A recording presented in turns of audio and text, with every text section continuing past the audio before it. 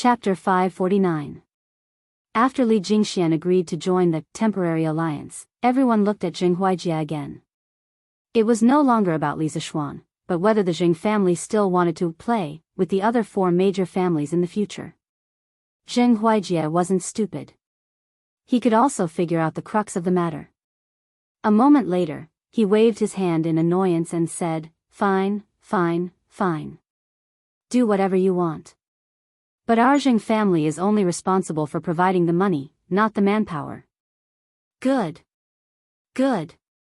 Good. Cui Xuanji was overjoyed. He was about to say something when someone knocked on the door. "Young master. Young master. I have something important to report." The atmosphere in the room was stifling. Logically speaking, no servant would come and disturb such an important meeting. Apart from Li Jingxian, the other four people all had anger on their faces. Li Jingxian hurriedly said, Please don't blame him. I'll go out and teach him a lesson right now." "It's okay. It's okay." Although everyone was a little displeased, the good education they had received since they were young still made them not speak ill of him, and they all expressed that they did not mind. Li Jingxian cupped his hands, opened the door, and walked out. After half an hour, Li Jingxian returned to the room, but he looked a little upset. When everyone was about to ask him, Li Jingxian cupped his hands and said, "Sorry, everyone. Everyone, I'm very sorry. Something urgent has cropped up in Jingshuan's family, so he can't stay here any longer. Also, Xianji, the Li family of Zhao County will no longer be involved in the matter of Li Zishuan. Just pretend that Jingxian never came here today. Goodbye." Then, Li Jingxian left without waiting for everyone to recover from the shock. Hey. "Brother Li, please wait. What on earth happened?" Cui Xuanji was stunned for a while, but Li Jingxian was nowhere to be seen. "Xuanji, forget it. Since Jingxian is not willing, we can't force him." Cui Shen walked over and patted Cui Xuanji's shoulder. "That's the only way. But fortunately, there are still 4 of us. This time, we will definitely ruin Li Zishuan's reputation." Cui Xuanji sighed regretfully. Just as he finished speaking, there was an urgent knock on the door. "Young master. Young master. Bad news. I have something important to report." It was almost the same tone and the same words. Everyone couldn't help but feel their hearts skip a beat. "I'm sorry. I'll be right back." Zheng Huaijie stood up, cupped his hands and apologized. Then, he hurried out of the door. After a while, Zheng Huaijie walked in with an embarrassed face and said quickly, "I'm sorry, everyone. I have something urgent to deal with at home. The Zheng family of Xingyang won't be involved in the fight against Li Zishuan. Goodbye." The 3 people in the room were stunned. In less than a quarter of an hour, 2 out of the 5 alliances had withdrawn. Such a fragile alliance was ironic. Cui Xuanji's face alternated between green and white. He was the one who hosted today's meeting. Now that things had turned out this way, it was a slap to his face, a slap to the Cui family's face. However, Li Jingxian and Zheng Huaijie had left in a hurry, and Cui Xuanji had nowhere to vent his anger. He was both frustrated and confused. Bam! Bam! Bam! "Young master. Bad news. Bad news. I have something important to report." As soon as Zheng Huaijie left, there was a series of hurried knocks on the door. Lu Qingqing looked at Cui Xuanji and Cui Shen helplessly and walked out without saying anything. Half an hour later, Lu Qingqing walked in with a solemn face. Just as he was about to speak, Cui Xuanji interrupted him. "Brother Lu, is the Zheng family of Xingyang also withdrawing? What exactly happened? Can you tell me first?" Lu Qingqing said awkwardly, "Ahem. Xuanji, something big has happened. You should receive the news soon. I'll take my leave first. The Lu family will also not be involved in the fight against Li Zishuan." After that, he ignored Cui Xuanji's dissuasion and left. Cui Xuanji looked at Cui Shen anxiously and said, "Cousin, what should we do now?" Why did they go back on their words in the blink of an eye? During the Western Zhou dynasty, the son of Duke Ding of Qi, Jizi, gave the country to Shi while he himself took advantage of Cui Yi.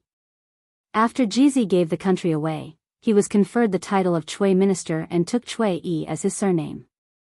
Ever since Jizi was conferred the title of Cui Yi, the Cui family began its own development process. After entering the Sui and Tang dynasties, according to the new Tang dynasty, the Cui family had 10 houses. The first was Zhengzhou, the second was Yanling, the third was Nanzhou, the fourth was Qinghe Big House, the fifth was Qinghe Small House, the sixth was Qinghe Qingzhou House, the seventh was Bowling and Bungalow, the eighth was Bowling Big House, the ninth was Bowling Second House, and the 10th was Bowling Third House. The first 6 houses belonged to the Qinghe Cui family, and the last 4 houses belonged to the Bowling Cui family. The 2 Cui families came from the same family and had always maintained a close relationship.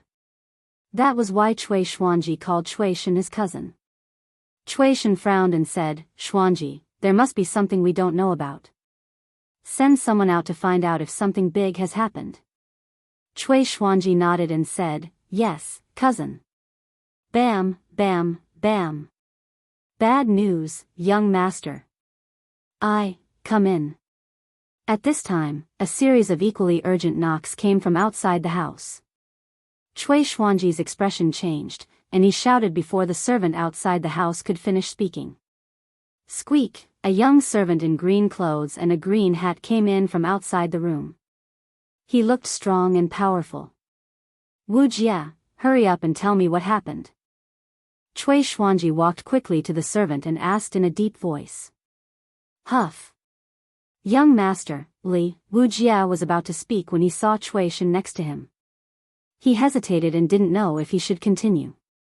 "Tell me." Cui Xuanji frowned and shouted. Yes, young master. I just received news that Li Zishuan, who disappeared for 3 days, has returned. Last night, the 7 cultivators of true virtue sect was razed to the ground and wiped out. That 7-headed snake was also killed by Li Zishuan, and its corpse is hanging in front of the Li family's door for public display.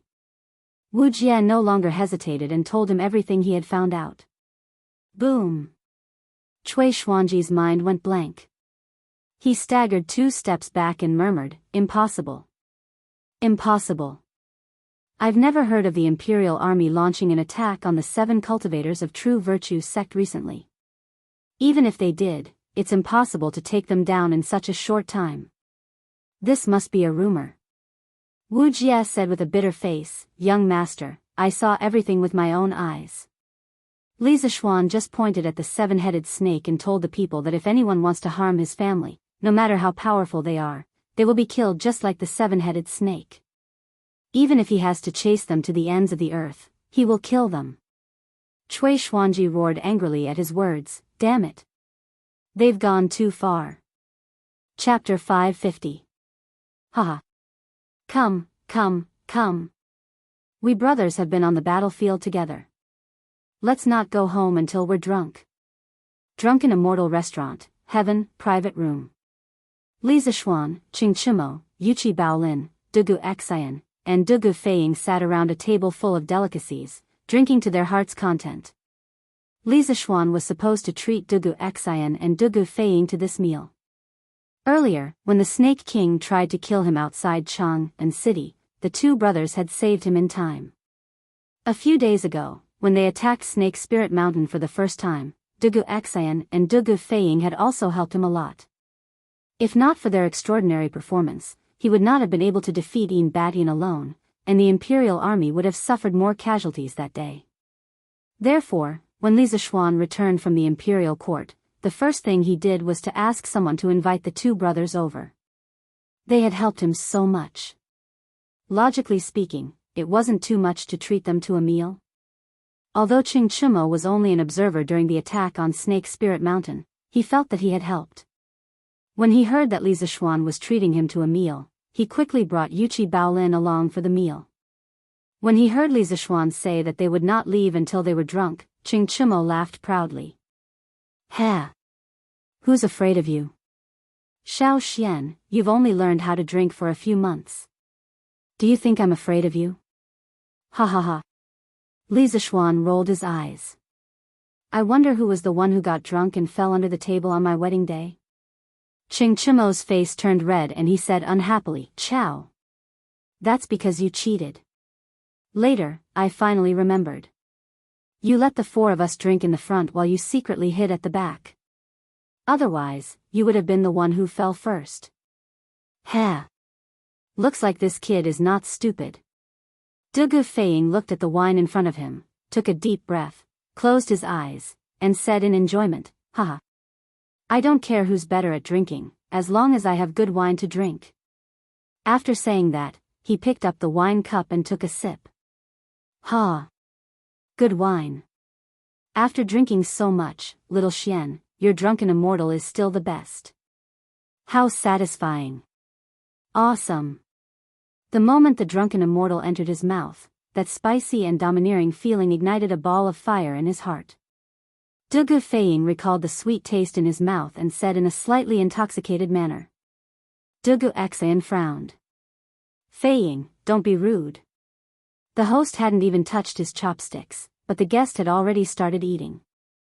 This was an extremely rude behavior, whether it was in ancient times or modern times. Li Zishuan waved his hand and laughed. We are all good brothers, why are you so particular about that?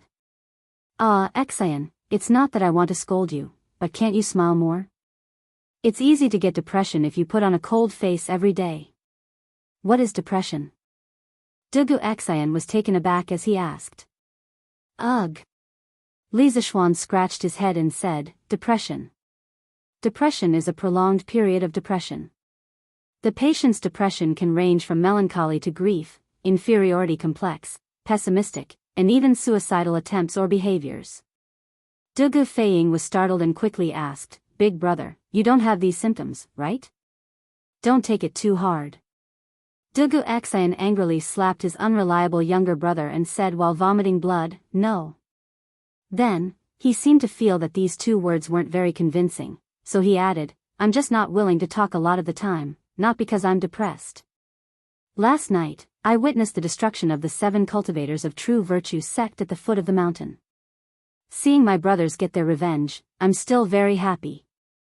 Little Xian, although I don't know how you destroyed the 7 cultivators of true virtue sect, Dugu Xian, am grateful to you from the bottom of my heart. Because of your actions, we were able to avenge our brothers without shedding any blood. After saying that, he raised his wine glass with both hands and said solemnly, let me toast you. Li Zishuan nodded and didn't say anything else. He raised his glass and drank it in one gulp. Then, he said, we've fought side by side for so many times, and we're already brothers. There's no need to thank me. Besides, those brothers died because of me, so I have to avenge them personally. Yes, yes, yes. We're all brothers, so there's no need to be so polite. Come, let's drink together. Qing Chimo stood up and laughed. Drink. The reason it's drink and not cheers is because the word cheers hasn't appeared yet. The English word cheers originated in Ireland in the 16th century, and it originally meant toast. At that time, Irish drunkards had the habit of putting a piece of toast into a glass of whiskey or beer to improve the taste and remove the impurities. It was only in the 18th century that the word cheers took on the meaning it has today, and it developed into a congratulatory eulogy. After downing another glass of wine, everyone's faces were a little red. After all, this was the strongest drunken immortal. Yuqi Baolin wiped his mouth, looked at Li Zishuan, and asked, Little Xian, last night, Cho Nyo and I happened to see you sitting on a fireball and flying to the top of the Snake Spirit Mountain. What was that thing? How could it fly so high? When the Dugu brothers heard that, they quickly looked at Li Zishuan curiously. They had come out to observe the situation after hearing the explosion at the top of the mountain last night. They weren't like Qing Chimo and Yuqi Baolin, who had brushed shoulders with Li Zishuan's fairy lamp. Therefore, when they heard that Li Zishuan had flown to the top of the mountain, they were very shocked. As for Qing Chimo, when he heard Yuqi Baolin mention last night's incident, his expression became a little unnatural. This fellow had clearly thought of the fairy joke. Hearing those words, Li Zishuan thought for a moment. Everyone present was the second generation of the military, so it was unlikely that they would commit treason. Thus, he told them about the celestial lamp and the iron ball made of Jinqi. As for the gunpowder, it was currently a top secret of the Great Tang, so he could not reveal it to them. Hiss. F***ck. There's actually a tool in this world that can allow one to fly. This is too magical. Little Xian, can we go to your house and take a look at that fairy lamp later? After hearing Li Zishuan's story, Dugu Feiying's eyes widened, and he slammed the table excitedly. Even though he could use his qinggong to jump a few meters high, a few meters and a few hundred meters were two completely different things, okay? The fairy lamp was a heaven-defying tool, and any man would want to experience that thrill. I want to go and take a look too. Right, little Xian, do you still have the true qi steel ball that your master left for you? You're so skilled in martial arts, so you probably don't need it anymore, right? Give me 2 of them. Ching Chimo stretched out his hand and said with a smile. Li Zishuan said angrily, give your head. It's gone. Ah. Why is it gone? Chapter 551. Oh. That's right. Feiying, Xian, did you too improve your martial arts in the previous battle? Li Zishuan suddenly asked after drinking for a while. He clearly remembered that when they first attacked the Snake Spirit Mountain, the 3 of them joined forces to deal with Enigmatic, who was at the peak of Grand Master. Due to the gap in their realms, they were at a disadvantage at first, and Dugu Feiying was almost killed several times. However, he took advantage of the opportunity created by Li Zishuan and Dugu Xian to injure Enigmatic with 3 throwing knives, which really blinded everyone. Later, Enigmatic risked everything to kill Dugu Feiying first, and he used the first 6 swords of the Taishian 9 swords to save him. Dugu Xian also used a series of complicated swordsmanship to save Dugu Feiying, and his speed was only a little slower than his own.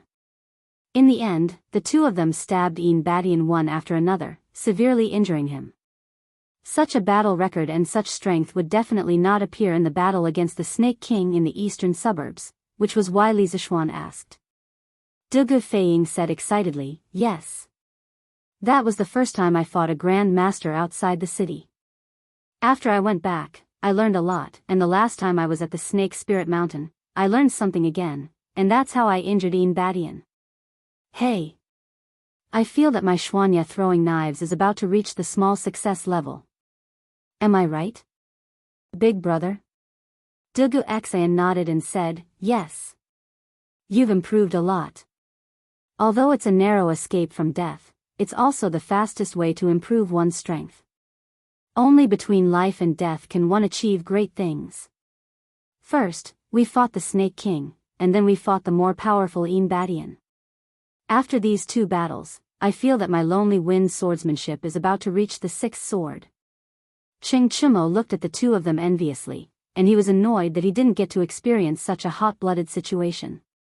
Li Zishuan asked curiously, lonely wind swordsmanship? Is that the Dugu family swordsmanship? It was no wonder that he asked. Although he had a powerful master, he didn't know much about the martial arts names in Jianghu. Besides, in this era, Jianghu was still in its infancy, and there weren't many well-known martial arts techniques. Most martial artists' martial arts techniques were passed down from their families. Dugu Xian nodded and said, it is indeed the Dugu family swordsmanship. Feiying didn't like that since he was young. He found a book of throwing knives and swordsmanship from some corner of the family storehouse, and he has been practicing until now. Li Zishuan nodded thoughtfully and asked, Xian, you said that you're about to reach the 6th sword. How many sword moves does this lonely wind sword art have in total? If someone else had asked this question, Dugu Xian would definitely have given them the cold shoulder. After all, this sword technique was unique to the Dugu family and was not taught to outsiders. However, the person who asked this question was Li Zishuan. He thought for a moment and answered, there are a total of 9 sword moves. I can only use the first 5 moves now, but I feel that I have already touched the threshold of the 6th move. 9 swordsmanship moves? Li Zishuan was startled when he heard this, and his expression suddenly became strange. Dugu Feiying didn't understand and asked curiously, "What's with your expression, Xiao Xian? My brother is already very powerful to be able to practice the 5th sword, okay? My dad is only at the 6th sword." Li Zishuan knew that this guy misunderstood. He quickly waved his hand and said, "I don't mean anything else. I just thought of another swordsmanship. It also has 9 sword moves." Dugu Feiying snorted and said, "There are many swordsmanship with 9 sword moves in this world. What's so strange about that?" "Yeah. Xiao Xian, doesn't your Tai Xian 9 swords also have 9 sword moves?" Qing Chimo, who had been with Li Zishuan for the longest time, knew the most about the situation. He also interrupted. Li Zishuan shook his head and said, "No, the swordsmanship I thought of is called Dugu 9 swords." Dugu 9 swords? Everyone couldn't help but exclaim in unison. Then, everyone's expression became strange. Dugu Xian couldn't help but say, "I've never seen this swordsmanship in my family. But from the name, it seems to be related to my Dugu family.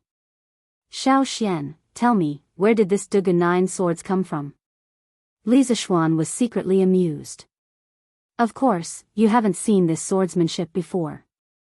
This is a divine skill from Old Master Jin's novel. Where did you see it?"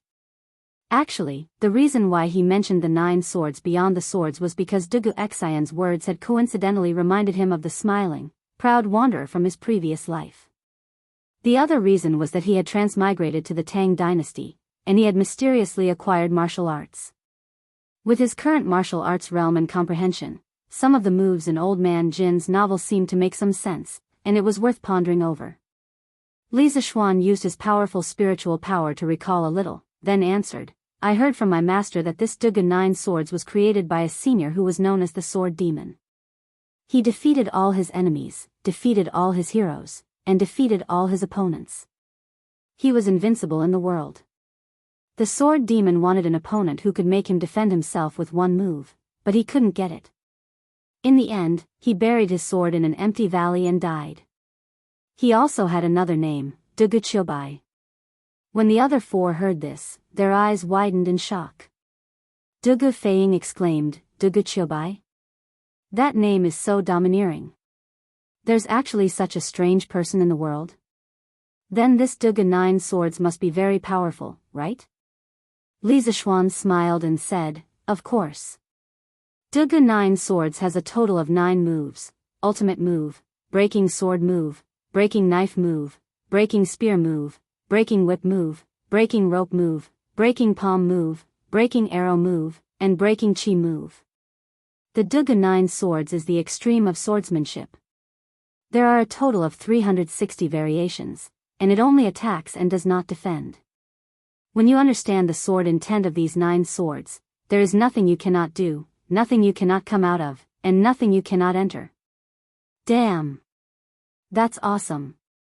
Xiao Xian, do you have this sword manual? If you do, I'll practice this instead of the horse lance in the future." Qing Chimo said with a hopeful face, drooling. Dugu Xian stood up and cupped his fists solemnly. "Xiao Xian, this Dugu 9 swords is very similar to our Dugu family's solitary wind swordsmanship. If you have this sword manual, our Dugu family is willing to pay any price to exchange it. Please help us." Seeing Dugu Xian's solemn face, Dugu Feiying also stood up and cupped his fists. "Xiao Xian, please." Li Zishuan hurriedly waved his hand and said, Xian, Feiying, sit down first." "Sit down, sit down. But, sit down first.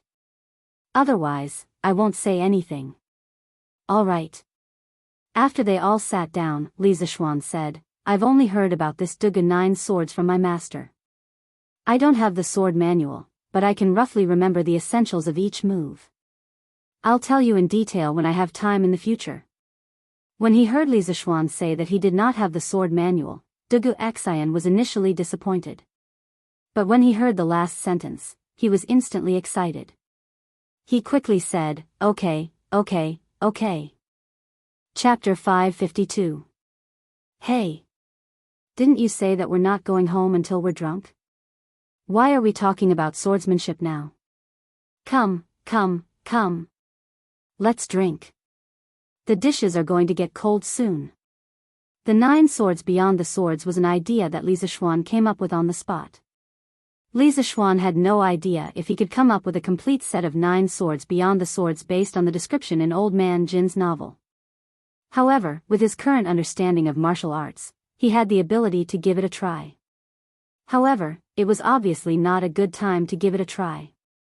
Hence, he stood up and called out to them. Haha. Yes, yes, yes. Let's drink. Let's get Xiao Xian drunk today. Xian, Fei Ying, you two don't know this, but on his wedding day, he asked me, Bao Lin, Huayu, and Huairen to drink for him while he sneaked off to the bridal chamber with the bride. Don't you think this kid is unkind?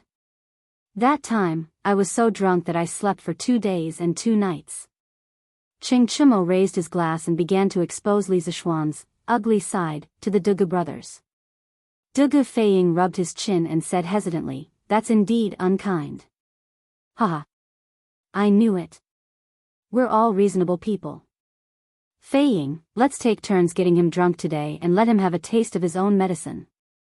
Cheng Chimo laughed excitedly as if he had met a soulmate. Dugu Feiying turned his gaze to Dugu Xian. Dugu Xian frowned and said, Cho Nyo, marriage is something that happens only a few times in a person's life. Xiao Xian must have placed too much importance on it, that's why he asked the few of you to drink for him. I don't think it's too much to ask for a little understanding. Not too much to ask. Cheng Chimo almost vomited blood when he heard this. He had never imagined that Dugu Xian, who had always been cold and indifferent, would say such shameless words that went against his conscience. What the F*** K was going to happen? What the F*** CK? Xian, how did you become such a person? Didn't little Xian just agree to give you the sword manual? You're going against your conscience because of this? F*** CK. I, old Cheng, have misjudged you. Cheng Chimo glared and said with grief and indignation. Pfft. Haha. Li Zishuan could not help but laugh. Cho Nyo, isn't it easy for you to get me drunk? I'll give you a chance today. But there's no point in fighting like this. How about we play a game? The loser will drink. Hee hee. Little Xian, are you talking about rock paper scissors? This is good. I'm the best at this. Let's do this. Yuchi Baolin clapped and cheered. Finger guessing is fine too. I'm definitely better at this than you, little Xian. Cheng Chimo echoed. Li Zishuan shook his head and said, not rock paper scissors. Let's play a game that no one has played before.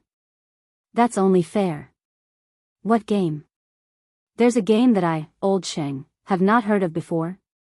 Cheng Chimo said in disbelief. The others also looked at them curiously. Li Zishuan smiled and began to explain. The game I'm talking about is called Every 7 Passes.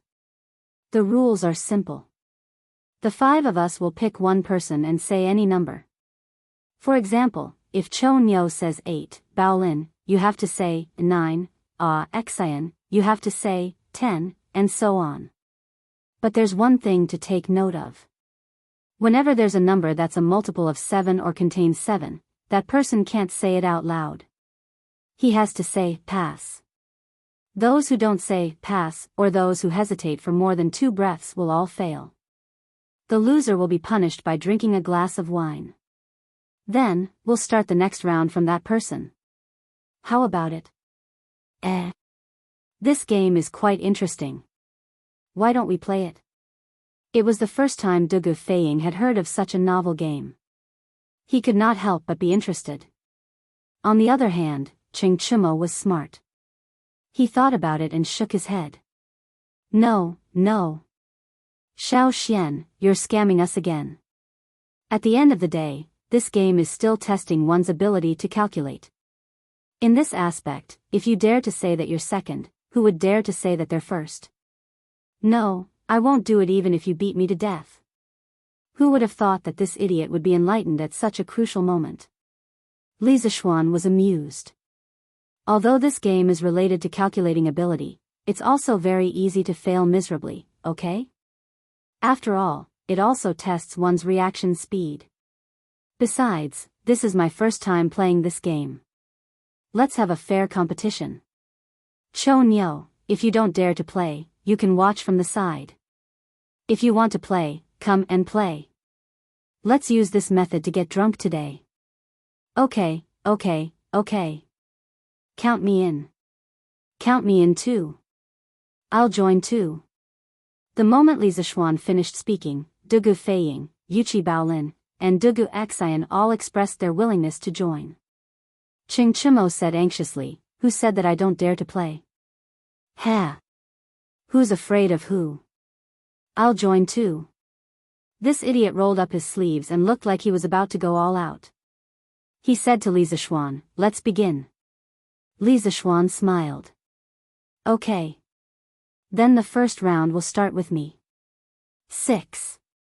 Ching Chimo was stunned for a moment before he quickly said, "Pass." He was secretly pleased with himself. "You want to scam me so soon? No way."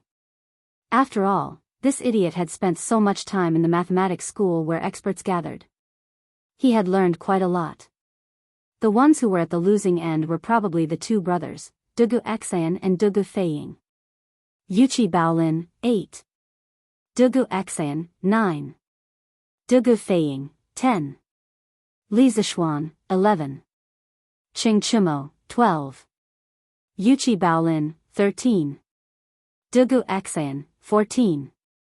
No. When it was Dugu Xian's turn, this honest kid's brain had not yet processed the situation and subconsciously blurted out the answer. Ha ha ha. Wrong. There's no use regretting it. Drink up. Ching Chimo immediately stood up and shouted. At this moment, he felt that this little game was quite interesting. Dugu Xian knew that he had answered wrongly as soon as he said it. Seeing Ching Chimo's heckling, he did not say anything else and directly raised his head to drink the drunken immortal in one gulp. Then, he shouted, "Continue, I say 20.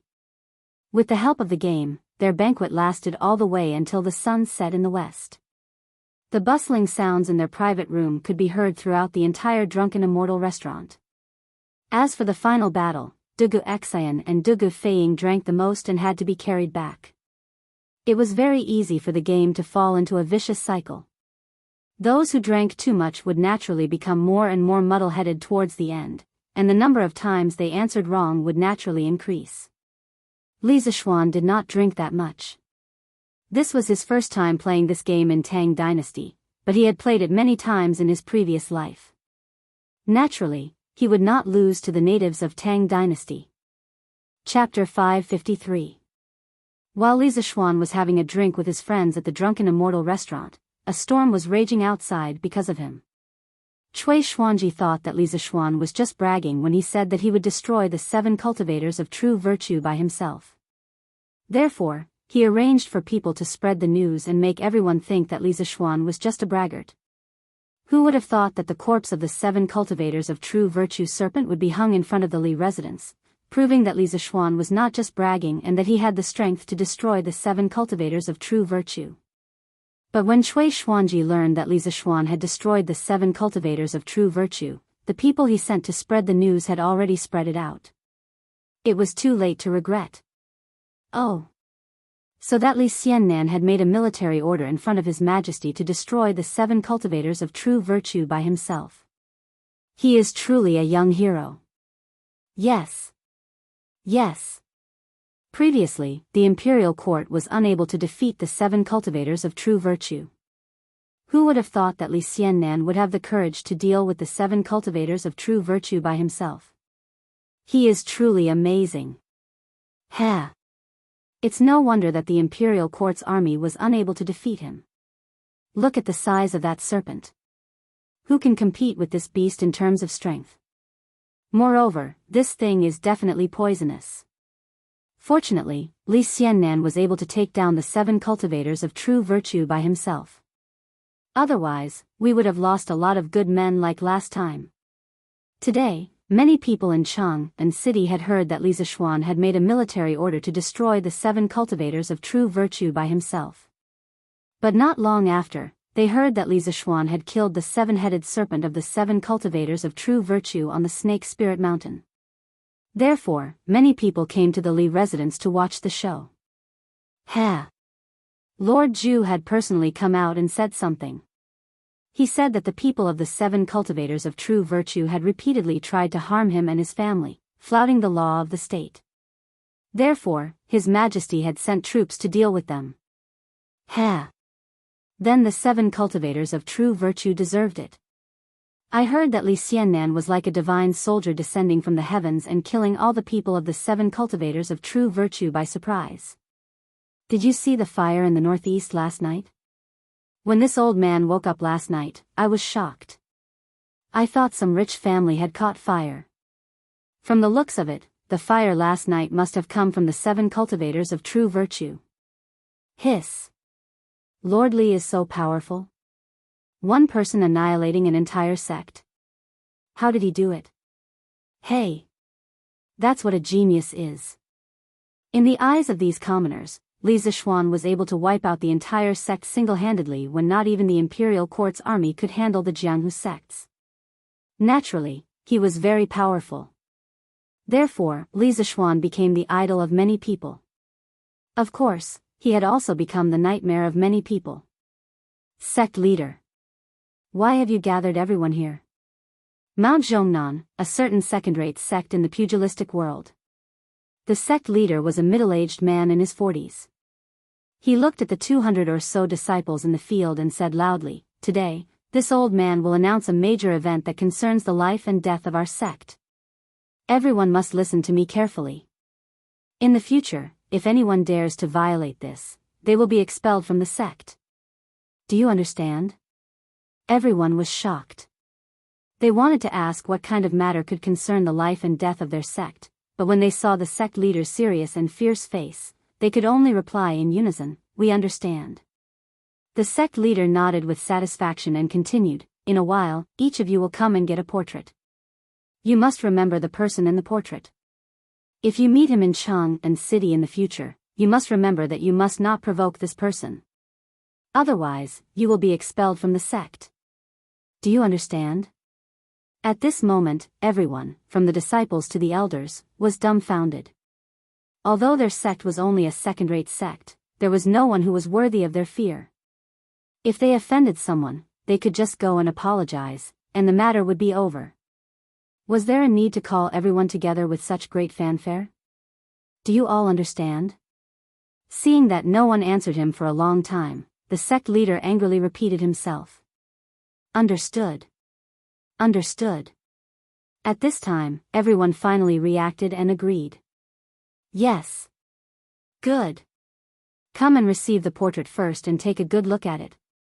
If you meet the real person in the future, don't recklessly offend him. In a luxurious house in the south of Jianghu and city. Granduncle, the plan this time has failed. Not only did I fail to ruin Li Zishuan's reputation, but I also made him more popular in the hearts of the people. I deserve to die. In the afternoon, Wuxia Xianxia first asked the servants who had been sent out to spread the false news to come back, then he came to the room to report. On the soft couch in the room, a white-haired old man was half-sitting. It was Wuxia Xianxia's granduncle, Wuxia Zhenshuo. Wuxia Zhenshuo was Wuxia Xianfu's uncle and the uncle of the 3 Dugu empresses. However, as early as the Sui dynasty, because of being implicated by the dethroned crown prince Yang Yong, Wuxia Zhenshuo was removed from his position and exiled. His wife and children's properties were all confiscated, and his daughter was also sent to Yeding. Later, Yang Guang became the emperor, and the daughter of the Wuxia family was doted on by him. Yang Guang then issued another imperial edict, absolving Wuxia Zhenshuo and the others of their crimes, restoring his title of nobility, and also giving him some properties. However, Yang Guang courted disaster and destroyed the Great Sui dynasty in just a few years. Now that the Great Tang dynasty was ruled, Wuxia Zhenshuo, the head of the Qinghe Sui family's Zhengzhou branch, was just a decoration of the Li family. Cui Junchuo still had the title of Duke of the East County, but he only received a title without any real power. Even his title was a fake one, and he didn't have any real title. In Chang'an City, he was just waiting to die. However, as the head of the Qinghe Cui family's Zhengzhou branch, Cui Junchuo still had a lot of power. Sigh. I've heard about this matter. That Li Zishuan was able to destroy the 7 cultivators of virtue by himself, which was beyond my expectations. I can't blame you for this. You will have a chance to fight in the future. Don't be discouraged. Cui Junchuo sighed and comforted him helplessly. Hearing this, Cui Xuanji breathed a sigh of relief and said, "Thank you, granduncle." However, the process of how Li Zishuan destroyed the 7 cultivators of virtue must be very special. Xuanji, tell your father to investigate this matter. Cui Junchuo ordered with his eyes closed. Yes. Granduncle. West City, outside the Drunken Immortal restaurant. Li Zishuan couldn't help but find it funny when he saw the 4 drunken brothers shouting that they wanted to continue playing being sent back to their respective homes. He thought to himself, isn't this just a little game on the drinking table? Wait until there's a werewolf game in the future. Won't this group of people play all day long? Shaking his head, Li Zishuan got on the carriage and went home. Chapter 554. At night. In a mansion on the east side of the East County Duke's mansion. Xuanji. This is how Li Zishuan destroyed the 7 cultivators of true virtue. This kid is ruthless and ruthless. I'm afraid we can't afford to offend him. In the study. Cui Shanfu looked at his son and smiled bitterly. After listening to him, Cui Xuanji couldn't help but be shocked. After a long while, he came back to his senses and said, "Father, how did Li Zishuan fly up to Snake Spirit Mountain? I've never heard of any tool that can fly so high." Cui Shanfu spread out his hands and said, "You're not the only one who hasn't heard of it. I've lived for decades, but I've never heard of such a strange thing." As for what tool that kid used, he was afraid that it would be leaked in the imperial court, so he didn't say it on the spot. Humph. This brat is really crafty. Cui Xuanji said regretfully, "That's really a pity. Li Zishuan is a novelty one after another. With his help, the imperial court will only become stronger and stronger, and the status of our aristocratic families will become lower and lower." Cui Shanfu also understood this, but the decline of the aristocratic families had already formed. How could they turn the tide with just their family alone? He sighed and got up. The current emperor is a rare sacred lord, and Li Zishuan can also be regarded as a good minister. What can we do with a good minister and a sacred lord? Let's just wait for the right opportunity. Xuanji, I called you here today to tell you that we shouldn't provoke Li Zishuan in the future. Although he said in the imperial court that there was only one true qi iron ball, who knows if he was lying or not? If he were to throw out another one, none of our families would be able to take it. Fortunately, you did it secretly this time. Now that Ian Badian and Snake King are dead, he won't be able to trace it back to us. But, father, Cui Xuanji was unwilling to give up and wanted to say something, but Cui Shanfu didn't give him a chance. He waved his hand and interrupted, "No buts. This matter is over. Xuanji, pack up and prepare to return to Jianghu. There's too much right and wrong in Chang'an. Jianghu is our root." In the early Tang dynasty, Jianghu was still called Jiangzhou. However, in the Tianbao era, Jiangzhou was renamed Xingyang County. Dad. I'm not going back. Cui Xuanji, who was used to the prosperity of Chang'an, could not bear to go back. He retorted with a red face. Bastard. How dare you not listen to your father? You have to go back this time. There was no room for negotiation. Humph. Cui Shanfu glared at Cui Xuanji and grunted angrily, and then he flicked his sleeve and left, leaving Cui Xuanji on the spot with an ashen expression. On this day, after Li Zishuan finished his breakfast, he took a horse carriage and went to Cloud Mountain with his guards. The matter on Snake Spirit Mountain had delayed him for a long time. In addition, after returning from Snake Spirit Mountain, he had to deal with Li Er, deal with the courtiers, and help Wuxia Xianxia deduce the 9 strategies beyond the swords.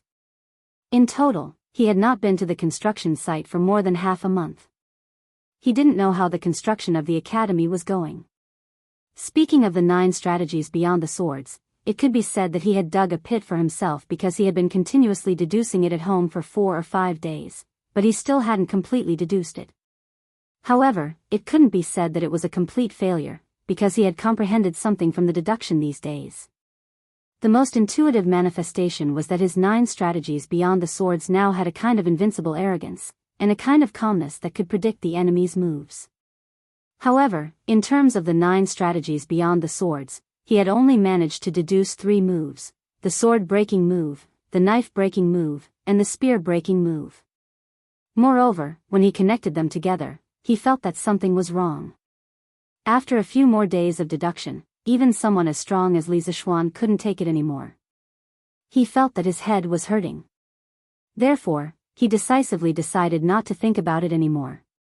He attached the 3 sword moves that he had deduced and the information of the 9 strategies beyond the swords that he could recall on a piece of paper and handed it to Wuxia Xianxia for him to slowly think about it. As the saying went, it was better to trick others than to trick oneself. Li Zishuan was very good at this kind of thing. However, this was going to be tough for Wuxia Xianxia because in terms of martial arts realm, he was not as good as Li Zishuan. In terms of spiritual power, he was even weaker. Therefore, he had to use a hammer to deduce the sword moves. Wow! The progress is really fast. When he reached the peak of the Cloud Mountain, Li Zishuan saw that on the originally barren Cloud Mountain, there were actually many half-built red brick houses. Although these houses were only 2 to 3 zhang tall and didn't have a roof, Li Zishuan was still very happy to see them. This mountain was going to be the foundation of his future in Tang Dynasty. What made him even happier was that there were many cement roads on the Cloud Mountain. Walking on them, Li Zishuan couldn't help but feel a sense of familiarity. It was as if he had returned to the modern era. However, that was destined to be impossible because the air here was so fresh. There wasn't even a trace of industrial dust. How could it be the modern era? Hey hey hey. All right, both of you pull with all your might. Not far away, Li Tai, the little fatty, was instructing the commoners to use a hemp rope to pull a basket of red bricks. The hemp rope went around a tall frame, and as the 2 commoners slowly pulled, the basket of red bricks also slowly rose. On the ladder next to the wall, there was a craftsman holding a shovel, waiting for the bricks to be transported over. Squeak squeak. Perhaps it was because there were too many bricks in the basket. The friction between the hemp rope and the support frame made unpleasant squeaking noises. Li Zishuan was originally still wondering where Li Tai, that little fatty, got such an ugly, beggar's version of a crane. At this moment, he suddenly shouted with a face full of shock, "Qingke, get out of the way for me." Although he was shouting, his feet didn't stop moving. This was because he saw that the hemp rope was already 2/3 broken, and Li Tai was standing right below the bamboo basket. If the bamboo basket fell from such a height, Li Tai's head would definitely be like a watermelon that fell to the ground. By then, the entire Tang Empire would be shaken. Thinking about it, if the great king of Wei died at the construction site of Li Zishuan Academy, not to mention how the courtiers would impeach him, Li Zishuan would probably even have the thought of killing Li Zishuan. Even without considering the feelings of Li Zishuan and the courtiers, Li Zishuan didn't want to see anything happen to Li Tai. This little fatty was a disciple that he valued a lot. How dare you? Who dares to call themselves my father? Hearing the roar, Li Tai was enraged. Other than Li Zishuan, there was probably no one in the world who dared to call themselves his father. Crack. At this moment, the hemp rope finally couldn't withstand the weight and completely broke from the middle. With a whoosh, the bamboo basket fell rapidly and went straight for Li Tai's head. Chapter 555. Be careful, Captain. The moment the rope broke, the 2 workers felt their hands loosen and almost fell. When they came back to their senses, they wanted to rush forward to save Li Tai. Gu Xiaomao, the vice-captain of the 8th team of the 1st Regiment, was waiting for Li Tai to succeed in his experiment. However, when he saw this scene, He was scared out of his wits and his legs went soft. Perhaps ordinary people didn't know about Li Tai's identity, but he knew about it. If something happened to Li Tai here today, he would definitely not be able to escape. He might even implicate his family. Thinking of this, Gu Xiaomao's face turned pale. He wanted to save Li Tai, but his legs were so weak that he couldn't move at all. F***ck. Li Tai looked up and was almost scared to death. He subconsciously wanted to run away, but with his body size and his slow reaction, how could he escape before the bamboo basket fell? Seeing that the bamboo basket was getting closer and closer to his head, Li Tai couldn't help but shout in his heart, "This prince is going to die today." Li Zishuan, oh, Li Zishuan, this prince is using my life to help you build the academy. When you return, remember to burn something interesting for this king to bring to the underworld. Huff. Bang. Just as Li Tai closed his eyes and cursed in his heart, he suddenly felt a gust of wind beside him. Following that, he heard a dull thud. He couldn't help but wonder, so many bricks hit my head, but it doesn't hurt? It seems like people don't feel pain after death. F***ck. Of course you don't feel any F***king pain, because I caught it for you. Li Zishuan, who was holding the bamboo basket with one hand, scolded in annoyance. He was really angered by this little fatty, which was why he called him daddy twice in a row. Fortunately, there were no outsiders here, or else he would definitely report him. In this situation, if Li Zishuan had come a tenth of a second later, Li Tai's life would have been gone. How could Li Zishuan not be angry? Little Xian, why are you here? Haha. I'm not dead. I'm not dead. Little Xian is awesome. You can even catch such a heavy basket of bricks. Amazing, amazing. Li Tai opened his eyes. When he saw Li Zishuan holding the bamboo basket, he was first shocked, then a burst of joy from surviving a calamity arose spontaneously. He jumped away from the bottom of the bamboo basket with lingering fear and then laughed loudly. Li Zishuan's face couldn't help but twitch. He threw the basket of bricks in his hand to the side and said with a fierce expression, "Brat, if you want to move bricks, then do it properly. Why are you standing under the bamboo basket? If I didn't come over today, who would be able to bear the responsibility if something happened? Do you know how many innocent people will die because of you?" Cough, cough. Li Tai's face turned red and said with shame, "I just wanted to observe the operation of the brick moving machine from this angle and see if there are any improvements to be made. I didn't expect that such a thick rope couldn't even handle a few bricks. I didn't think it through and miscalculated." F***ck. Li Zishuan shook the hand that just caught the basket and couldn't help but interrupt, "You call this a few bricks? Damn it, can't you guys get a bigger bamboo basket? This big basket of bricks is at least 200 pounds. Can't you use a smaller bamboo basket for your experiment?" Li Tai glanced at Li Zishuan's hand and muttered, "How can I do experiments with a smaller bamboo basket? This brick moving machine is specially made to be lazy." Li Zishuan said angrily, "What did you say?" "Boss. This is all my fault.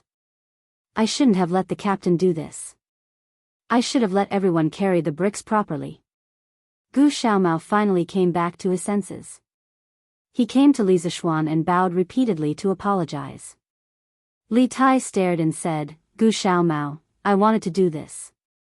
It's none of your business. You shut up first." Li Zishuan snorted and then said sternly to Gu Xiaomao, "Gu Xiaomao, you are indeed responsible for this.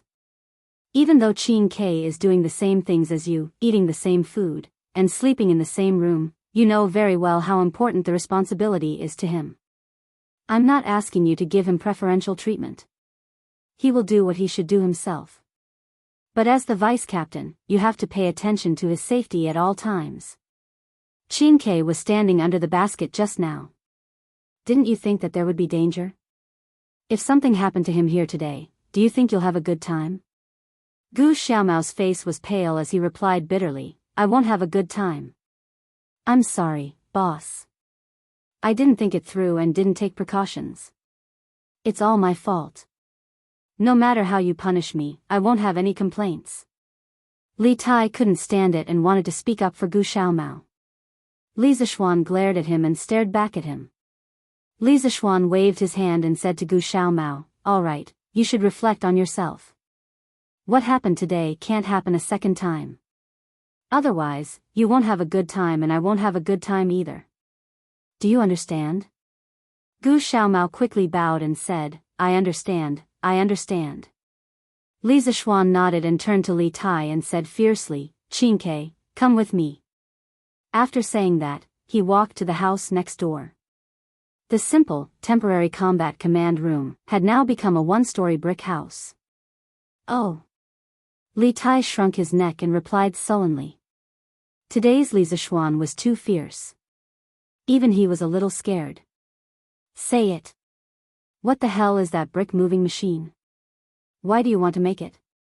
In the room, seeing that Li Tai had followed him in, Li Zishuan asked expressionlessly. Speaking of the brick moving machine, Li Tai immediately became confident. He smiled proudly and said, "Hee hee. This is my, Li Tai's, exclusive invention." Previously, the craftsman said that if we were to build the academy according to the blueprint, we would have to use the method of filling in the ground. Otherwise, we wouldn't be able to continue building the walls. I thought that was too troublesome, so I thought of this idea of sending bricks up from below. Li Zishuan asked sullenly, "Filling in the ground? What's that?" Li Tai heard and immediately said with disdain, "Damn, you don't even know about the method of filling in the ground? I really have to give it to you. What's with the nonsense? I asked you, just answer." Okay. After Li Tai's explanation, Li Zishuan finally understood that the method of filling in the ground was to use soil to bury the bottom part of the building. After the top part was covered, the soil was removed. This was also the method that the ancient people used to build high-rise buildings. After all, in this era, there was no lifting equipment. After listening to Li Tai's explanation, Li Zishuan was speechless and said, "So? That's why you made such a lousy toy? You're such a clever little brat." Chapter 556. Little smarty boy? Li Tai's face turned green when he heard Li Zishuan calling him that. He shouted, "F***CK, you're the little smarty boy. Also, you can insult me, but you can't insult the brick moving machine I made. I thought about it for a long time before I came up with it." When Li Zishuan heard this, he was almost amused by this little fatty. He laughed and said, "Insult you? How did I insult you? Also, what kind of brick moving machine is this? What the hell are you making? Have you considered the stability of the base? Have you ever thought that the friction between the hemp rope and the frame will be too strong? Have you ever thought that if the goods are heavier, the workers won't be able to move them? Have you ever done a stress analysis on the frame?" With Li Zishuan's series of questions, Li Tai couldn't help but be stunned. He muttered, "If the goods are too heavy to move, you can ask more people to do it. But what is friction? What is stability? What is stress analysis? Humph. You didn't even do a theoretical analysis, and you want to put it into practice? You can only fail if you put it into practice." Li Tai was unconvinced and said, "This is just an accident. Next time, it will be better than this. Haha. If you don't change your method, you won't be able to do it even if I give you a year." Li Zishuan, who had done countless research projects in school and his previous life, knew that before a new technology was born, there must be careful theoretical analysis. Without a theoretical basis, trying to do it recklessly was tantamount to a blind man trying to figure out an elephant. The efficiency would be greatly reduced. Haha. If you're so capable, come and do it. You've been gone for more than half a month. I thought you would only come back after the academy was built." Li Tai was a little annoyed. He sat on the stool next to him and complained loudly. Speaking of this, Li Zishuan felt that he was in the wrong and didn't want to argue anymore. He touched his nose and said awkwardly, "Ahem. I came back to Cheng and to do something. Now that the matter is settled, I will come here more often." Little Fatty curled his lips and said, "I know you're busy. Our great hero single-handedly annihilated an entire clan. How awe-inspiring. Tsk, tisk. It had been a long time since that incident happened, so Li Tai obviously knew about it. But his tone was a bit. Li Zishuan raised his hand and said angrily, F***ck. If you have something to say, can't you just talk nicely? Why do you have to be so sarcastic? Are you asking for a beating? Little fatty immediately cowered and hurriedly said, how am I being sarcastic? This prince is praising you. Sigh. Don't hit, don't hit. At most, I won't tell Imperial Father about you calling yourself lousy in front of me. Li Zishuan was stunned. Then, he sneered, ha. Do you dare to say it? Li Tai rolled his eyes. Of course, he didn't dare to say it. If he said it, Li Heir and Empress Zhangsun would know that he was almost killed at the construction site today. In that case, he wouldn't be able to come out easily in the future. Go get me a pen and paper. I want charcoal. Xiaoning should have it. Li Zishuan smiled and said suddenly. Ah. What do you want to do? Li Tai didn't react and said in a daze. Li Zishuan said unhappily, what can I do? To give you a lesson. Today, I'll show you what a real brick moving machine is. When Li Tai heard that, he wasn't displeased by Li Zishuan's impatient tone at all. Instead, he was overjoyed and said, haha. Good, good, good. I'll go get you a pen and paper. Although he felt that he wasn't much worse than Li Zishuan before he built the brick moving machine, he realized the gap between them after he almost lost his life. When he heard that Li Zishuan wanted to help improve the brick moving machine, he was happy. Lord Zhu. Let me do such a small thing. Brother Chicken, who came with Li Zishuan today, came over and cupped his fists. He muttered in his heart, only my Lord Zhu would dare to ask the Emperor's favorite prince to help get a pen and paper. Before Li Zishuan could say anything, Li Tai patted Brother Chicken's arm and said, I'll go get it. You stay here. After saying that, he went out. Brother Chicken stood there, stunned and speechless. Li Zishuan laughed and said, when a student helps a teacher get a pen and paper, even the ministers in the imperial court won't say anything. Feiji, you're overthinking it. Pang Feiji said, you're right, Lord Zhu. Master. Master. At this moment, there was a knock on the door, followed by Iron Egg's shout. Come in. Li Zishuan hurriedly said. Master. How do you have time to come over? As soon as he said that, Iron Egg walked in with Lan. Iron Egg was the first to greet them with a smile. Lan hadn't seen Li Zishuan for a long time. She hugged Li Zishuan's arm and giggled, brother, brother. You're finally here. Lan missed you so much. Li Zishuan waved at Iron Egg, indicating that he didn't need to be so polite. Then, he rubbed Lan's braids and smiled dotingly. Haha. Little girl, you know how to lie too. If you miss me, why don't you go home? You must be playing wild here and can't bear to go home? He hadn't returned to Cloud Mountain for more than half a month, but Lan hadn't returned home for more than half a month either. He had been staying at Han Tianhu's house these days, sleeping in Han Yushi's room in the past. During this period, Madame Li felt worried and came to visit a few times. However, when she left, Lan couldn't bear to leave no matter what, so Madame Li didn't force her. It was said that this girl had now dominated the Han and Mei villages and had become the king of the children here. Usually, she would follow Iron Egg to Cloud Mountain to watch the fun and see strange things, or she would instruct her friends to dig for bird eggs, or she would become a teacher and teach others how to read and write. She was really carefree. Hee hee. No way. Lan is busy. Brother, are you thirsty? I'll get you some water. The little girl shook Li Zishuan's arm embarrassedly and said sweetly. Li Zishuan laughed and joked, haha. How can I trouble my family's missy? Brother isn't thirsty. Lan go play by yourself. Lan wrinkled her nose and said unhappily, humph. Stinky brother, you still treat Lan as a child. I'm not leaving today. I'm going to follow you. Little Xian. I brought a pen and paper. Iron Egg, you're here too. Just as Li Zishuan was having a headache over Lan, Li Tai finally came back with a pen and paper. When he saw Iron Egg in the house, he greeted him a little unnaturally. Iron Egg nodded and said, yes, by the way, Qingke, yesterday I heard that you were going to test the brick moving machine you recently invented. How was it? Li Tai. Chapter 557. Hee hee. Iron Egg, do you still need to ask? Look at Brother Green Sparrow's expression. He must have failed. I told you that without my brother's help, he wouldn't have succeeded.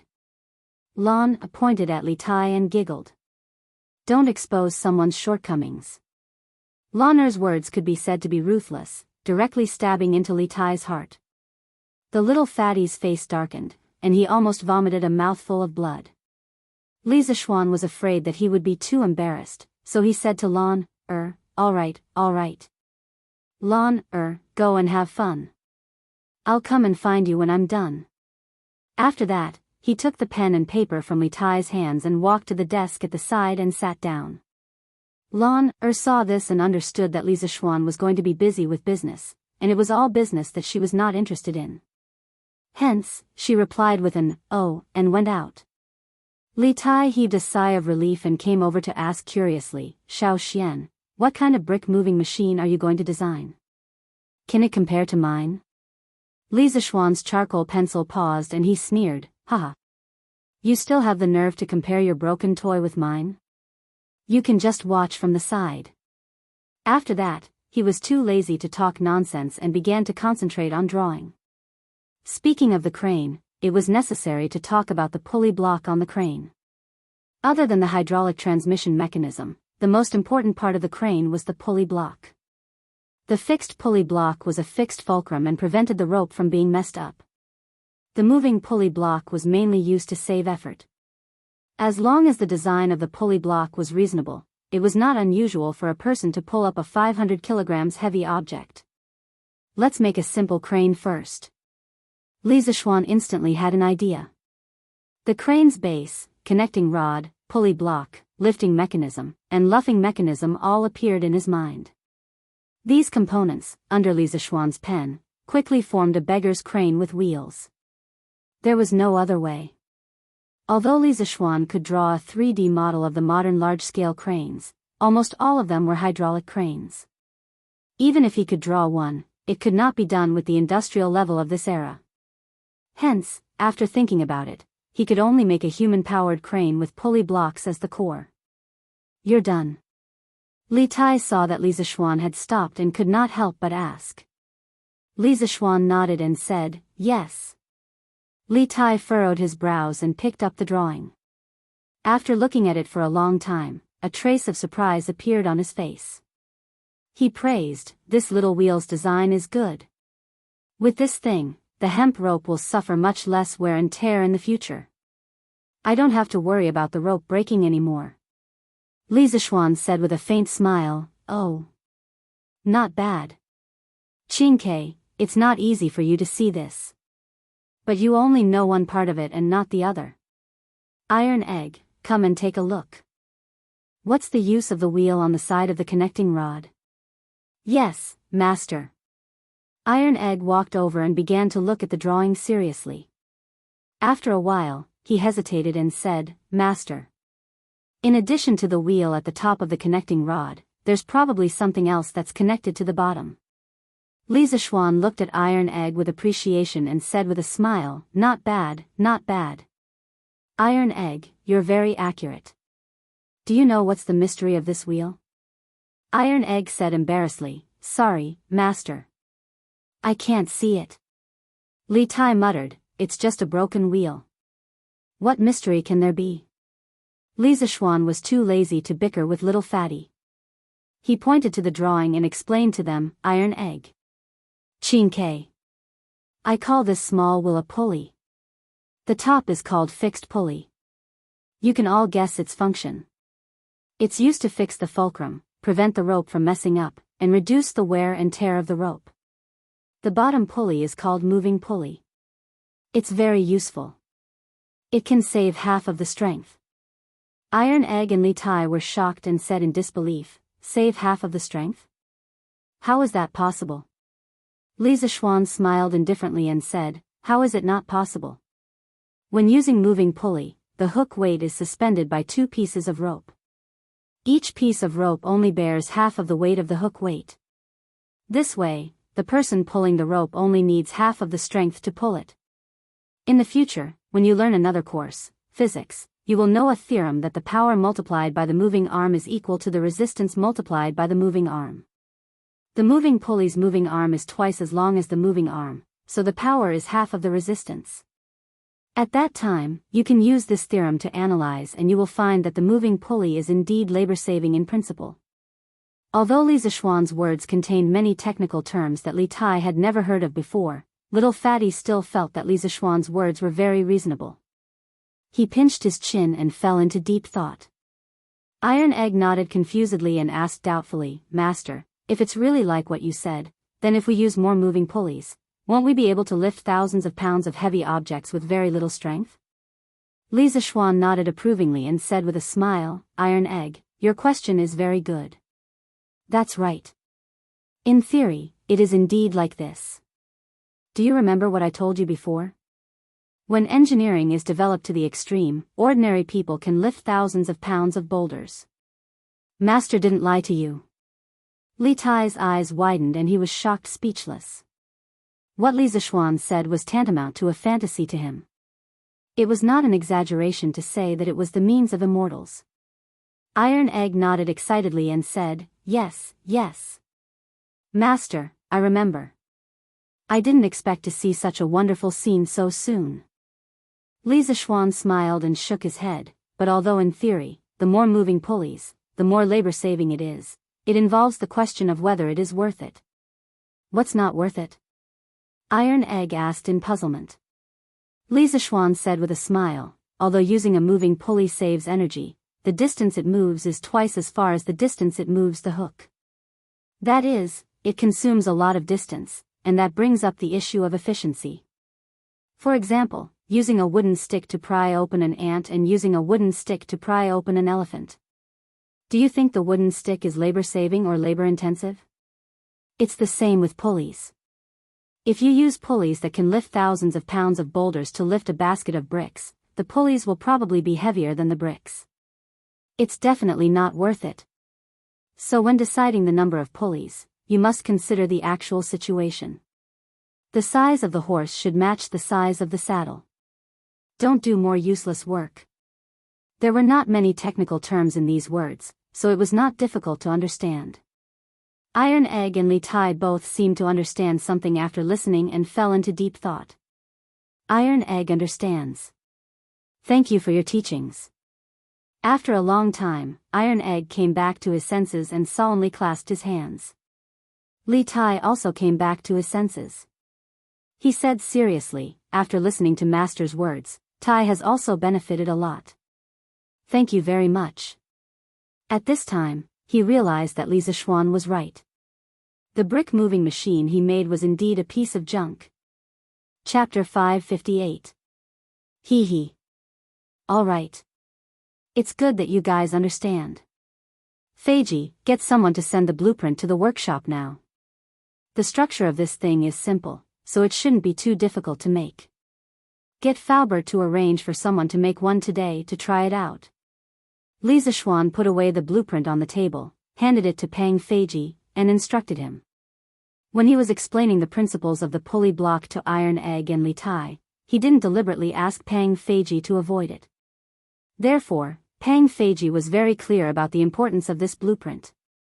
He took the blueprint with both hands and said solemnly, "Lord Zhu, this thing is so important that I have to make a trip personally. Otherwise, if something goes wrong, I'll really die 1,000 times." Li Zishuan smiled and didn't refuse. Brother Chicken took the blueprint and went out. "Qingke, Iron Egg, let's go. Follow me for a walk." Li Zishuan watched Pang Feiji leave, and then said to the 2 people in the room. "Okay. Master. Master, look at these tall buildings. It hasn't even been a month since the start of construction, and so many have already been built. Iron Egg has never heard of this speed before.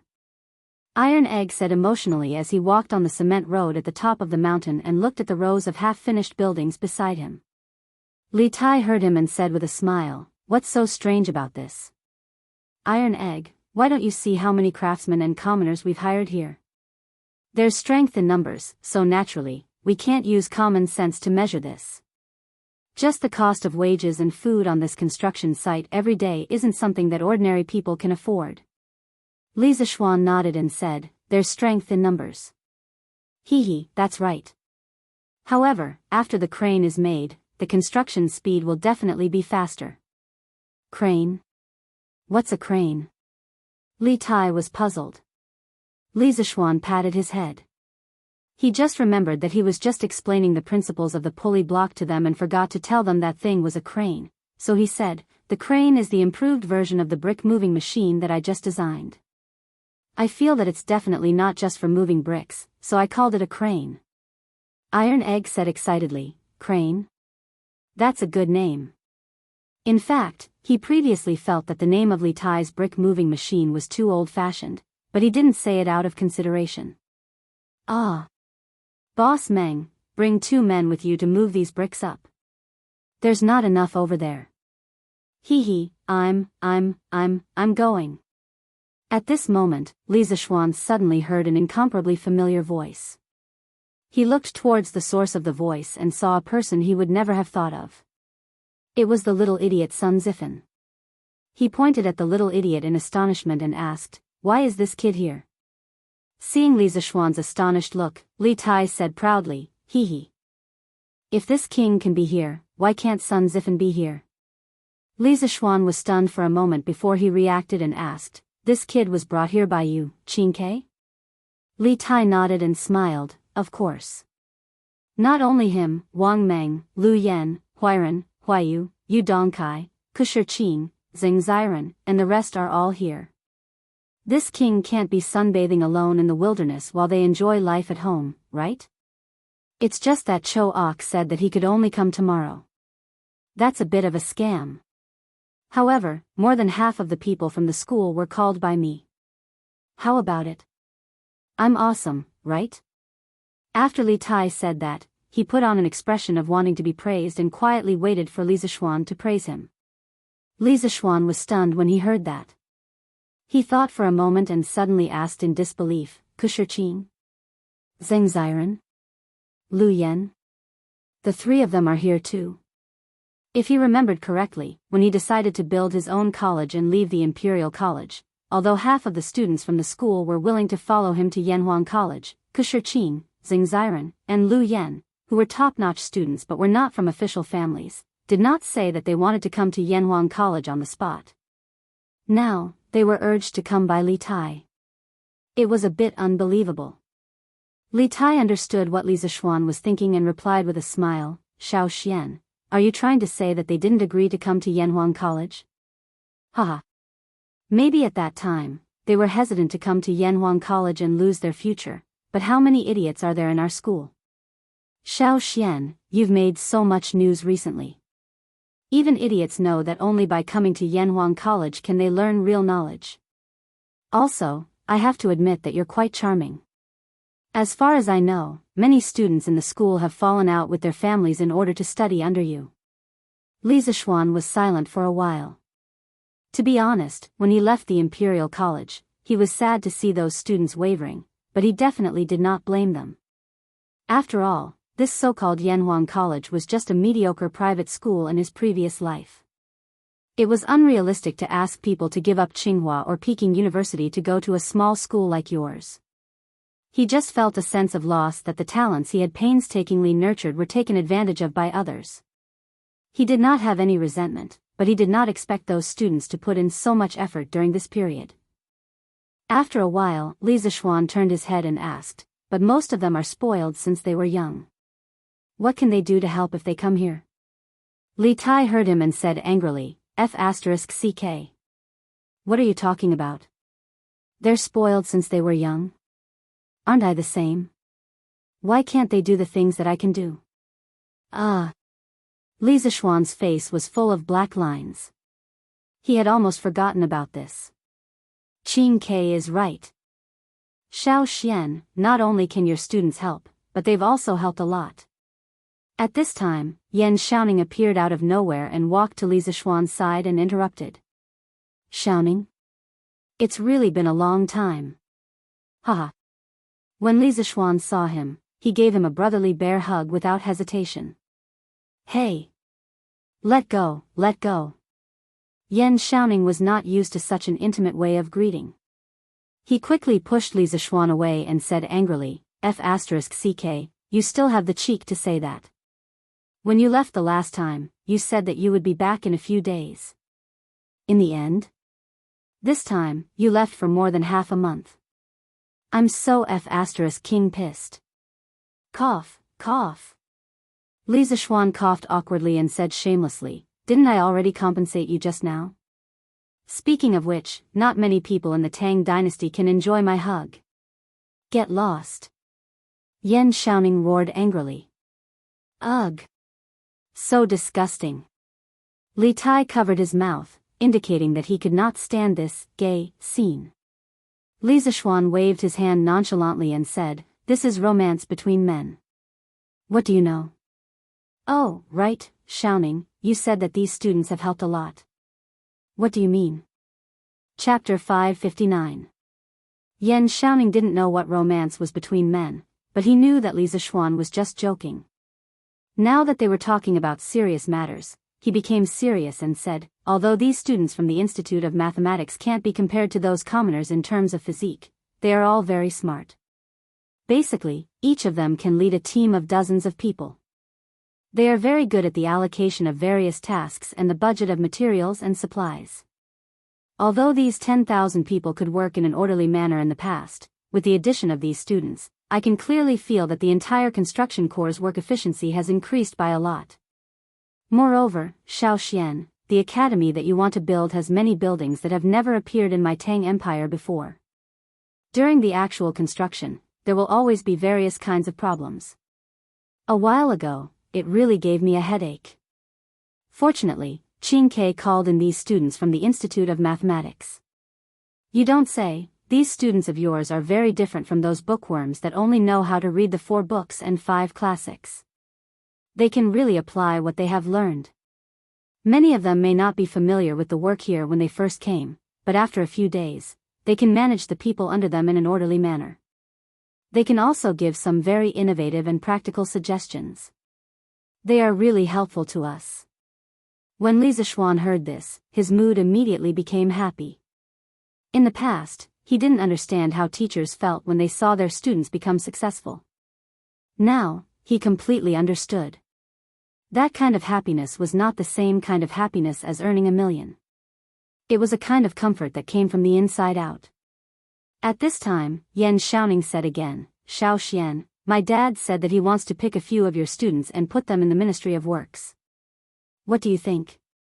Li Zishuan immediately glared and said, not good. How much have they learned? What can they do in the Ministry of Works? Serve tea and water to those in charge? Definitely not. Besides, working in the Ministry of Works is tiring and the salary is low. Is this work for humans? The last sentence was a bit too much. Yan Xiaoning said exasperatedly, how can you say that? To think that my father and second uncle even came here to help a few times. You are a classic example of an ingrate. I'll tell my father when I get back. Li Zishuan knew something was wrong and quickly said, hey, hey, hey. Xiaoning, don't. Don't. I'm praising the Ministry of Works for being noble and virtuous ministers of the country. Humph. Who are you kidding? Yan Xiaoning snorted in disbelief. The two of them laughed and joked for a while before a craftsman came over and called Yan Xiaoning away. Li Zishuan then brought Iron Egg and Li Tai to Sun Zifan. At this time, the sun was about to rise to the top of their heads. It was very obvious that Sun Zifan's face was covered in sweat. However, this guy seemed to be used to it. he didn't care about it and continued to direct people to work. He had the posture of a leader. Ziffen. Li Zishuan walked behind Sun Ziffen and called out softly. Sun Ziffen paused, turned around and said in surprise, "Hey. Mister, you're here."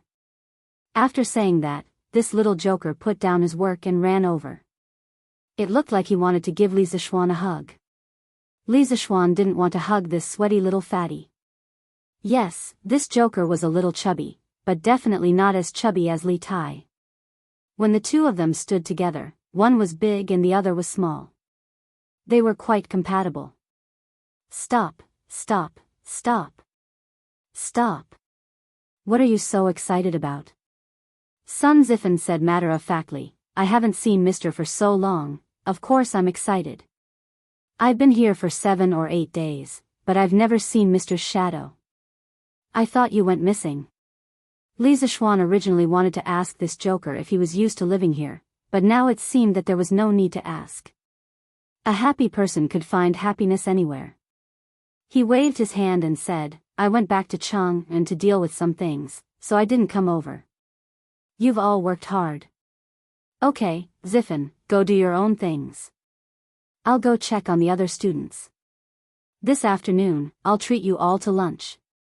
At the Han village at the foot of the mountain." After saying that, he prepared to leave. Sun Ziffen said anxiously, "Hey. Mister, wait. Wait. I have something to tell you." Li Zishuan stamped his feet and said, "What?" Hee. Sun Ziffen scratched his head awkwardly and said hesitantly, "I heard that Mister has made a flying tool. When I go back to Jianghu someday, can Mister let me try it?" Li Tai finally remembered this and shouted, "Yes, yes, yes, yes. It's that fairy lamp. Xiao Xian, you have to let me sit on it. I've never flown before." Iron Egg also looked eager to give it a try, but he didn't say anything. Because he was Li Zishuan's disciple and brother-in-law, he didn't have to worry about not being able to sit on the fairy lamp. Li Zishuan couldn't help but look at the two little fatties in front of him, and then said with a half-smile, "Ziffen, Qingke, with your size, aren't you afraid that you'll crush the fairy lamp and fall from the sky?" The two of them suddenly felt like they were hit by 10,000 points of critical hit. Sun Ziffen said, "Hurt, mister, aren't you making your students too disappointed?" Li Tai wasn't so easily fooled. He thought about it and said angrily, "F***ck. Xiao Xian, don't scare us. Your fairy lamp can definitely withstand Ziffen and me. Others don't know, but I know that the 7-headed giant snake in your house was brought back by you using the fairy lamp." Sun Ziffen's eyes lit up when he heard that, and he looked at Li Zishuan eagerly.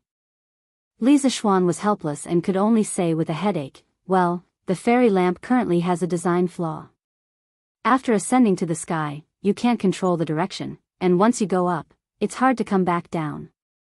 Are you too sure you want to give it a try?" The two of them were immediately confused. Li Tai wondered, "Then how did you control the direction last time?"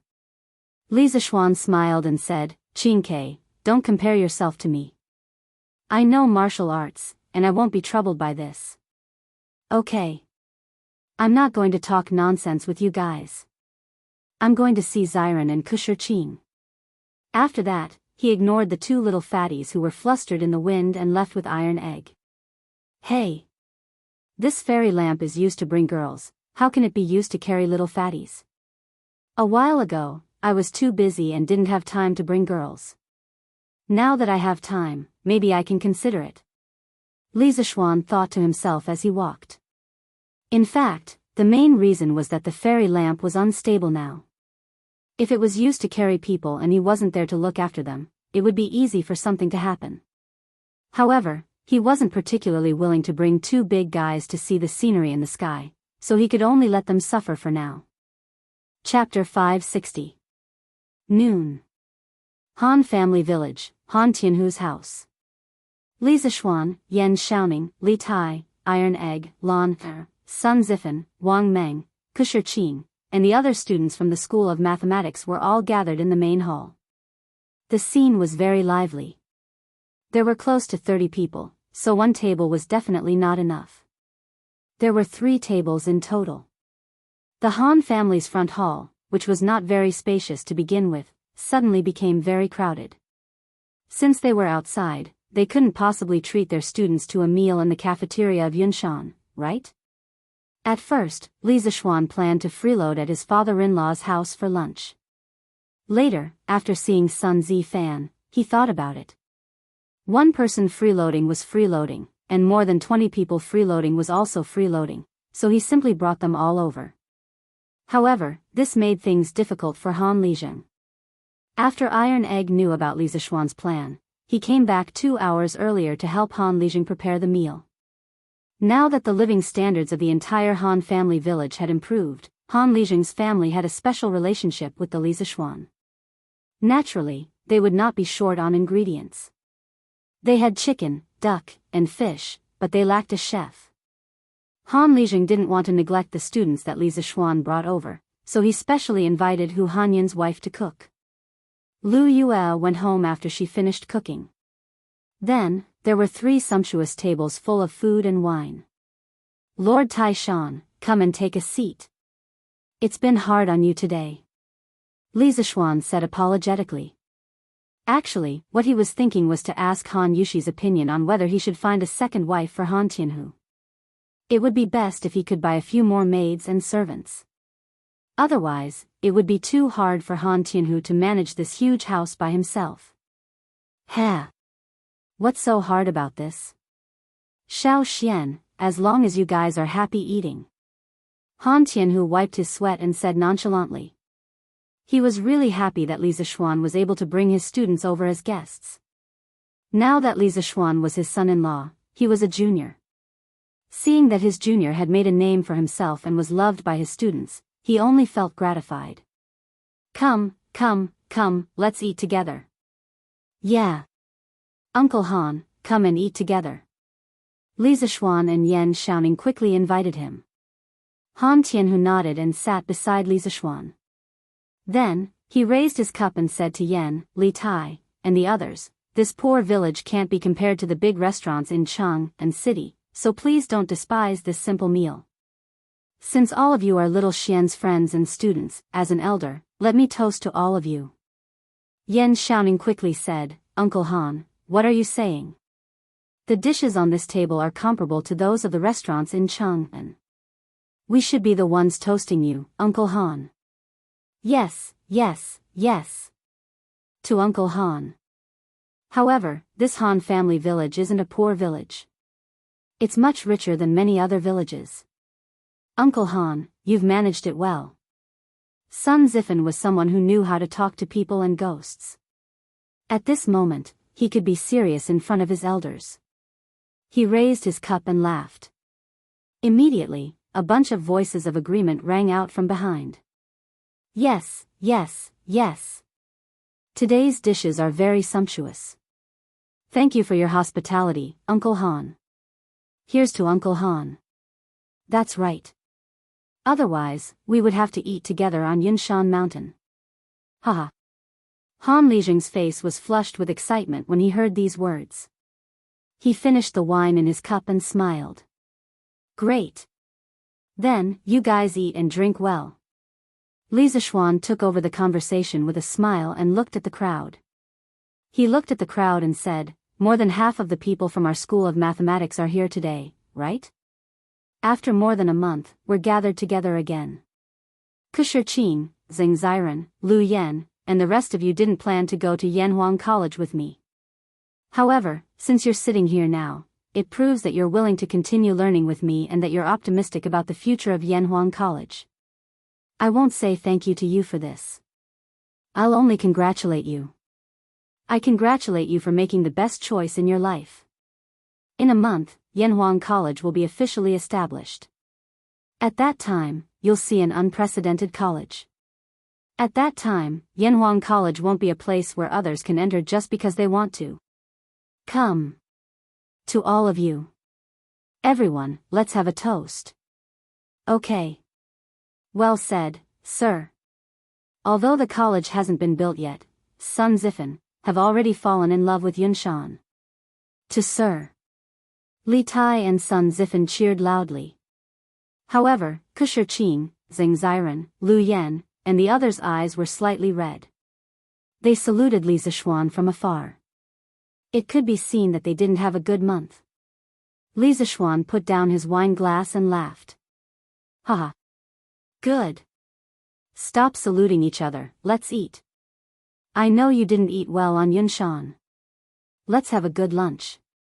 Of course, your efforts won't be in vain. In the future, the thousands of Yanhuang College students will remember your contributions to Yanhuang College. Kusher Qing solemnly cupped his hands and said, due to some reasons, I didn't immediately express my willingness to join Yanhuang College. I'm very ashamed. Please don't blame me. Zheng Ziren, Lu Yan, and the others also hurriedly cupped their hands and apologized. Li Zishuan smiled and waved his hand. Haha. Don't blame me, don't blame me. Sun Zifan, however, said mischievously, just because you don't blame me doesn't mean we don't blame you. Kusher Qing, you should punish yourselves by drinking 3 glasses. Kusher Qing gritted his teeth and said, all right. 3 glasses it is. After saying that, he was about to pour himself a glass of wine. Li Tai hurriedly shouted, hey, hey, hey, wait. If you're all drunk, who's going to help you in the afternoon? Don't drink so much. Pfft. Li Zishuan couldn't help but burst out laughing. This little fatty had become the supervisor of the construction site. Zheng Ziren's face was full of black lines. He hesitated for a moment and said, I'll choose to get drunk. Ha ha ha. Shiqing, Ziren, Lu Yan, have you all thought about it? Do you want to come to Yanhuang College? After lunch, Li Zishuan took a rest under the big tree in the Han residence's courtyard for a while and led the group of students on the road to Yunshan. Kusher Qing nodded firmly and said, Sir, we've all thought about it. In fact, none of the 44 students in our school doesn't want to continue learning from you. When you left the Imperial College, the reason why so many people didn't express their opinions on the spot was mainly because they were concerned about the opinions of their family members. As far as I know, many of our classmates have been thinking of ways to persuade their families in the past month. I believe that when the college starts next month, the 44 students in our school will definitely gather together again. Li Zishuan was silent. He put his hands behind his back and sighed deeply.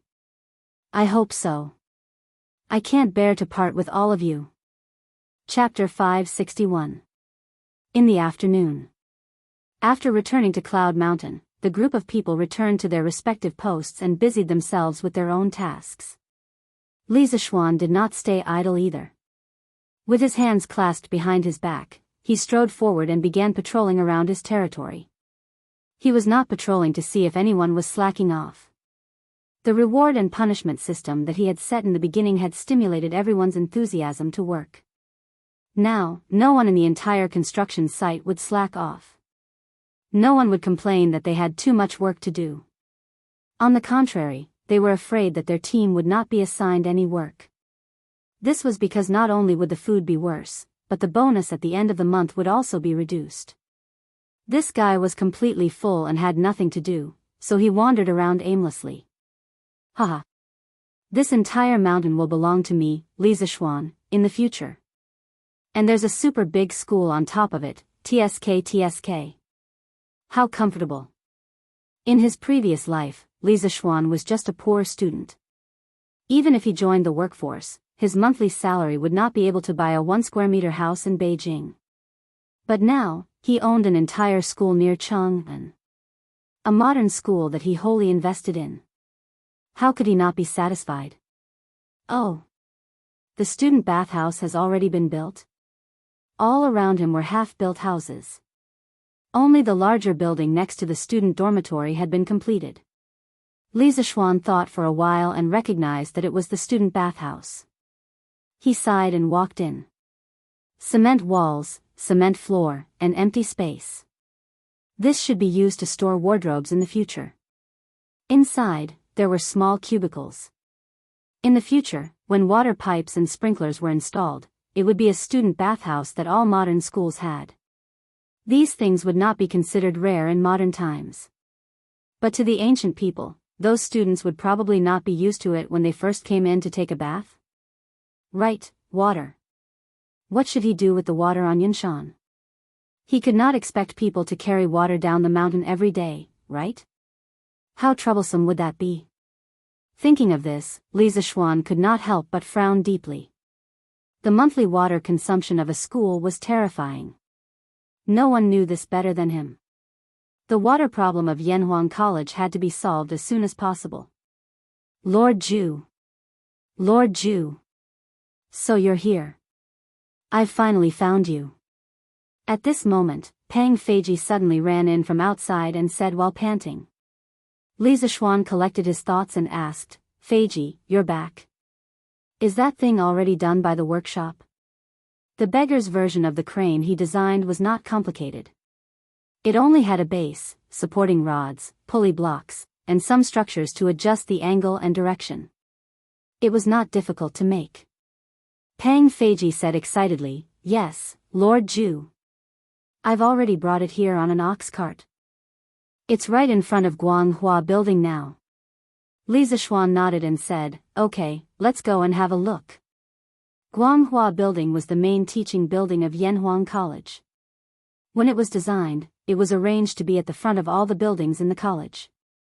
In Li Zishuan's opinion, this building would be the face of Yanhuang College in the future. Of course, it had to be seen by everyone. When they passed by Yanhuang College's future library, the red building, Li Zishuan looked at the prototype of the classical building. Suddenly, he said to Pang Feiji, Feiji. You have to remember this building well. It has another name, it's called the Airplane Building. In Feng Yu's previous life, the red building looked like a huge airplane when viewed from above. Therefore, some people called it the Airplane Building. When Pang Feiji heard this, he suspected that he had heard wrongly. He dug his ears and said in disbelief, Lord Zhu. Are you using this building to commemorate me, old Pang? Lord Zhu's kindness, old Pang, I. As he spoke, he choked up. In his opinion, he was just a rough person. Yanhuang College was destined to be a holy land for scholars. Li Zishuan was willing to use his name to name a building in the college. To him, it was such an honor. How could he not be excited? Cough cough. Li Zishuan saw that this guy was forcing himself to be dramatic. He couldn't help but cough and said, That's not it. The reason why I called it the Airplane Building was because it looked like an airplane. After that, he ran away as if there was oil on the soles of his feet. Brother Chicken, on the other hand, was stunned on the spot. He looked at the unfinished red house and muttered, Like me? How does this building look like me? Hey! Sir, you're finally here. As soon as Li Zishuan arrived in front of Guanghua Building, he saw a group of people surrounding a tall frame with 4 wheels. They were basically the students of the School of Mathematics. When Sun Zifan saw Li Zishuan, he came over to greet him. Li Zishuan didn't ask how these students knew about it. He walked to the side of the crane and looked at it. Then, he smiled at Li Tai and said, Qingke, it's rare for you to have the opportunity to be a strongman. Do you want to try this crane yourself? Although Li Tai was not happy with the first half of the sentence, he still rubbed his hands excitedly and nodded. Okay. After that, he ordered the people to hang a big basket of bricks on the hooks below the pulley block. He then began to turn the wheel and tried to pull the basket up. Damn! It's actually so easy. Li Tai originally used all of his strength and prepared to use all of his strength to turn the spinning wheel. In the end, because he used too much strength, he almost tripped and fell. And the bamboo basket filled with bricks, without any accident, rose up. Wow! Qingke, when did you become so strong? Yeah. This basket of stones is about 200 pounds.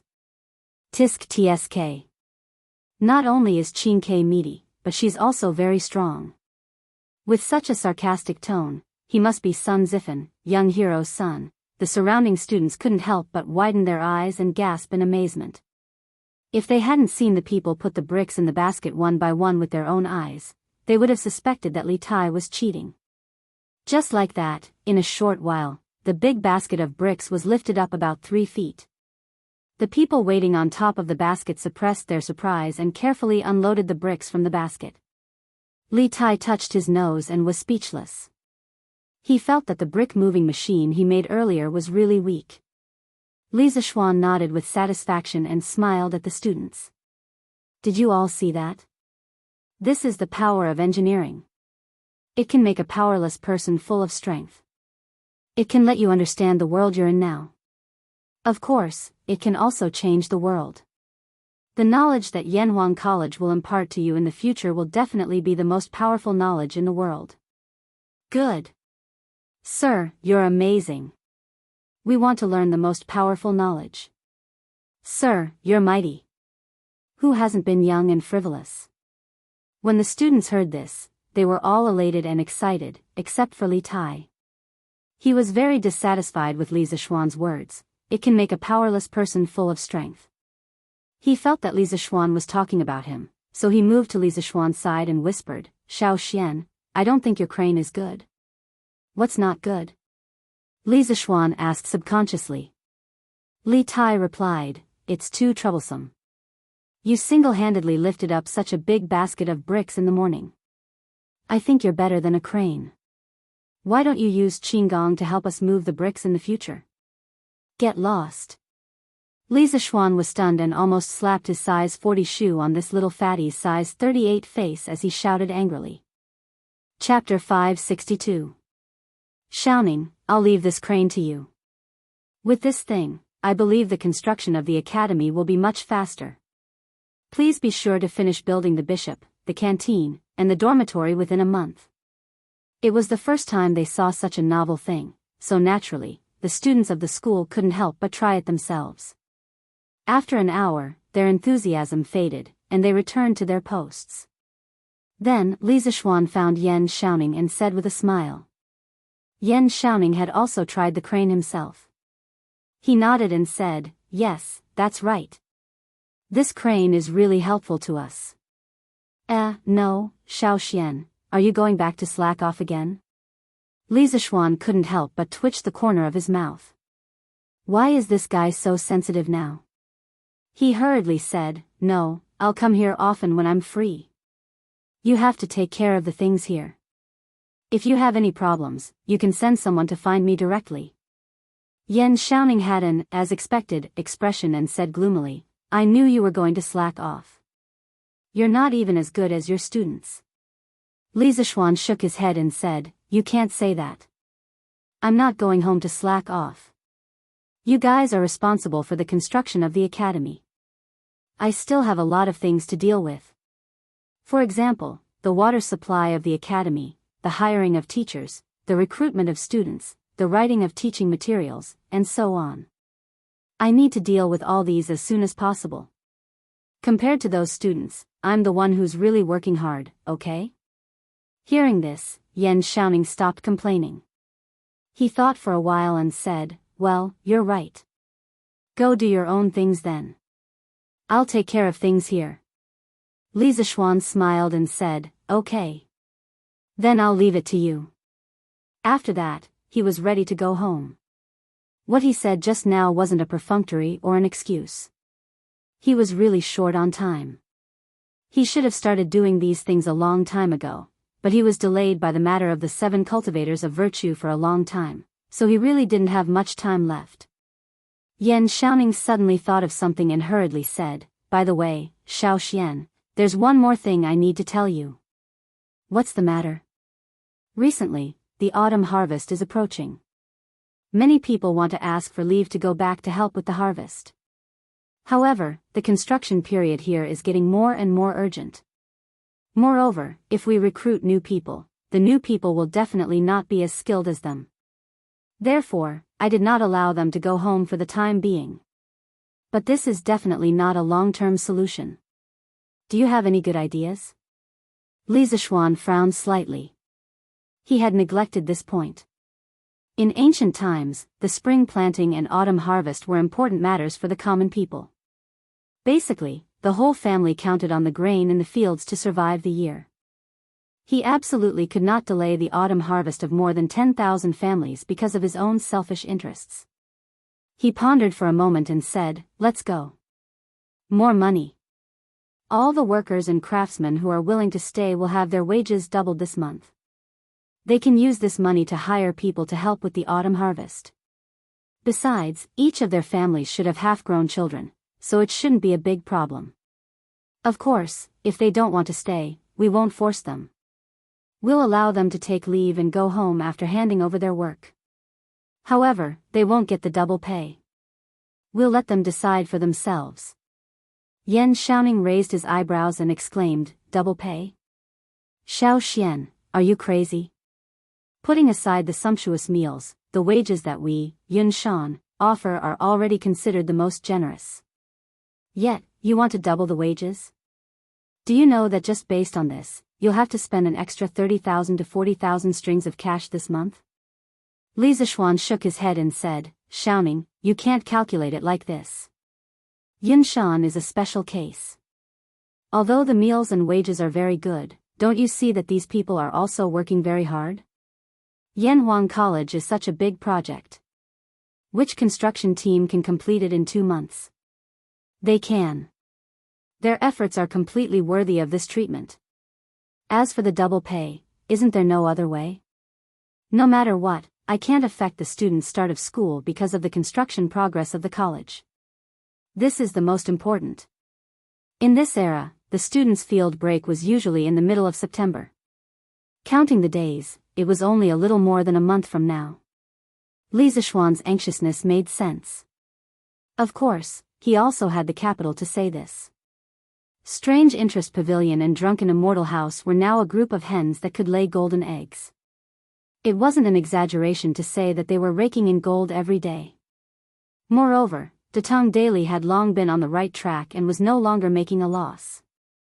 Now, just the income from advertising alone was already very considerable. Yan Xiaoning said helplessly, "All right, it's your money anyway. The rich ones are the masters. You can do whatever you want." After coming down from Yunshan, Li Zishuan didn't go straight home. Instead, he went to the workshop. Yanhuang College's enrollment promotion needed the power of Datong Daily. At this time, he couldn't help but feel lucky that he started Datong Daily first. With this tool of public opinion, it would be much more convenient for him to do other things. "Brother Ma, for the next few issues of Datong Daily, help me write a few promotional drafts for Yanhuang College. I will personally write the first draft. Arrange for people to study it seriously and let them understand my engineering skills. You guys will write the drafts for the next few issues. I want to recruit students." In the editorial department, Li Zishuan found Ma Zhou and began to instruct him. Strictly speaking, Ma Zhou wasn't a pure Confucian disciple. He studied the art of governance and had a good understanding of the knowledge that was useful for governing a country. His character was flexible and flexible. Therefore, Li Zishuan felt assured to hand over such an important department like Datong Daily to Ma Zhou. Ma Zhou understood what Li Zishuan meant when he heard this. He nodded and said, "Lord Zhu, don't worry. We will do our best to cooperate." After experiencing so many things with Li Zishuan, Ma Zhou had a very deep understanding of engineering. He didn't have any bad feelings towards engineering because the current success of Datong Daily couldn't be separated from Li Zishuan's support of engineering. Moreover, he felt that engineering could make the people of Tang better. It could also make more people able to afford to study. The prosperity of the people's education could be brought about by engineering. Therefore, Ma Zhou still hoped that Li Zishuan's engineering could be carried forward. "Okay, I will ask someone to send the draft up later. You have to save a good position for me in tomorrow's newspaper." Li Zishuan nodded and said his goodbyes before leaving. His time was really tight right now. Chapter 563. The next morning, it was cloudy and breezy. A few pairs of young scholars walked on the streets of Chang and city in groups of 2s and 3s. They looked like they were about to leave the city for sightseeing. It didn't mean that they were definitely students of the Imperial College. There were many other official schools in Chang and city other than the Imperial College, such as Chongwen Hall, Hongwen Hall, Directorate of Astronomy, for astronomy, Imperial Medical Department, for medicine, Taipu Temple, for veterinary medicine, and so on. This was the capital of Chang'an City. If it were a local place, there would be local official schools as well. For example, each prefecture had its own prefectural school, each county had its own county school, and each county had its own school. The official education system of the Sui and Tang dynasties was very complete. Of course, the ability of the rulers to tolerate culture was also incomparable to that of the Ming and Qing dynasties, especially during the Zhenguan period. This was also one of the reasons why Li Zishuan dared to propose engineering studies. Mingda, look. Yanhuang College is recruiting students. Yanhuang College? What kind of college is that? Why haven't I heard of it before? Two scholars were holding the newspapers they had just bought and were discussing as they walked. Mingda, have you not left Chang'an City recently? There has been such a big commotion on Yunshan Mountain in the eastern suburbs recently, and you don't know about it? The tall scholar asked doubtfully. The shorter scholar said awkwardly, The weather has been too hot recently, and I haven't gone out. Brother Zheng, tell me about the commotion on Yunshan Mountain. What does this have to do with Yanhuang College? You haven't heard of Yanhuang College, but you must have heard of Li Xiannan from Yongla Lane. This Yanhuang College is run by him, and the college is located in Yunshan Mountain. In the past month, hundreds of skilled craftsmen and tens of thousands of workers have gathered in Yunshan Mountain to build Yanhuang College. I heard that Li Xiannan spent 200,000 to 300,000 strings of cash on the college alone. The tall scholar was obviously an insider, and he was also a chatterbox. Once he started explaining, he went on endlessly. Of course I've heard of Li Xiannan, but what future can he have in this college? Will anyone be willing to go? Haha. Mingda, what you said is wrong. Yanhuang College is not an ordinary college. The dean of this college is the current emperor. Li Xiannan used to be a minister of the Imperial College. He is very likely to become the chancellor of the Imperial College. His knowledge and ability are beyond words. You don't know how many scholars in the world want to be his disciple. The slightly shorter scholar was obviously taken aback. He said in disbelief, What? His Majesty is the dean of Yanhuang College? How is that possible? The tall scholar sneered and said, Why is it impossible? Many people already knew about this, and it wasn't a secret. But putting all these aside, Li Xiannan's so-called engineering is quite desirable. Brother Zheng, could it be that you also want to go to Yanhuang College? Haha. Let's not talk about this for now. Let's hurry to the city gate. Otherwise, Brother Shangguan and the others will be waiting anxiously. After the tall scholar finished speaking, he waved his folding fan and took the lead to walk forward.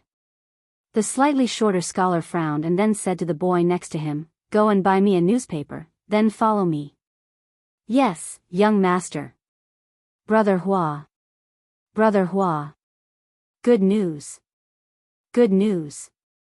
South of Chang'an City, Jianghu Academy. Chen Tianhua ran in excitedly with a paper bag of meat buns in one hand and a newspaper in the other. For government-run schools like the Directorate of Imperial College and the Hongwen School, the students had 2 months of field leave. However, these small academies did not exist. This was because these places were mainly places for like-minded people to discuss the Tao. Hua Hongyi, who was sitting in the courtyard reading, looked at Chen Tianhua's excited expression and couldn't help but wonder, Tianhua, what news made you so excited? Did someone give you a tip again? Liao Feichen laughed and said, Haha. In that case, Tianhua, you have to treat me again? Ever since Chen Tianhua's novel was serialized in Datong Daily, although the results were far from A Legend of a Mortal's Journey to Immortality, he would always receive tips from some rich people every now and then. In addition to the fixed monthly royalties from the editorial department of Datong Daily, Chen Tianhua had gradually moved from the low-income class to the middle-income class. As for Liao Feichen, the results of his novel were slightly worse, but the monthly income was enough for his family's expenses. In this regard, Hua Hongyi was only sincerely happy for his good friend and did not have any feelings of jealousy. He did not seem to be in a hurry and continued to think of a novel that completely belonged to him. Chen Tianhua walked quickly to Hua Hongyi and placed the meat buns on the stone table. Then, he opened the newspaper and pointed to a short paragraph in the middle and said, "No, it's more exciting news than tips. Hongyi, Feichen, come and see. Yanhuang College is going to recruit students from all over the Tang Empire." Hua Hongyi heard this and immediately jumped up and leaned over and shouted, Where? Let me see." Liao Feichen also leaned over and looked anxious. Chen Tianhua pointed and said, Here. Aren't you going to eat breakfast first?" Hua Hongyi and Liao Feichen both waved their hands and began to read seriously. At the end of June in the first year of Zhongguan, Yanhuang College was approved by His Majesty to cultivate a group of talented, thoughtful, and creative young people for the Tang Empire. His Majesty is the honorary president of Yanhuang College, and Crown Prince Li Zishuan is the Yamacho of Yanhuang College. After a month of construction by tens of thousands of craftsmen, Yanhuang College has begun to take shape, and will be completed next month. Now, it is openly recruiting students from all over the Tang Empire. All students from Tang Empire above the age of 8 and below the age of 25, regardless of whether they are rich or poor, who are interested in joining Yanhuang College, can register for free at the local Datong Daily branch. All students who have registered will take the preliminary examination on September 18 at Yanhuang College in the eastern suburbs of Chang'an. Those who pass the preliminary examination will become a student of Yanhuang College and will receive a minimum of 3 to 6 years of education. During this period, all tuition fees will be waived. The contents of the preliminary examination include: It's true. Yanhuang College is really starting to recruit students. That's great. Ha ha ha. Hua Hongyi couldn't help but laugh at this point. Liao Feichen also said excitedly, That's right. With His Majesty as the president of Yanhuang College, its status is not inferior to that of the Imperial College. I didn't expect that poor children like us would have the opportunity to enter such an institution. Chen Tianhua smiled and said, You too should finish reading. The contents of the entrance examination are explained at the end. Hua Hongyi and Liao Feichen lowered their heads and continued to read seriously. Chapter 564. Yanhuang College's entrance exam consists of the 5 classics, 30%, mathematics, 50%, and morality, 20%. The mathematics exam consists of addition, subtraction, multiplication, division, and geometry. Most of the content is related to the new mathematics of the Imperial College. Students are recommended to buy the latest textbooks from the Imperial College and study them carefully. The exam difficulty is below average. Students are encouraged to prepare for the exam. In Jianghu Academy, Hua Hongyi and Liao Feichen read the news carefully. Liao Feichen suddenly looked up and muttered, Textbooks. Where are the new mathematics textbooks? We have to hurry and buy them. Chen Tianhua slapped his head and said, That's right. Why didn't I think of that earlier? We should have bought the textbooks while we were at it. There must be a lot of people buying them now. Where can we buy them? The three of them looked at each other and reacted almost at the same time. They said in unison, Interesting pavilion. Hua Hongyi slammed the newspaper on the stone table and shouted, Hurry and buy the textbooks. Then he ran out. Liao Feichen reacted and quickly followed him. Hey. Aren't you guys going to eat the buns? In fact, there was more than one article about Yanhuang College in the newspaper today. There were a total of 3 articles, but these people were focused on the enrollment and ignored the other 2. What is engineering? Hee, this old man wants to see how you are going to brag. Wei Mansion. Wei Zheng had his breakfast and habitually asked the servants to buy him a Datong daily. Then he sat under the old tree in the courtyard and began to read it. Today was the official's day off, so there was no need to attend morning court. Wei Zheng rarely had a day of leisure. He couldn't help but mutter to himself when he saw a piece of news in the newspaper. Engineering is the study of engineering. Its main purpose is to serve the needs of the people and improve their lives. Its ultimate goal is to achieve prosperity for all. The houses of the common people, the pavilions of the palace, the riverbanks, the water conservancy, the city walls, the imperial mausoleum, and the agricultural production could all be supported by the school. Engineering can allow people to realize what kind of world we are in now. Engineering can allow people to make more advanced farming tools, allowing our Tang Empire to have more farmland and not have to worry about food. Engineering can allow people to make faster and steadier vehicles. One day, we will be able to travel between Chang'an and Luoyang in a day, and we won't need to travel back and forth for several months. Engineering can allow people to create more powerful weapons, allowing our Tang Empire to stand at the top of the world, allowing the barbarians to submit to us and congratulate us.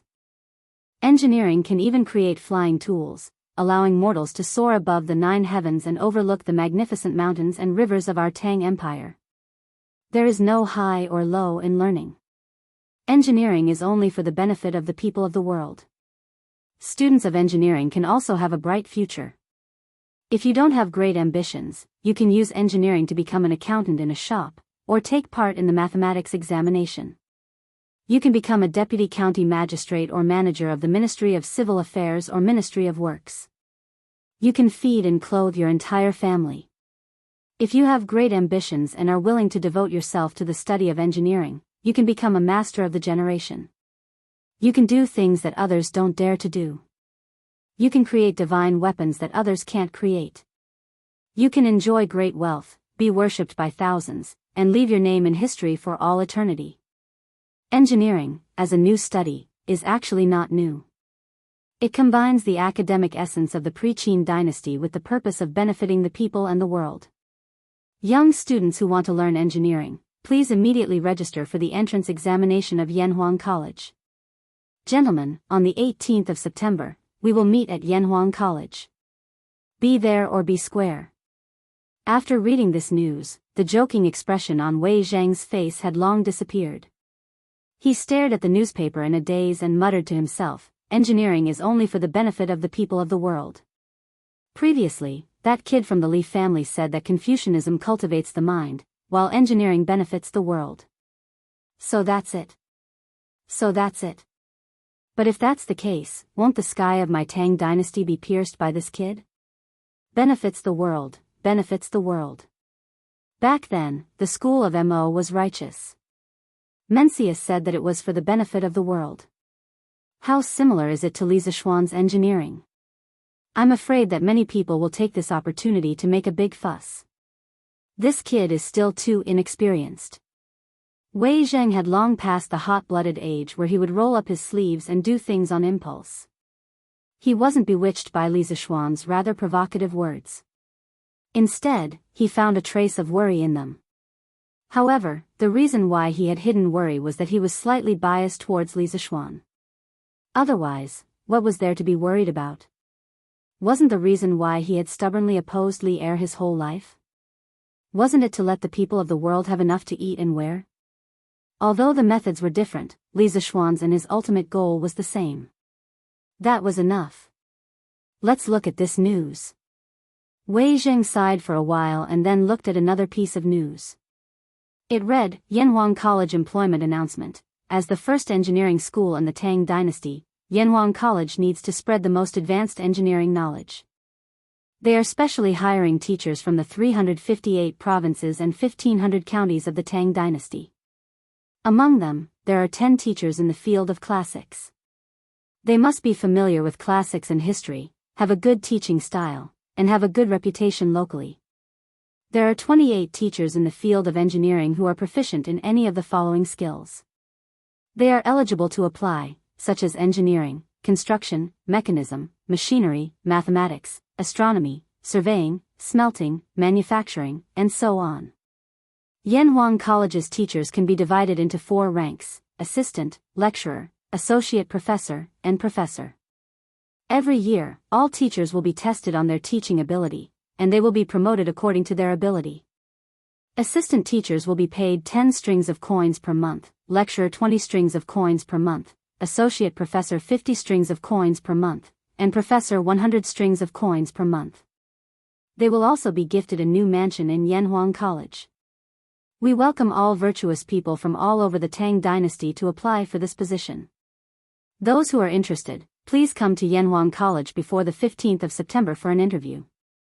I, Li Zishuan, will be waiting for you. Why don't you come to Yanhuang College to teach a few students and watch them maneuver unhindered and leave a legacy for generations?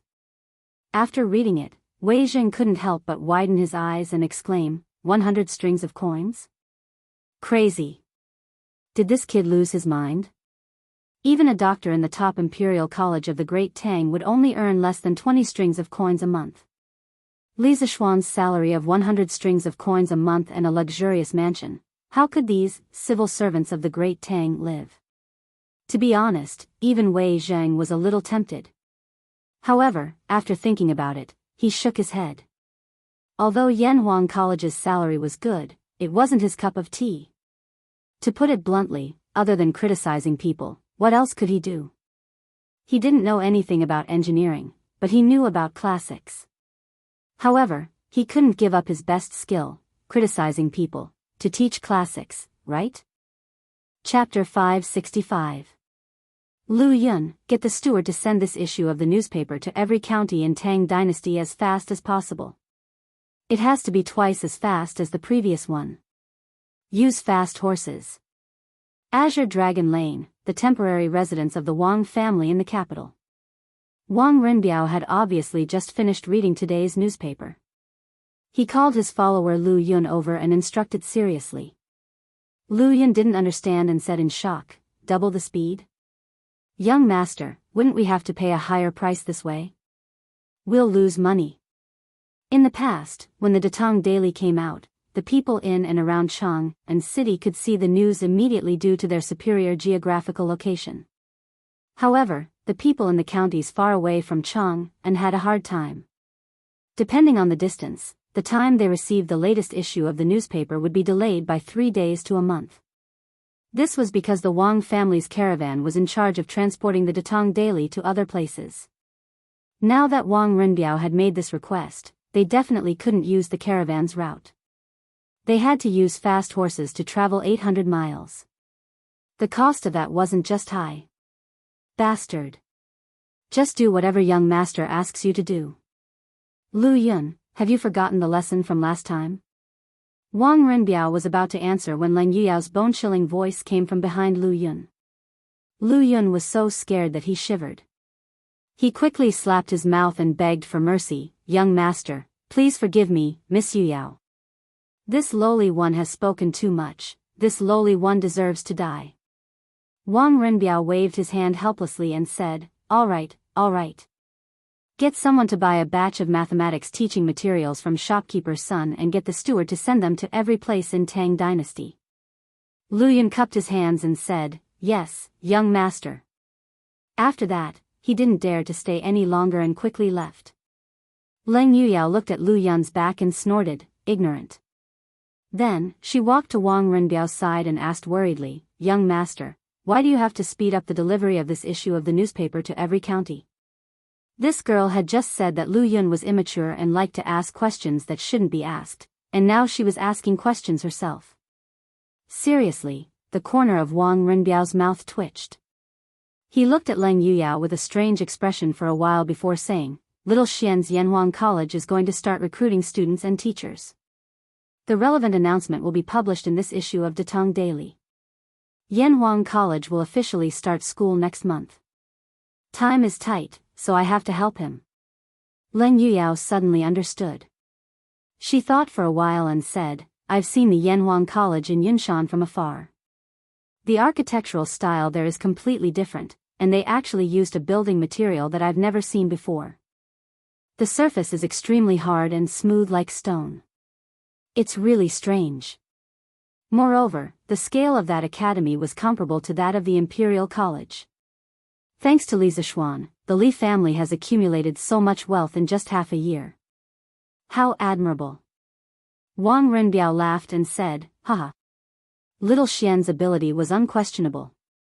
Otherwise, my father and I wouldn't have thought so highly of him. But Yuyao, you only saw the surface and didn't see the deeper layer of things. Leng Yuyao asked curiously, what is it? Wang Renbiao pointed at the article, "What is engineering?" on the newspaper and said with a deep look in his eyes, "Little Xian's ambition is all in here. Engineering, engineering. He wants to use his own strength to fight against the 800 years of dominance of Confucianism. Whether he succeeds or not, he will become the founder of a new school of thought. His name will be known throughout the world, and his name will be immortalized for eternity. If he succeeds, the countless disciples under his school of engineering will become an invisible force. By then, his Li family will be an unshakable existence in Tang dynasty except for the royal family." Leng Yuyao's mouth was wide open in shock.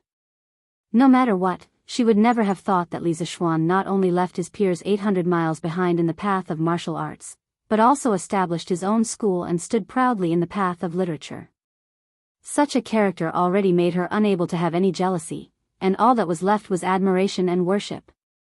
Wang Renbiao didn't stop after he finished speaking. Instead, he sighed and continued, "Now, except for the royal family, the other 6 aristocratic families are all divided at heart. And because of my father, the other aristocratic families are showing signs of isolating the Wang family. Did they really think that I didn't know about the gathering of the 5 aristocratic families a few days ago? Humph. Naive. Our Wang family just doesn't want to be associated with them. The royal family is too powerful now, and the aristocratic families can only struggle at death's door. If they still can't see the reality, then they won't even have the right to struggle at death's door. And now, our Wang family has a good relationship with Li Zishuan, a promising new star of the empire. Even if the royal family declines one day, the other aristocratic families can't compare to our Wang family status. So, this time, we have to do Li Zishuan a favor. Helping him is also helping ourselves. Even if my father is here, he will also make the same decision." Leng Yuyao sighed and said, "Gongzi is wise. If you don't have great ambitions, you can use engineering to become an accountant in a shop, or take part in the mathematics examination, and become a deputy of a county or a manager of the Ministry of Civil Affairs or the Ministry of Works. That way, your whole family will have enough food and clothing. If you have great ambitions and are willing to devote yourself to engineering, you can become a master of the generation. You can do things that others don't dare to do. You can create treasures that others can't create. You can enjoy great wealth, be worshipped by thousands, and leave your name in history for eternity." Chongren Lane, in a house with 3 courtyards. A young boy with acne was holding a newspaper and reading today's Datong Daily's news. He was in a daze. After a while, he suddenly jumped up and ran to the backyard, shouting excitedly as he ran, "Dad! Mom! I don't want to stay in the Imperial College. I want to follow Mr. Li to Yanhuang College to study engineering." This young boy was a student from the mathematics school. His name was Jiang Qingyu. It could be seen that he was also a poor child who was forced by his parents to stay in the Imperial College. Because not long after, angry scolding sounded from the backyard. "Bastard! What's so good about Yanhuang College? What kind of future can you have there? If you dare to be disobedient again, I will break your legs and make sure you can't go anywhere." Humph. Who said that going to Yanhuang College is useless? After you study there, not only can you become a deputy of a county or a manager of the Ministry of Works or the Ministry of Civil Affairs, but you can also become a master of the generation like Mr. Li. Bullshit.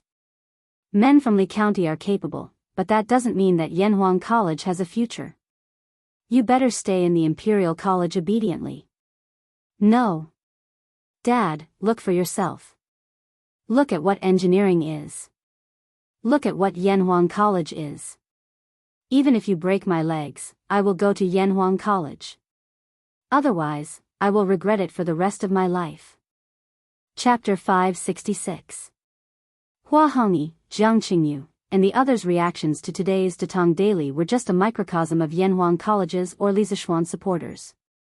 Of course, not everyone in Chang and City was a brainless fan of Li Zishuan. There were also many people who did not like Li Zishuan. Humph. This Li Zishuan is really arrogant. Confucianism is in power, and he dares to promote engineering? He really doesn't know what's good for him. In Xinye Fang, Cui Shanyu could not help but sneer as he read the news in the newspaper at home. He held the newspaper and paced back and forth in the house, looking like he was thinking of an idea. After a while, he seemed to have decided on something and said to himself, "Since you're looking for death and still boasting so much, then don't blame me for being ruthless." However, in less than 2 breaths of time after he said this, his expression began to become hesitant again. No. The Cui family just sent a message a few days ago to give up all actions against Li Zishuan. If I force myself at this time, won't I offend both sides? Cui Shanyu shook his head and finally sighed. Sigh. Forget it. It's just that I missed such a good opportunity. Cui Shanyu was scared at the last minute because of the Cui family, but the other disciples of Confucianism would not be scared. The 3 pieces of news in today's newspaper made many Confucian defenders explode. Arrogant. Arrogant to the extreme. Does Li Zishuan think that he can be a deputy county magistrate, the head of the Ministry of Works, or the Ministry of Civil Affairs with just his engineering skills? Does he think that the mathematics exam is so easy for the disciples of engineering? In a restaurant somewhere, a young man in a Confucian robe slammed the table angrily and shouted. Another diner next to him could not help but say, "Ahem. This brother. Let's not talk about other things for now." Just based on Li Zishuan's attainments in mathematics, what the newspaper said is not exaggerated at all. His disciple will definitely get first place in the next year's mathematics exam. The young man in a scholarly robe who scolded earlier also knew that what the person next to him said was reasonable. He couldn't help blushing and said awkwardly, then even if he's powerful, he actually said that engineering can create faster and more stable vehicles. When the time comes, he can travel between Chang'an and Luoyang in a day. He also said that engineering can create flying tools that allow mortals to soar above the 9 heavens. Tell me, how is this possible? Was he, Li Zishuan, bragging? He is deviating from the orthodoxy and spreading miscellaneous knowledge. As soon as he said this, the person next to him couldn't refute anymore. The other scholars, however, started to jeer. That's right. The man from Li County is using Datong daily to promote his so-called engineering. He's simply deviating from the norm, despicable, and shameless. Yes. This newspaper is full of nonsense. Chang'an is 1,000 li away from Luoyang. If he could set off in the morning and arrive at Luoyang in the evening, wouldn't he have to travel 1,000 li in a day? What kind of tool can do that? Also, what can allow mortals to fly above the 9 heavens? This is simply nonsense. Li Zishuan is really unscrupulous in order to promote his engineering. Yes. This is simply an insult to the disciples of the saints. Let's go to Yongla Lane together to criticize him. Let's make him repent. Yes. Let's go together. After a while, a group of scholars in the restaurant's main hall were incited together, wanting to gather at the entrance of the Li family's house to cause trouble. Humph. A bunch of ungrateful, heartless, and unscrupulous things. How could you forget about Li County's opening of the Strange Culture flat book price? Didn't you enjoy the favor? Now you're biting the hand that feeds you. Our restaurant doesn't welcome you. Get lost. At this time, a plump middle-aged man walked out and said coldly with a look of disdain. The shopkeeper is right. You bunch of people have really thrown your books to the dogs. Ungrateful, get lost. Get lost. Get lost. Li Zishuan's reputation among the people was already very good. Among so many people, there were naturally some hardcore fans of Li Zishuan. After hearing the comments of this group of scholars, the restaurant's shopkeeper and some of the diners in the main hall immediately began to denounce them. What a disgrace to the educated. You can't differentiate between right and wrong, you can't tell good from bad. The young man in a scholarly robe who had started the conversation said loudly with a red face. Get lost. This restaurant doesn't welcome you. Get lost. Get lost. Yunhan. This bunch of people is too much. They are simply too stupid. They can't tell good from bad. Yes. Yes. This bunch of unruly people can only be fooled by Li Zishuan. They can't tell right from wrong. After being chased out of the restaurant, the group of scholars surrounded the young man in a scholarly robe and complained. It turned out that this young man was called Cui Yunhan. He was also from the Jianghu Cui clan of Qinghe. However, he was from the second branch.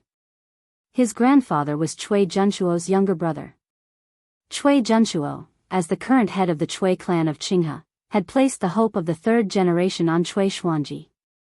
This made Cui Yunhan very unhappy. A few days ago, Cui Xuanji was sent back to his hometown in Jianghu for some unknown reason. This made Cui Yunhan extremely happy and felt that his opportunity had come. Cui Junchuo's unfriendly attitude towards Li Zishuan was more or less known to Cui Yunhan.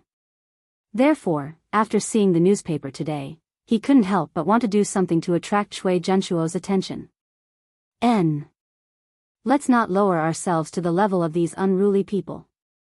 Let's go and block Li Zishuan's house. Originally, he wanted to instigate some people to do something with him. However, he didn't expect to get off on the wrong foot and even be chased out of the restaurant. Cui Yunhan, who had always been spoiled since childhood, had never been humiliated like this before. Of course, he was angry. However, after thinking about it, he felt that business was more important. Therefore, he clenched his teeth and said to his companions. But with just the few of us, isn't it too little? A scholar at the side hesitated. In the end, scholars like them, sometimes they would talk fiercely. However, when it came to doing it, they would probably be terrified. After all, Li Zishuan was a man who founded the country. Furthermore, he was also a popular figure in the imperial court. He was the crown prince Zhang Shi of the third rank. It was no wonder that this person would be terrified. Seeing that the others nodded in agreement, Cui Yunhan muttered, "Then let's go and gather our classmates." Li Zishuan wantonly spread miscellaneous studies and deceived the people. How can we, the disciples of the saints, sit back and do nothing? We must let the people see his true colors. That's right. I will go and find Dong Kong and the rest. All right. Then I will go and find Chao Lei and the rest. I will go and find Zhuo Jin and the rest. Cui Yunhan nodded and said, "All right. Then you guys hurry up. After an hour, we will gather here and go to the Li family together." All right. Chapter 567. Mr. Wenji, Li Gang, courtesy name Wenji, long time no see. I trust you have been well since we last met. In Crooked River Square, Li Zishuan knocked on the door and entered a quiet and elegant courtyard. When he saw Li Gang watering the orchids with a water ladle, he greeted him with a smile. This was a relatively simple old house. The decorations were not luxurious at all. There were no artificial mountains, ponds, or pavilions. There was only a small bamboo forest in the courtyard, plus a flower garden. It was quiet and elegant to the extreme. Hee. This old man's bones are good. But how come you, a busy person, have the time to look for an old man like me? Li Gang unhurriedly put the water ladle into the wooden bucket next to him, turned around and said with a smile. Li Zishuan did not directly answer Li Gang's question. Instead, he glanced at the Datong Daily that was quietly lying on the stool and asked Li Gang, "Mr. also reads Datong Daily?" "I do." "This old man is idle at home. Other than watering the flowers, I can only read the newspaper. This newspaper of yours is really a good choice to pass the time." Li Gang suddenly came to a realization. He pointed at Li Zishuan and said with a deep smile, "Ah. This old man knows why you are here today. You want this old man to pay the wine debt. Haha. Let's talk inside." Inside the house, Li Gang asked his grandson Li Gang to pour a cup of tea for Li Zishuan.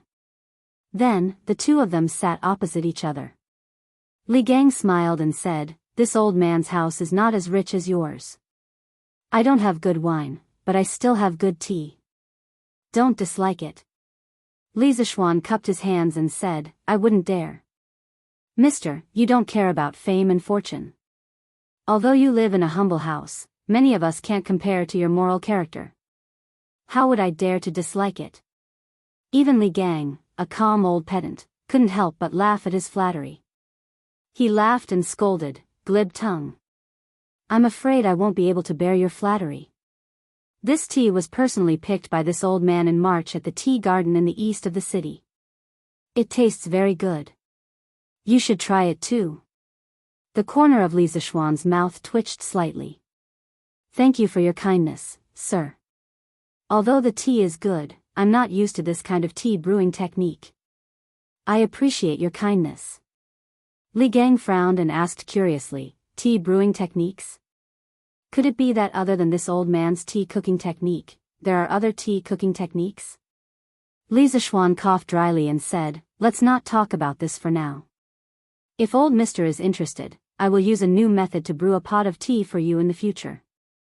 I came here today because I have something to ask of you. Haha. You want to invite me to your Yanhuang College, right? It was easy to talk to smart people. Li Zishuan didn't even need to take the initiative to say it. Li Gang had already guessed the purpose of Li Zishuan's visit. He shook his head and couldn't help but laugh. This old man has already read today's Datong Daily. What you want to say should be in the newspaper, right? There is no high or low in learning. Engineering is only for the benefit of the world. Xiao Xian, although this old man agrees with this sentence, I'm afraid you will be criticized a lot if you write it like this. Li Zishuan said, I don't care about public opinion and criticism. If I can let engineering be known by the world, be used by the world, and benefit the world, then what do I have to fear even if I'm criticized? Li Gang slapped the table and laughed loudly. Haha. Good. You are really a newborn calf that isn't afraid of tigers. This old man is very pleased that my Tang Empire has such a young talent like you. If your Yanhuang College has any use for this old man will not refuse. Li Zishuan said happily, Old Mister, you agree?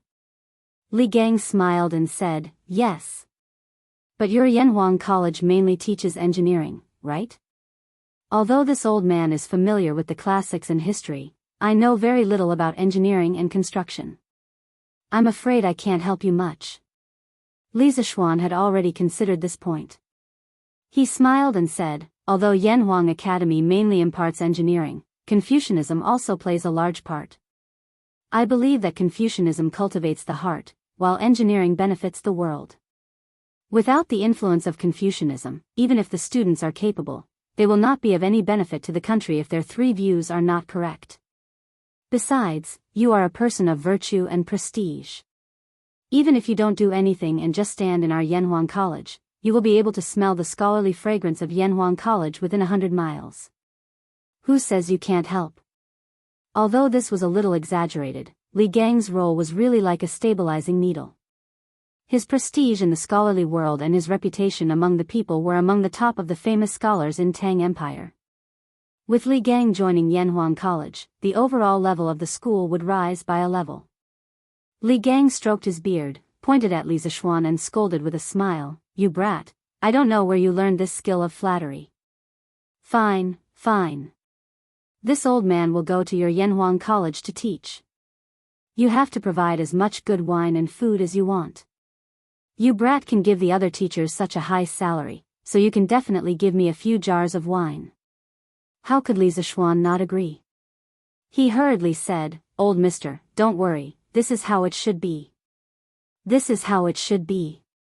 Li Gang nodded with extreme satisfaction. Then he thought for a while and said, coincidentally, this old man has a few close friends. They are quite knowledgeable, but they have already retired. Previously, you said in the newspaper, since they have retired from the world, why don't they come to Yanhuang College to teach a few disciples and watch them maneuver unhindered and leave a mark for generations to come? This old man agrees very much. This old man will invite them to come to Cheng and some other day. You brat, come and meet them. If you think they are okay, you can also invite them to Yanhuang College. Li Zishuan waved his hand and said with a smile, since old mister thinks that they are knowledgeable, what other opinions do I have? If you think it's okay, as long as they are willing to come to Yanhuang College, this brat would be more than happy. I just don't know if there are any of your friends who are good at engineering, machinery. Li Gang was startled. After a while, he nodded with a heavy expression and said, This old man does know someone who is very proficient in engineering, machinery. However, we haven't contacted each other for many years. This old man will write a letter in a while and see if we can still contact each other. If there is a chance, I can recommend you. Li Zishuan's eyes lit up and he said excitedly, Thank you for your trouble. He had been in Tang for so long, but the number of engineering talents he knew could be counted on one hand. Yanhuang College would be the #1 engineering college in Tang in the future. How could it not have a reserve of top talents? So today, Li Gang really solved his urgent problem. Li Gang hesitated and said, But this person's identity is a bit special. Do you really want to meet? Chapter 568. Li Zishuan. Come out. Li Zishuan, you're promoting engineering and deceiving the people. You're a disgrace to the saints. Come out and give us an explanation. That's right. Li Zishuan, come out and give us an explanation. Yongla Lane, Li Residence Gate. After Jiang Zuihua led dozens of women to surround the Li residence, the gate of the Li residence was once again blocked after half a month. The people who were blocking the gate were a group of scholars led by Cui Yunhan. There were a total of 40 to 50 people. The status of the scholars was much higher than that of the women last time. Therefore, the commotion this time was even bigger. There were also more people watching the show. Many of the onlookers who had a good impression of the Li family could not help but worry for the Li family. This was because the scholars' mouths could turn black into white. If the Li family did not handle this matter properly, then the scholars would spread the news and the Li family's reputation would be ruined. Who are you? How dare you come to the Li residence to cause trouble? With such a big matter happening, there would naturally be servants to report to the inner court. Before the person in charge came, Pang Feiji had to stand up for a while. He pulled out the long knife at his waist and shouted coldly at the group of people in front of him. Some of the timid scholars were frightened by Pang Feiji's cold-faced Hades. However, Cui Yunhan had seen the world. He knew that Pang Feiji would not dare to make a move. Therefore, he pretended to be righteous. He took 2 steps forward and said loudly, Riches and honor cannot be corrupted. Poverty cannot be moved. Might cannot be subdued. Today, we are here to demand an explanation from Li Zishuan. Why would we be afraid of a small guard like you? If you have the guts, then chop your knife down on my head. These righteous words immediately boosted the morale of the group of scholars. Many scholars loudly cheered, That's right, we can't submit to force. We are here to seek an explanation. Why would we be afraid of a little guard like you? Hurry up and ask Li Zishuan, the cultured scum, to come out. That's right. Either get Li Zishuan to come out, or bring your knife down on our heads. Let's see if you still dare to commit murder in broad daylight. Facing this group of aggressive scholars, Brother Chicken couldn't help but frown. He didn't expect that not only did his threats fail to frighten the other party, it instead made them even more arrogant. He glared fiercely at Cui Yunhan, the scholar who was leading the troublemakers, and said loudly, Humph. My Lord Ju is not at home now, all of you are causing trouble in broad daylight. If you do not leave quickly, I can only let the people from Wuhou government come and capture all of you. Cui Yunhan did not back down and retorted, Gathering people to cause trouble? Which eye of yours saw us gathering to cause trouble? We are only here to reason with Li Zishuan. This is a matter between us scholars. You have no right to interrupt. Get out of the way. Tell Li Zishuan to come out. I don't believe that he's not at home. That's right. This is a matter between us scholars. Why are you interrupting? That's right. Tell Li Zishuan to come out. What's the point of hiding at home like a coward? The more they caused, the fiercer they became. The more they spoke, the more they wanted a mile. They all pressed forward, wanting to crash into the Li family's main door. Brother Chicken was both angry and shocked. He shouted loudly, All of you stop. Stop them. Whoever dares to go forward, chase them away with sticks. The Li family's guards at the side all agreed. Whenever they saw a scholar who dared to cross the line, they would mercilessly hit them with sticks. They didn't dare to hit their vital parts. They only hit their buttocks and thighs. In a moment, they were crying out in pain. Li family. Li Jingma, Madame Li and Han Yushi were shocked when they received the news. Madame Li asked, "Where's Xian'er?" With such a big matter happening, only Li Zishuan, this cultured person, could handle it well in the entire Li family. Cui Yunhan was right about one thing. Today's matter was between scholars. It was useless for others to step forward. Only Li Zishuan could do it personally. Besides, they couldn't let Han Yushi, this woman, go out to solve the conflict. Putting aside her identity as a scholar, the people outside were all men. It was very inappropriate for a woman like her to step forward. Han Yushi quickly replied, "Mother." Her husband had gone out a long time ago. He should be at Crooked River Square, old Mr. Li Gang's house now. I'll ask San Bao to call him back. Madame Li nodded and said, "Go quickly. Ask Xian'er to come back quickly. Let Pang Siggy help out outside for a while." Han Yushi nodded and called San Bao over. She gave a few instructions, and San Bao sneaked out from the back door. Li Jingma shouted from behind, "San Bao, ride my horse. Hurry up, Io. You bunch of unruly slaves, how dare you commit violence in public? Just wait to go to jail. Everyone, they don't dare to really hit us. Let's rush in and find Li Zishuan." Yes. Rush in and find Li Zishuan, this refined scum, coward. Those scholars who suffered physical pain in front of the Li family's residence were incomparably furious. They couldn't help but curse. Cui Yunhan, on the other hand, was calmer. He kept fanning the flames from the back. When the scholars heard that, they felt that it was reasonable. They started to press forward with the sticks of the Li family's guards. When Brother Ji saw this, he was so anxious that he was sweating profusely. If these people barged in and offended the women in the residence, then he would really die 1,000 deaths. But if these scholars in front of him were to really hit them, he definitely couldn't hit them. If he really hit them, he might even cause trouble for Li Zishuan. He really didn't dare to act on his own accord. So at this moment, Brother Ji really didn't know what to do. "Humph. Are you the ones who want to see me?" At this moment, many of the scholars who were causing trouble felt a bump on their shoulders. Then, they felt a gust of wind brushing past their ears. Then, they saw a man who was dressed like jade and had a dignified appearance. He stared at them and snorted coldly. "Li Zishuan?" Cui Yunhan's eyes flickered slightly. Then, he pretended to be calm and said, "Li Zishuan, you finally dare to come out." That's right, the person who came was Li Zishuan. San Bao had just left Yongla Lane when she met him. After he left Li Gang's house 15 minutes ago, of course, in the end, Li Gang didn't tell him what was special about that person's identity. He originally planned to go directly to Yang Lane to look for Su Hongji. After all, Su Hongji had taught with him for so long and had a very deep understanding of the new mathematics. So, Li Zishuan wanted to invite Su Hongji to Yanhuang College to teach. But when he passed by Yongla Lane on the way, he could hear the commotion from outside. Just as he was about to investigate, San Bao rode out on a horse.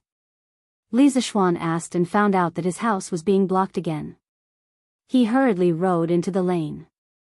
When he arrived at the door, he saw that this group of people had gone overboard, which led to this scene. Chapter 569.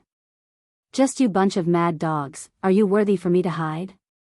Just now, I just happened to not be around. In front of the Li residence, Li Zishuan looked at Cui Yunhan in front of him and said sarcastically.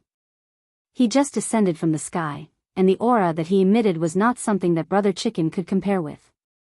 This group of scholars were immediately frightened and did not dare to take another step forward. But hearing his words, many scholars' faces flashed with a trace of anger. They were all cultured people, how can they be called mad dogs? Cui Yunhan asked with an ugly expression. Who are you calling mad dogs? Li Zishuan smiled contemptuously and said, I am talking about all of you. Look at all of you now. If you are not mad dogs, then what are you? With your current appearance, you still have the nerve to call yourselves the disciples of saints?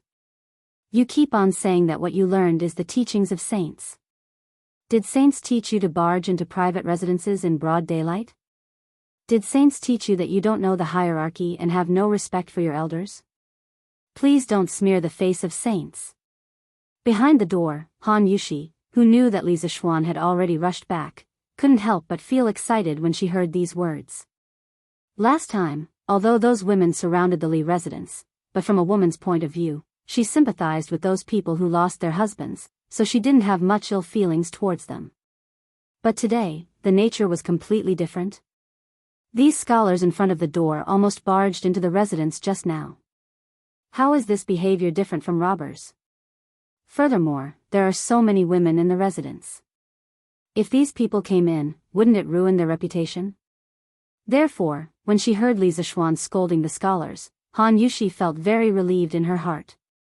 She felt relieved, but Cui Yunhan was almost angered to death. After taking a few deep breaths, this fellow said, You are going too far. You are an important official of the imperial court in vain, but your mouth is full of filthy words. We are here today to unveil your ugly face. Ugly? Li Zishuan chuckled coldly and said, Then why don't you tell me how I'm ugly? Cui Yunhan said righteously, You promote miscellaneous studies and deceive the people. You are a disgrace to saints, and you are a disciple of saints in vain. In order to lure more people to learn your skills, you did not hesitate to let Datong Daily become a tool for you to promote your skills. You are the scum of my Tang dynasty, shameful. Li Zishuan used his pinky finger to dig his ears and then asked, I have learned martial arts from my master since young.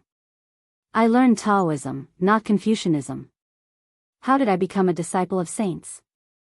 You said that this duke promotes miscellaneous studies and deceives the people, then what is miscellaneous studies? Could it be that all the theories outside of Confucianism are miscellaneous? Do you dare to say that?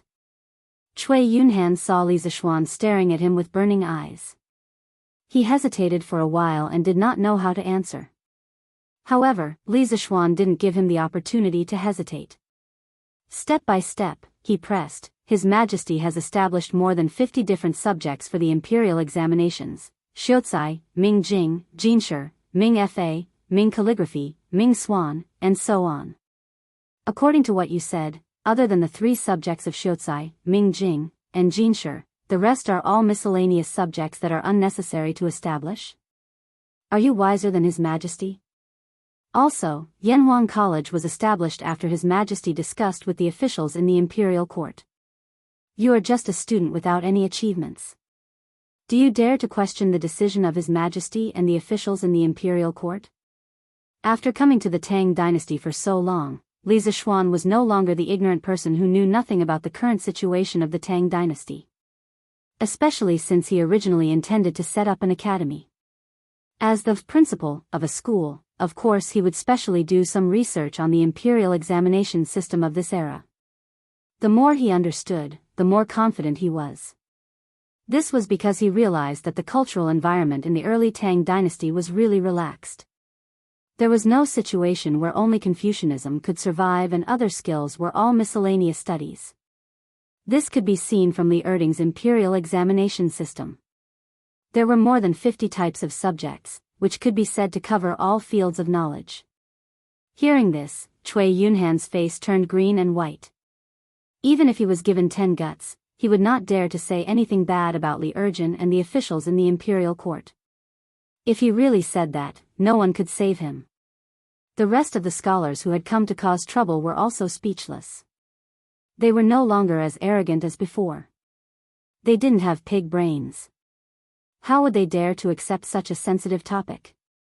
In the end, Cui Yunhan was not willing to admit defeat. He gritted his teeth and argued, Even if what you said is reasonable, it does not change the fact that you used Datong Daily to promote your skills and deceive the people. Humph. All the news in the Tang Dynasty Daily is based on facts. How can you say that it's false? Cui Yunhan said, "You said that skills can allow one to travel 1,000 miles in a day and that skills can allow one to fly above the 9 heavens. Isn't this promotion? Isn't this purposely exaggerating the facts? Let me ask you, who in the world has seen something that can allow one to travel 1,000 miles in a day or fly above the 9 heavens?" The rest of the scholars' eyes lit up. They felt that they had found something to criticize. Hence, they all excitedly shouted, "That's right. How can there be such a tool in the world? You must be bragging. That's right, that's right. You are purposely making up lies to deceive the people." Li Zishuan crossed his arms and looked at Cui Yunhan and the rest as if they were idiots. He said contemptuously, "What a bunch of retards. Just because you haven't seen it before, does it mean that it doesn't exist in the world? Without investigation, you have no right to speak. Within 3 years, you will definitely see that kind of tool that can travel 1,000 miles in a day. Furthermore, it was made by my Yanhuang College. As for that flying tool that can carry people, have you not heard of it? Half a month ago, I destroyed the Snake Spirit Mountain by myself. I sat on that kind of tool and flew up. Have you guys not heard of it?" Cui Yunhan was shocked. After such a long time, he had almost forgotten about it. However, after thinking about it, he said with relief, "That flying tool is just your side of the story. If you really have that kind of thing, why would you hide it from others? There must be something fishy." After saying that, Cui Yunhan felt that his analysis was very reasonable. In his opinion, if anyone had such a heaven-defying tool, they would definitely show it off everywhere. However, Li Zishuan had not done anything for such a long time. There must be something fishy about it. Perhaps the rumor that Li Zishuan flew up the Snake Spirit Mountain was fabricated. Li Zishuan was so angry that he was amused. He sneered and said, "Ha! Do you think that everyone is like you? Once you have something good, you must let the whole world know about it. If you keep a low profile, you will think that others are lying. I have to say, you are really an idiot." Chapter 570. In the Ganlu Palace. Li Er was quietly flipping through the memorials. Perhaps the contents of the memorials made him unhappy. He frowned and looked very serious.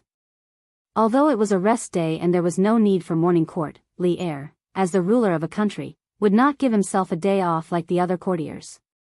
He still had to read through the backlog of memorials. It was really tough.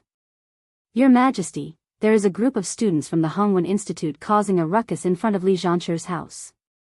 There are many people gathered in Yongla Lane now." Zhao Song walked in from outside the hall. Initially, he saw that Li Er was concentrating on reviewing the memorials and did not dare to disturb him. He did not expect Li Er to suddenly raise his head as though he had sensed his arrival. Li Er frowned and said, "Why are there people surrounding his house again?" Zhao Song cupped his hands and said, "Your Majesty, it is said that the group of students felt that Li Zhanqi was promoting engineering in the newspaper and deceiving the people. They wanted to argue with Li Zhanqi face to face. At first, Li Zhanqi was not at home and the group of students wanted to barge into the Li residence. Fortunately, Li Zhanqi rushed back in time. Li Er heard this and his eyes flashed fiercely. He said angrily, "How dare you? There are people who dare to barge into the residence of an important courtier in broad daylight. Do these people still have the imperial court in their eyes? Do they still have me? Send a decree immediately and let Dugu Xian lead the imperial army to chase them away. Those who are unwilling to leave, arrest them all. Oh right, bring the student who started the ruckus to the Supreme Court for interrogation. If he has ulterior motives, expel him from the school and never enroll him again." Zhao Song could not help but be stunned. He did not expect that Li Er would be so angry and give such a heavy punishment for an ordinary ruckus. It was really illogical. Although that was what he thought, Zhao Song did not dare to ask. He bowed and said, "Yes, Your Majesty." Then, he prepared to go out and make the arrangements. Li Er suddenly asked, "How is the Supreme Court's interrogation of Jiang Zuihua from last time? Did they find out the mastermind?" Zhao Song stopped in his tracks and thought for a while. He cupped his hands and said, "Your Majesty, according to Jianghu, she was indeed instructed by someone. However, she did not see the person's face. Judging from the voice, it should be a young man around 20 years old." A young man in his 20s? Li Er furrowed his brows and ordered thoughtfully, "Let the people from the Supreme Court interrogate the student who led the trouble today. See if he has any connection with the previous incident." Zhao Song had an idea. He bowed and said, "Yes." Li Er waved his hand and Zhao Song retreated. Then, he leaned against the dragon throne and closed his eyes in deep thought. He was indeed very angry just now, especially when he heard the words advocating engineering and deceiving the people. He was so angry that he wanted to arrest everyone who was causing trouble in the Li family. After experiencing the annihilation of the Snake Spirit Mountain, Li Er realized that Li Zishuan was far more important than he had imagined. The celestial lamp and gunpowder. These two things seemed to have opened the door to a new world for him. For the first time, he realized that engineering could not only play a role in the people's livelihood, education, and production, but it could also play an even bigger role in the military. Li Er had never been so eager for Li Zishuan to quickly build Yanhuang College and train a group of engineers. When that time came, Goguryeo and the Northern Turks would be like thin paper in front of the armed Tang Empire. At that time, he, Li Shimin, would achieve a hegemony that even Qin Huang and Hanwu could not achieve. Such a beautiful vision, just thinking about it made one's blood boil. And now, there was actually someone who used engineering as an unorthodox theory to talk about it, and even made Li Zishuan's whole family restless. How could Li Er tolerate such a pig teammate? Bring today's Datong daily for me to see.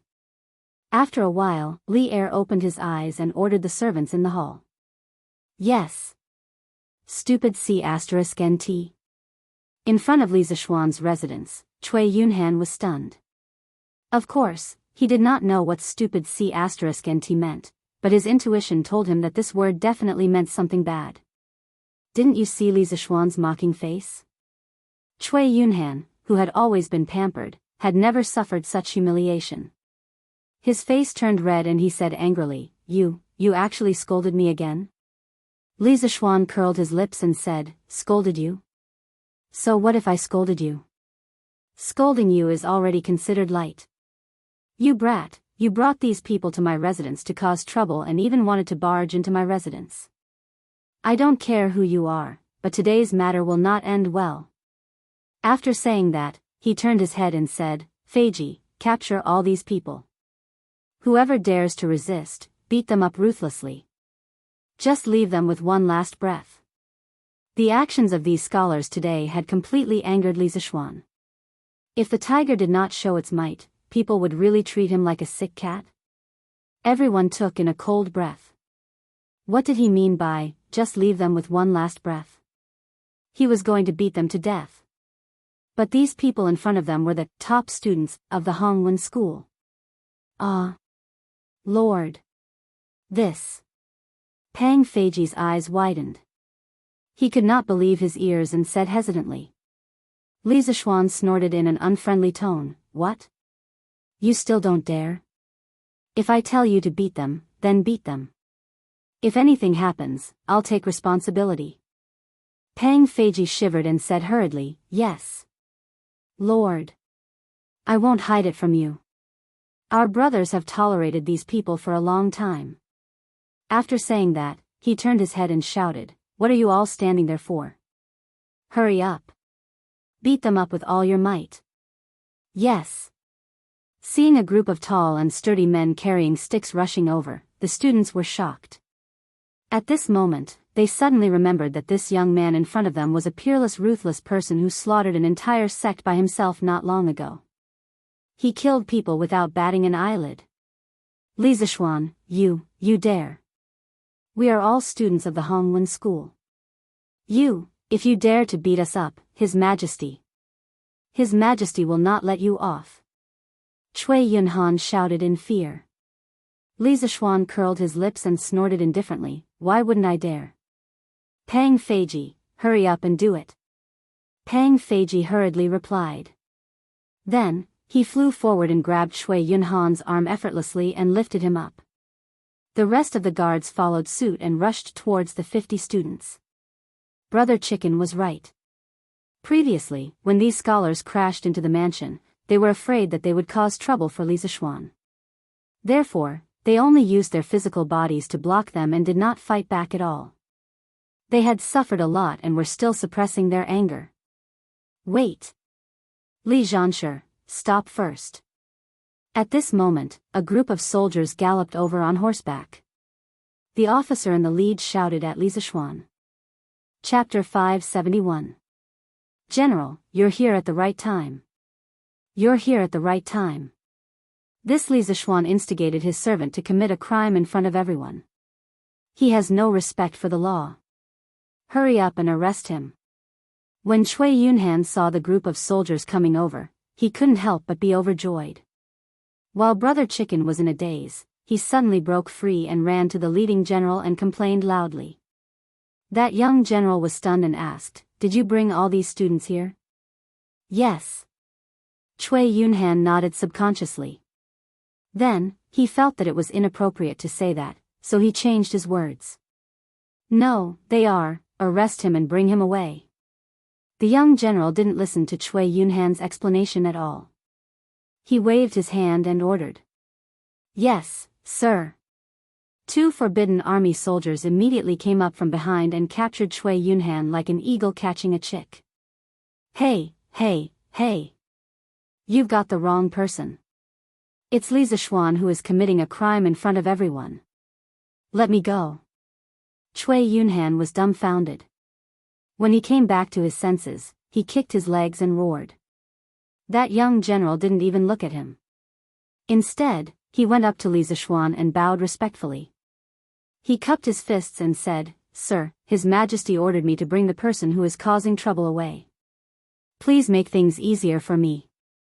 Li Zishuan laughed. "Haha. It's Jiping. Can I not make things easier for you since you're here? Bring him away." The young general was taken aback and said in surprise, "Lord Zhu actually still remembers this general. This general is extremely honored." Li Zishuan sighed and said, "How many of the soldiers around Wuxia Xianxia don't I know? Speaking of which, why didn't he come personally?" The young general's name was Sun Jiping. He was a soldier in the Forbidden Army. He also participated in the attack on Snake Spirit Mountain. Li Zishuan had a good memory and vaguely remembered that Wuxia Xianxia called his name a few times. It was also because he had participated in that great battle that Sun Jiping's attitude towards Li Zishuan was so respectful. Although the man in front of him was young, he had annihilated a sect and avenged his fellow soldiers. He was worthy of Sun Jiping's lifelong respect. "Sir, General Wuxia Xianxia took leave a few days ago. That's why I brought the soldiers here." When Li Zishuan gave the order, he only asked Wuxia Xianxia to bring the soldiers over and forgot that Wuxia Xianxia took leave. Zhao Song was too busy pondering the emperor's will and forgot about it. When he went to Baya and couldn't find Wuxia Xianxia, he realized it. However, the situation was urgent, and it was too late for him to go back and ask for a new order. Of Wuxia Xianxia's situation's mind, so he sent Sun Jiping. "Oh. I see. Then you go and do your work first."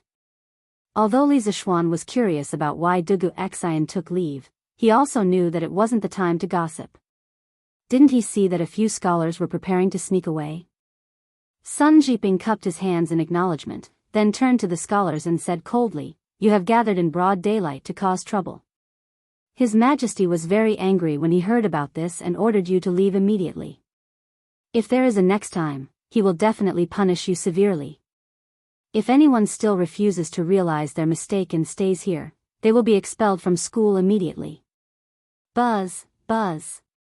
Expelled from school? Oh my God, let's go. This Cui Yunhan has really screwed us over. General, it was Cui Yunhan who instigated us to come here.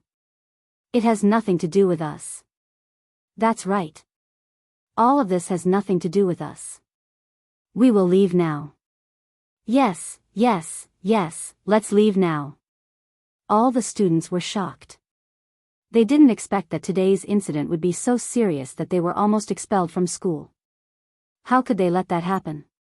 Without their school status, their identity as scholars that they were proud of would be gone. They wouldn't be able to get scholarly honors for the rest of their lives. Wouldn't that be asking for their lives? Therefore, as soon as Sun Jiping's voice fell, the scholars scattered like birds and beasts, fleeing in all directions. They were afraid that Sun Jiping would misunderstand and expel them from the school if they were too late. Only 2 scholars looked at Sun Jiping with a complicated look in their eyes, and then slowly left the scene. Hey, hey, hey. I want to leave too. Let go of me. I won't cause trouble anymore. I will leave now. Seeing that he was the only one who was caught, Cui Yunhan couldn't help but panic. Behave yourself. Sun Jiping reprimanded. Then, he cupped his hands and bid farewell to Li Zixuan before leading his team away. The farce came and went quickly. It ended just like that. Let's go, let's go. Let's go home. Sigh. That doll has been taken away. Now, it's all good. Peace and quiet. I wonder how His Majesty will deal with that scholar. When the onlookers saw that there was no more drama to watch, they began to gossip while preparing to slip away. They each returned to their own homes and mothers. At this moment, they heard Li Zixuan shout, "Everyone, please wait. I have something to say." Hearing that, the crowd stopped and turned their attention back to Li Zixuan curiously. Li Zixuan saw that they stayed and continued, "Among you, there should be many who read today's newspaper, right? For those who read the newspaper, there must be some who, like those scholars, think that I am bragging and purposely exaggerating my skills. It's useless to say more. You won't believe my one-sided words. Now, I am making an agreement with all of you and the people of Chang'an. Tomorrow, yes, tomorrow night, you will witness a miracle. At that time, you will understand that what Datong Daily said today is all true." The reason why he said this to these people was that there were many students among them. This could be considered as a change of direction to advertise Yanhuang College and engineering. Secondly, he hoped to improve the ordinary people's impression of engineering. This would be beneficial for future enrollment. Tomorrow night? Lord Li, can you tell us what will happen tomorrow night? Yes, yes. Lord Ju, can you tell us in advance? Everyone saw Li Zixuan's current amiable appearance and was no longer as ferocious as before, so they all asked curiously. Haha. Tomorrow night, you will know. Everyone, you can leave now. Li Zixuan smiled and didn't give them an answer. Instead, he turned around and went back into the mansion. The crowd sighed in disappointment and left in groups of 3 to 5. Husband. In the courtyard, Han Yushi smiled sweetly and called out softly. Although the situation this time was more dangerous than the last time, her man was by her side, sheltering her from the wind and rain. This made her feel very happy. I have frightened my wife. Where are father and mother? Li Zixuan squeezed his wife's hand, comforted her softly, and then asked. Han Yushi said softly, "Father and mother are in the front hall. Husband, go and take a look." Li Zixuan nodded and pulled Han Yushi to the front hall. Chapter 572. Monthly Pass +1, Li Jingma and Madame Li were also shocked by the commotion outside. Li Zixuan talked to the 2 elders in the room for a while before he walked out. He called Brother Ji to the west courtyard and asked, "Feiji, how's the interrogation of Jiang Zuehua from last time going? Why is it that after so long, they still haven't found the mastermind?" Pang Feiji replied, "Lord Ju, I've asked the people in the Supreme Court about this. According to Jiang Zuehua, someone gave her 100 strings of cash and asked her to instigate those women who had lost their husbands to come here and cause trouble. However, the person who instigated her was wearing a bamboo hat and didn't show up, so she didn't know who that person was. She only knew that it was a man around 20 years old." Li Zixuan snorted coldly and said, "Still hiding your head but showing your tail? No matter where you hide, I'll find you. Feiji, if anyone dares to block my door in the future, you don't have to worry about anything. If you should chase them away, chase them away. If you can't chase them away, beat them to death. If anything happens, I'll take responsibility. If I can't even take care of my own family, what's the point of being a Lord Jew? Pang Feiji shrunk his neck. Li Zishuan looked like he was really angry. He could only salute and agree, I understand. Don't worry, Lord Jew. In the future, no one will be a threat to the people in the mansion. Li Zishuan replied with an N and let Brother Ji do his work. He went to inform Han Yushi and then went to Chongren Lane to look for Su Hongji. Su Hongji had been partners with Li Zishuan for a few months, and he had a very good relationship with Li Zishuan. After Su Hongji figured out Li Zishuan's intentions, he immediately agreed to Li Zishuan's request. He even urged Li Zishuan to quickly write the next volume of mathematics textbooks for him. He wanted to learn in advance. Li Zishuan naturally agreed. After coming out of Su Hongji's house, Li Zishuan looked at the time and went straight home. When he walked to the door, he saw a woman in white standing under the ginkgo tree next to the door, and it was an acquaintance, Leng Yuyao. Miss Leng? Since you're already here, why don't you come in and have a seat? Li Zishuan stepped forward and greeted him. When Leng Yuyao saw Li Zishuan, she was slightly relieved. She took out a note from the purse at her waist and handed it to Li Zishuan. She said, "No need. This is what my young master asked me to give you. Since it's here, I'll take my leave first." The reason why she would rather stand outside and bask in the sun than go in was mainly because she was afraid that the people in the mansion would misunderstand. Although she had come to the Li family with Wang Renbiao before, at that time, Li Zishuan hadn't married Han Yushi yet. If she went in at this time and was misunderstood by Han Yushi, it would be awkward. Li Zishuan opened the note strangely, and then his expression changed. He quickly called out to Leng Yuyao and asked, "Miss Leng, please wait." Leng Yuyao stopped in her tracks and turned to look at him in confusion. She clearly meant to ask if there was anything else. Li Zishuan picked up the note and asked, "Renbiao, what's the meaning of this?" "It's literally what it means." Leng Yuyao replied expressionlessly. Although her attitude towards Li Zishuan wasn't the same as before, she didn't want to kill him. But that was it. The only person in the world who could make her smile was Wang Renbiao. As for other people, it was a blessing to be able to talk to them normally. If she used the sword in her hand to talk, then the other party was unlucky. Li Zishuan was choked by this sentence. He took a deep breath and asked again, "What I mean is Renbiao saying that the Chui family was doing something a while ago?" Leng Yuyao still used a calm tone to reply, "I don't know." "Then who from the Chui family went to the gathering of the 5 great families last time?" Li Zishuan was speechless. After a moment, he thought and asked. Leng Yuyao didn't say that she didn't know this time. She thought seriously before answering. "It seems to be Chui Xuanji and Chui Shen from Qinghe Chui and Bowling Chui respectively." Li Zishuan nodded and said, "Okay. I understand. Thank you for telling me, Miss Leng."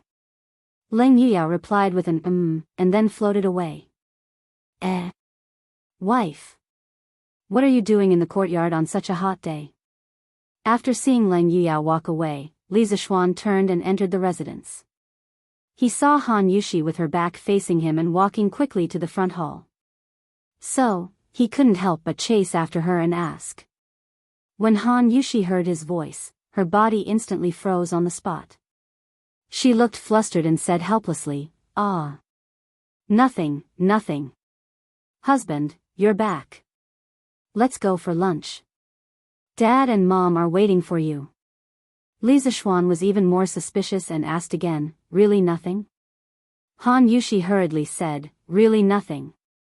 Husband, quickly go and eat." Oh. Although Li Zishuan didn't believe it, Han Yushi didn't want to say it, and he didn't want to get to the bottom of it. So, he shook his head and went into the house to eat. Han Yushi, who was behind him, pouted and muttered softly, "What a fool." After lunch, the couple returned to the west courtyard. According to the usual practice, this was the time to take a nap. However, Li Zishuan didn't take a nap today. Instead, he bent over a few tables and wrote a manuscript. It had to be said that for the sake of Yanhuang College, he sacrificed too much of his rest time as a big otaku. Oh. Wife, didn't I tell you to sleep first? Why aren't you sleeping? Feeling that there was someone behind him, Li Zishuan smiled slightly and said without looking back. Han Yushi stammered, I can't sleep. Li Zishuan put down the pen in his hand and turned his head to ask in confusion, why? He wanted to say that he didn't have time to sleep even if he wanted to. Why was there someone who had time to sleep but couldn't sleep? Han Yushi avoided his gaze and said hesitantly, My husband, who was the girl who looked for you this morning? Sweat. So it's because of this. At this moment, Li Zishuan understood even if he was stupid. He found it funny and said, that girl is the maid of the Wang family's young master. What's wrong? Is my wife jealous? Han Yushi was relieved at first, and then she asked doubtfully, jealous? I didn't get jealous at noon. Ahem. Li Zishuan was stunned. Only then did he remember that Li Er hadn't given Fang Xuanling's wife the poisonous wine yet, so the other meaning of the word jealous hadn't been developed yet. He patted his head and changed the topic. Well, my wife, you should be relieved now. Go to sleep. I'll come over after I finish writing this manuscript. Han Yushi looked embarrassed and said, What do you mean by relieved or not relieved? Husband, what are you talking about? At this time, she inadvertently glanced at the manuscript Li Zishuan was writing and saw that the title was, On a Full Moon Night, Flying Immortals from Outer Space. Chapter 573. The Night of the Full Moon, Flying Immortal from Outer Space? In the room, after Han Yushi saw the title of Li Zishuan's manuscript, she couldn't help but wonder, Husband, are you preparing to write a new novel? Outsiders didn't know that, The Legend of a Mortal's Journey to Immortality was written by Li Zishuan, but how could Han Yushi not know? That was why she asked this question. Li Zishuan shook his head and said with a smile, That's not it. By the way, didn't you suspect that I have a relationship with other women just now? I'll give you a surprise tomorrow night and let you understand my feelings. Han Yushi was embarrassed, but she still said stubbornly, I didn't suspect you. Besides, you're young and have a bright future. It's normal even if you have 3 wives and 4 concubines. I won't throw a tantrum with you. Li Zishuan looked into her eyes and asked mischievously, If I marry other women, will you really not be unhappy? Han Yushi's pretty face turned pale. She bit her lips and said bitterly, I won't be unhappy. Seeing her like this, Li Zishuan couldn't bear to tease her anymore. He said softly, Little fool. I was just teasing you. Whether rich or poor, I, Li Zishuan, have my wife in this life. I won't marry anyone else. Han Yushi widened her eyes in surprise and said in disbelief, Husband, is what you said true? Although it was popular in ancient times to have 3 wives and 4 concubines, that was only because the situation forced it. In fact, which woman was willing to share her husband with other women? Han Yushi just said that because she didn't want Li Zishuan to think that she didn't see the big picture and didn't want her parents-in-law and neighbors to say that she was jealous.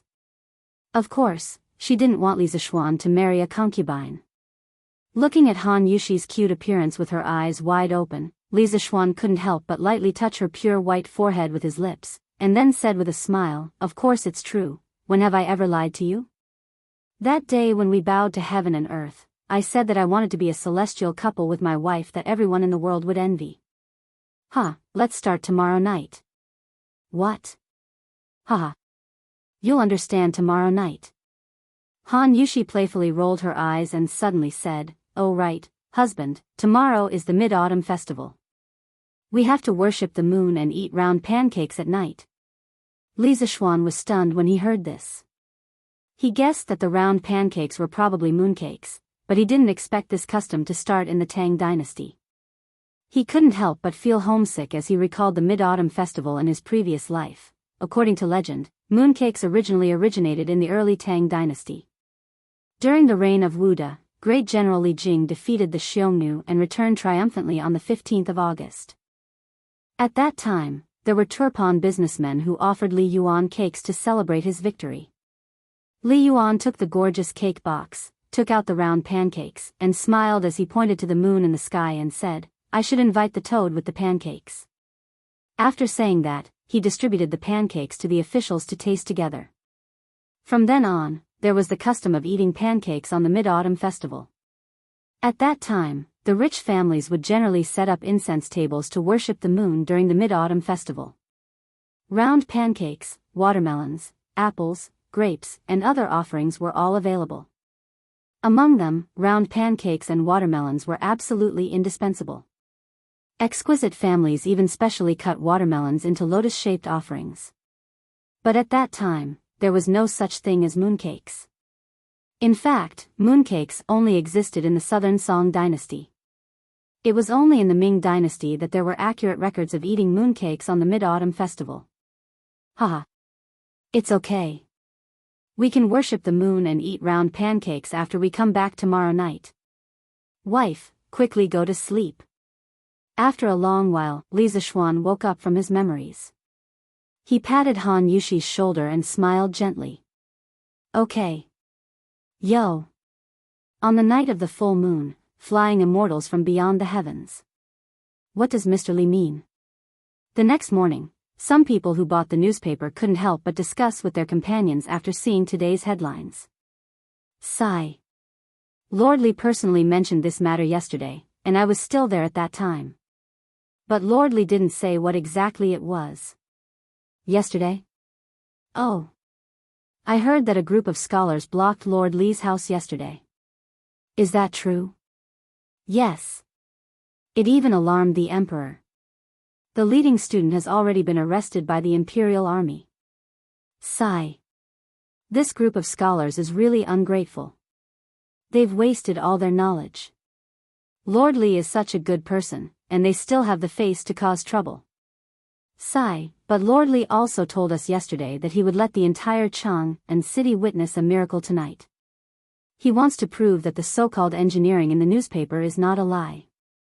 Ha! Then there's a lot to see tonight. It's the Mid-Autumn Festival, and we can watch the fun. Haha. That's right, that's right. At this moment, hundreds of thousands of people in Chang and were silently looking forward to the arrival of night. Imperial City, Tranquil Palace. Wow! Is Brother Xiao Xian going to show everyone the fairy lamp? I'm so looking forward to it. Tranquil leaned against the couch, holding the newspaper in her hand. After reading the headlines, an extremely bright smile immediately flashed on her exquisite little face. Her watery eyes were filled with longing. Ordinary people didn't know about the fairy lamp, but as the princess of the Tang dynasty, Tranquil naturally knew about it long ago. As smart as she was, she almost instantly thought of what Li Zishuan was going to do at night from the words, "On the night of the full moon, flying immortals." She couldn't help but feel envious. If Tranquil can go up to the fairy lamp once, then even if I immediately die of illness, I won't complain. But tonight is the Mid-Autumn Festival. I have to accompany father and mother for dinner. I can't leave the palace. Tranquil held her small face and was in a daze.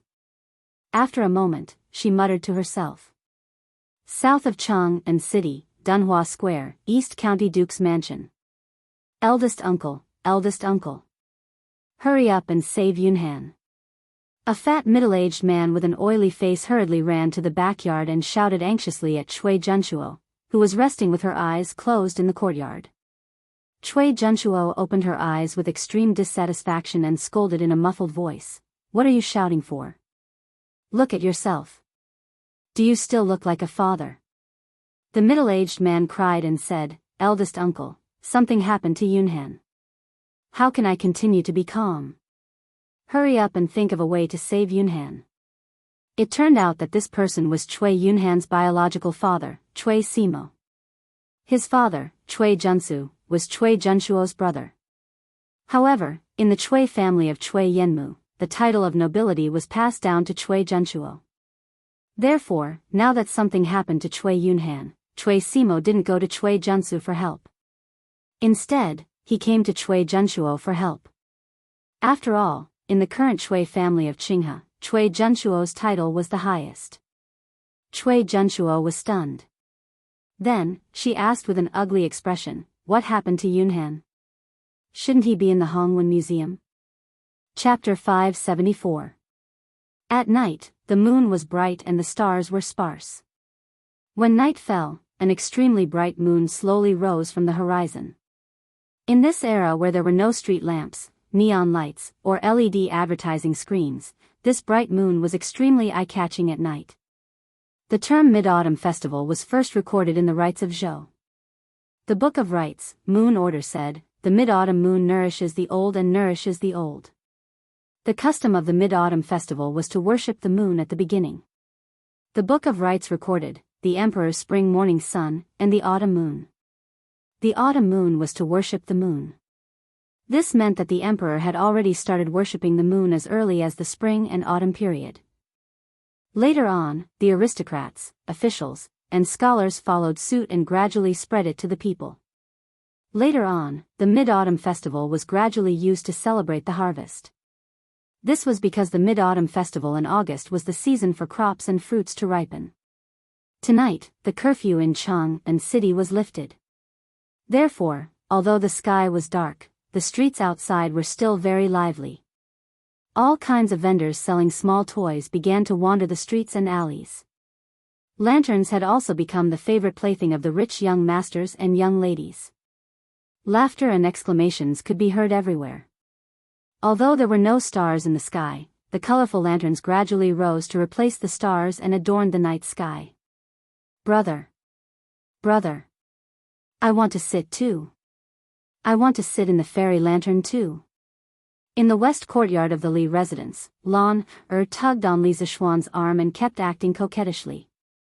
Today was the Mid-Autumn Festival. Of course, Lan couldn't continue to stay in the Han family village. Mrs. Li personally went to fetch the little girl back early in the morning. Li Zishuan face-bombed. He didn't know where this little girl got the news from. He had clearly brought his wife here in secret. However, in this situation, he could only helplessly say, "Lan, next time. We can't carry too many people on it at once. Otherwise, it will fall from the sky. After brother brings Yushi down, I'll bring you up to play, okay?" Lan looked up at Han Yushi. After hesitating for a while, she said, "All right. Then brother, you have to keep your word." Li Zishuan laughed and said, "Of course." Han Yushi bent over and patted Lanner's little head.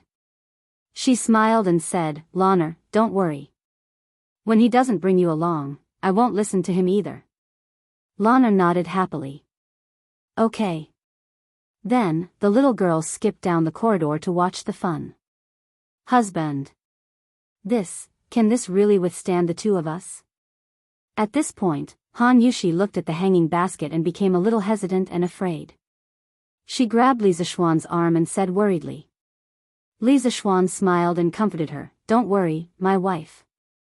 The celestial lamp will definitely be able to withstand the weight of two people. I'm confident about this. Besides, even if there is an accident, I will protect you. Let's go up." In fact, there wouldn't be much of a problem even if 3 people came up together, let alone 2 people. The reason why he didn't let Lan come up together was mainly because Li Zishuan wanted to take Han Yushi for a romantic time. Recently, he had been running around for the academy and the Snake Spirit Mountain. He didn't have much time to accompany his wife.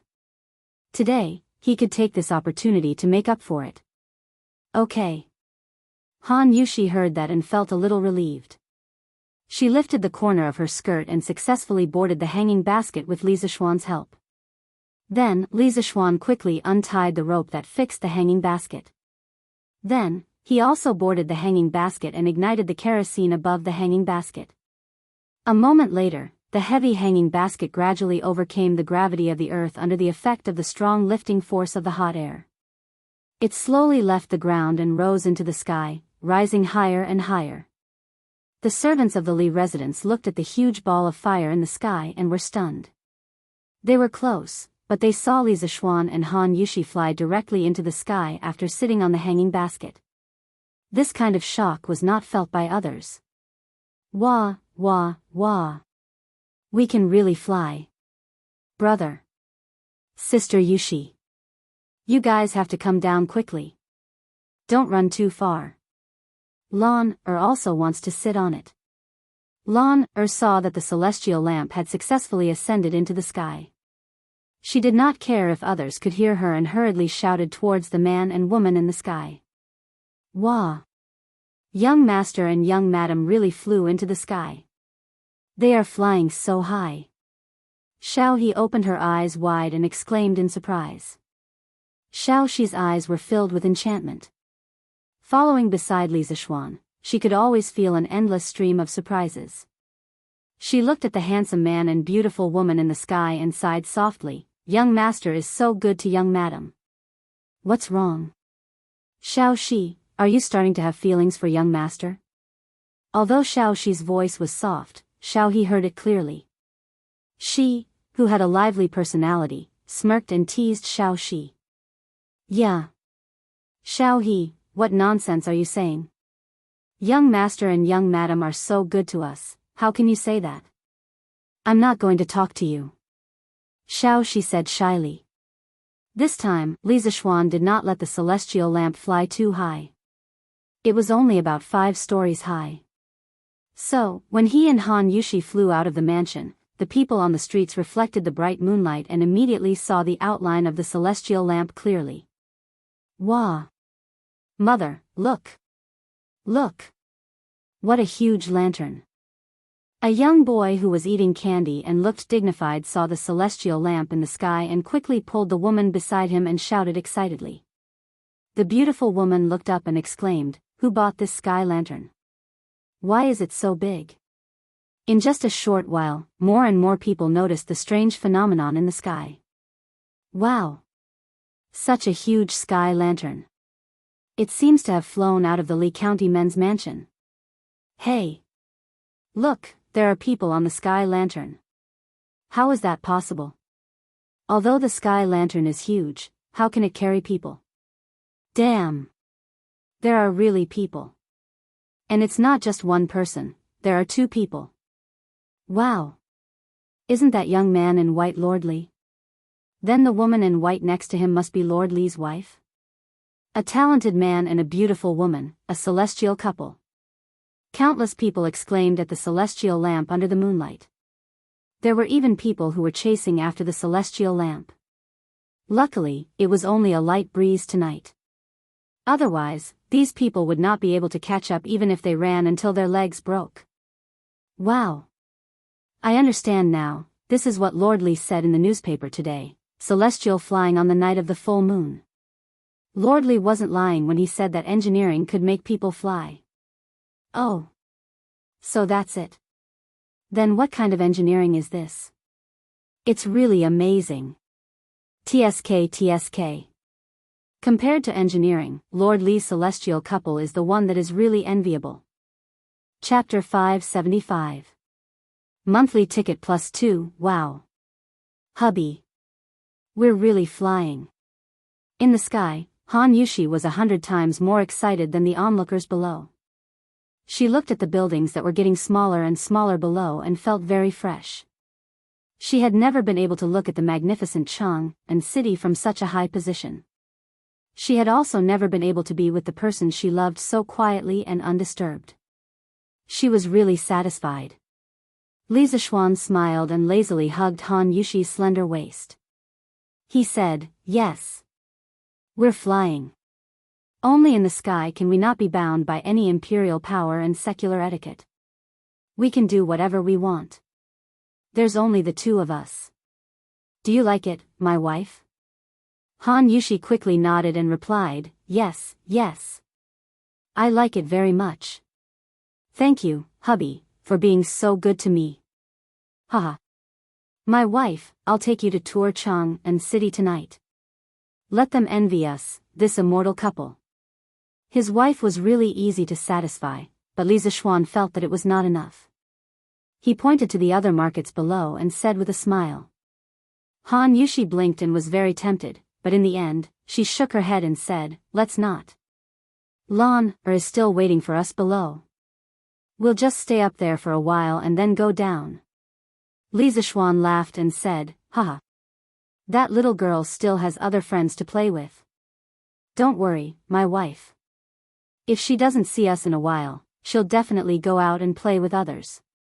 It's rare that the curfew in Chang'an City is lifted tonight. Let me accompany you. Tonight, millions of people will be envious of us. When Han Yushi heard that, she could no longer refuse. She said sweetly in her heart, yes. But then she seemed to think of something and looked up. But hubby, the wind is blowing from the south now. Our fairy lantern can only float to the north. How can we tour Chang'an City? Li Zishuan chuckled and said smugly, heh. Wife, watch carefully. Watch my 18 dragon subduing palms. Oh. Quick, look. Quick, look. There's a huge lantern in the sky. Li Zishuan was right. It was rare that there was no curfew in Chang'an tonight, so many people would not go to bed so early. Those who had money would go to the night market, while those who had no money would go to their homes to chat and beat their sons. All the markets were bustling. It was precisely because no one was sleeping and Li Zishuan was flying at a low altitude that the celestial lamp caused a huge commotion wherever it went. Wow! There are 2 more people up there. This should be the meaning of celestial flying on a full moon night, right? Sir Li really didn't lie. There seems to be another person dancing. Was Lord Ju's wife dancing for Lord Ju? They are so loving. But aren't they offending public decency by doing this in public? Tisk.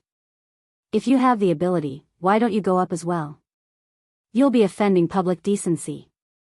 Seriously. F***ck. No, no, no.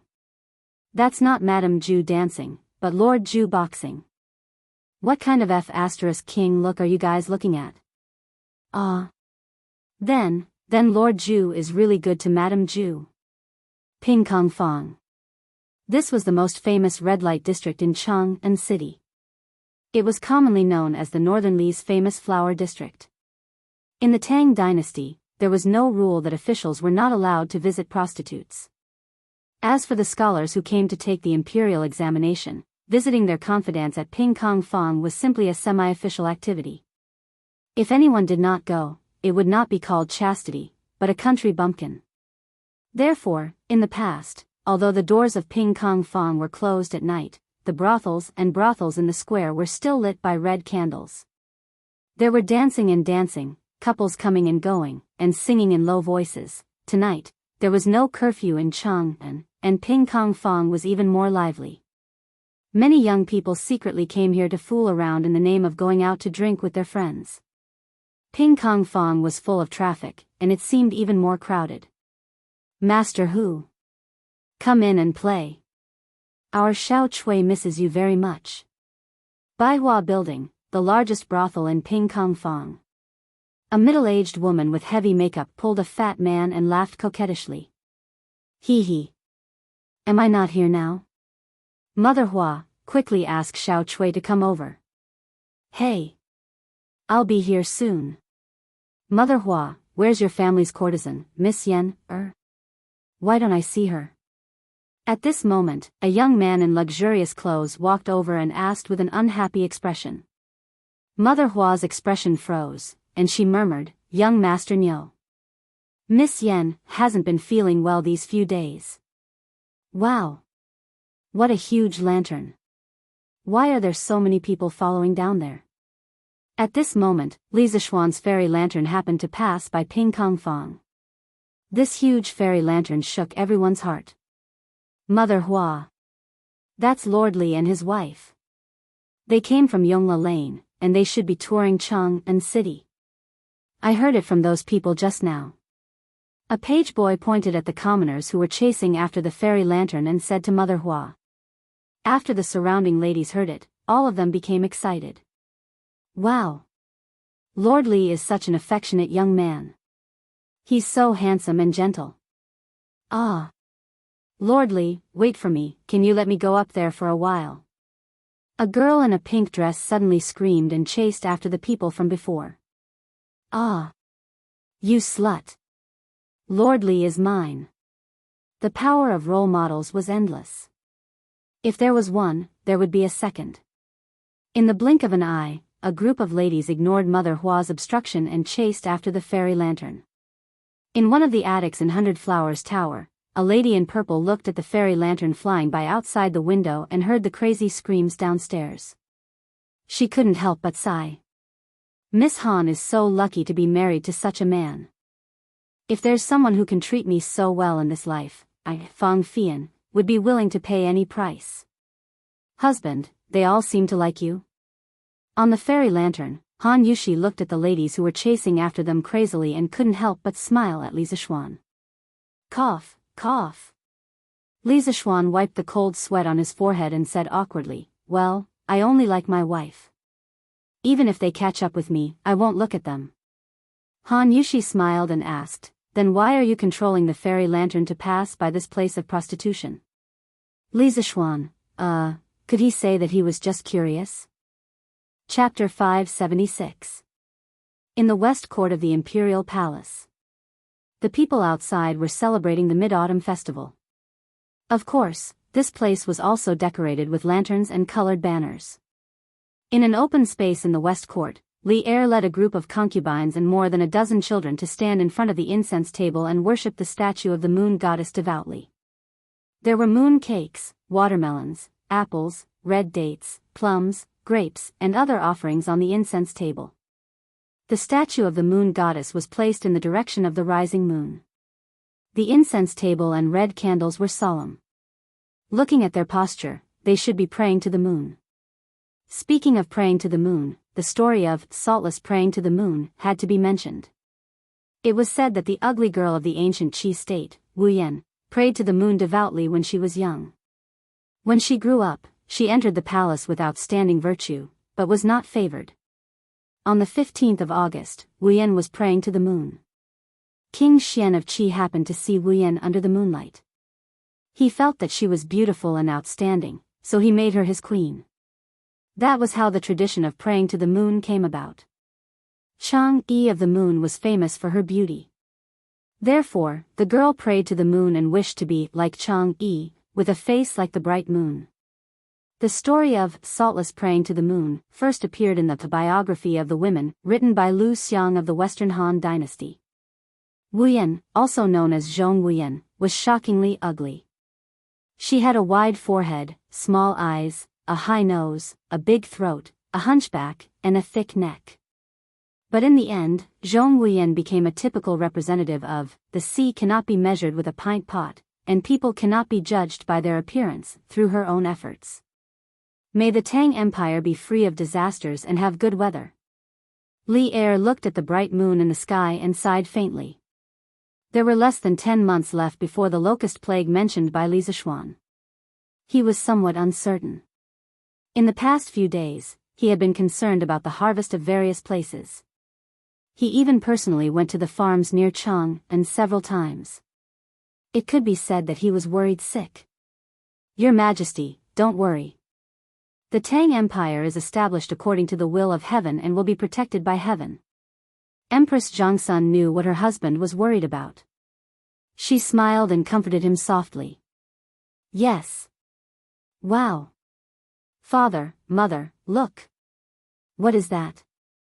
Tranquil, who was at the side, suddenly saw a ball of fire floating in the southern sky. He couldn't help exclaiming in shock.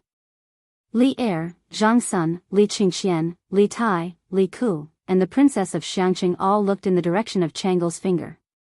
They saw an extremely bright flame floating in the sky far to the south. It seemed to be moving slowly. Zhao Song, get someone to check if this is Li Zishuan's doing. This ball of flame was very far away, and it was difficult for ordinary people to distinguish what it was. However, Li Zishuan had seen it from a distance on the Black Tortoise Gate's watchtower when he used the immortal lamp to wipe out the 7 cultivators of true virtue. Therefore, he was able to recognize it at a glance. Zhao Song responded and ran out. Not long after, he came back. He bowed and said, Your Majesty, that is Li Xiannan and his wife. They are touring the city on the immortal lamp. They are still some distance away from the imperial city, and it seems like they are about to turn around. Hearing this, Tranquil came to a realization. She looked at the fairy lamp in the distance and said with a mesmerized expression, "So this is the fairy lamp." Brother Xiao Xian actually brought sister Yuxi up with him. They are really loving. Li Er's expression was a little ugly. He snorted and said, "At least this kid knows his place. Get the guards at the city gates to keep an eye on him. If he dares to approach the imperial palace, shoot him down." Shoot him down? Everyone present was stunned. They were all thunderstruck by Li Er's words. Zhao Song wiped his sweat and said respectfully, "Yes, Your Majesty." However, Li Xiannan shouldn't be so reckless. Li Er glanced at the immortal lamp in the sky and said unhappily, "That better be the case." This was Li Zishuan. If it were someone else, he would have ordered the imperial guards to shoot down the immortal lamp. After Li Er said that, he pulled Empress Zhang Sun, who was holding back her laughter, and walked to the back of the palace. He said to the concubines and children, "Let's go to Lijiang Hall for the Mid-Autumn Festival." Everyone bowed and agreed. After Li Er walked away, Li Tai looked at the immortal lamp and said indignantly, "Xiao Xian, this bastard, really forgets about friendship when he sees a girl. He told us that the immortal lamp is unstable, has a limited capacity, and can't control the direction. Now it seems like he was lying. This won't do, I'll settle the score with this kid tomorrow."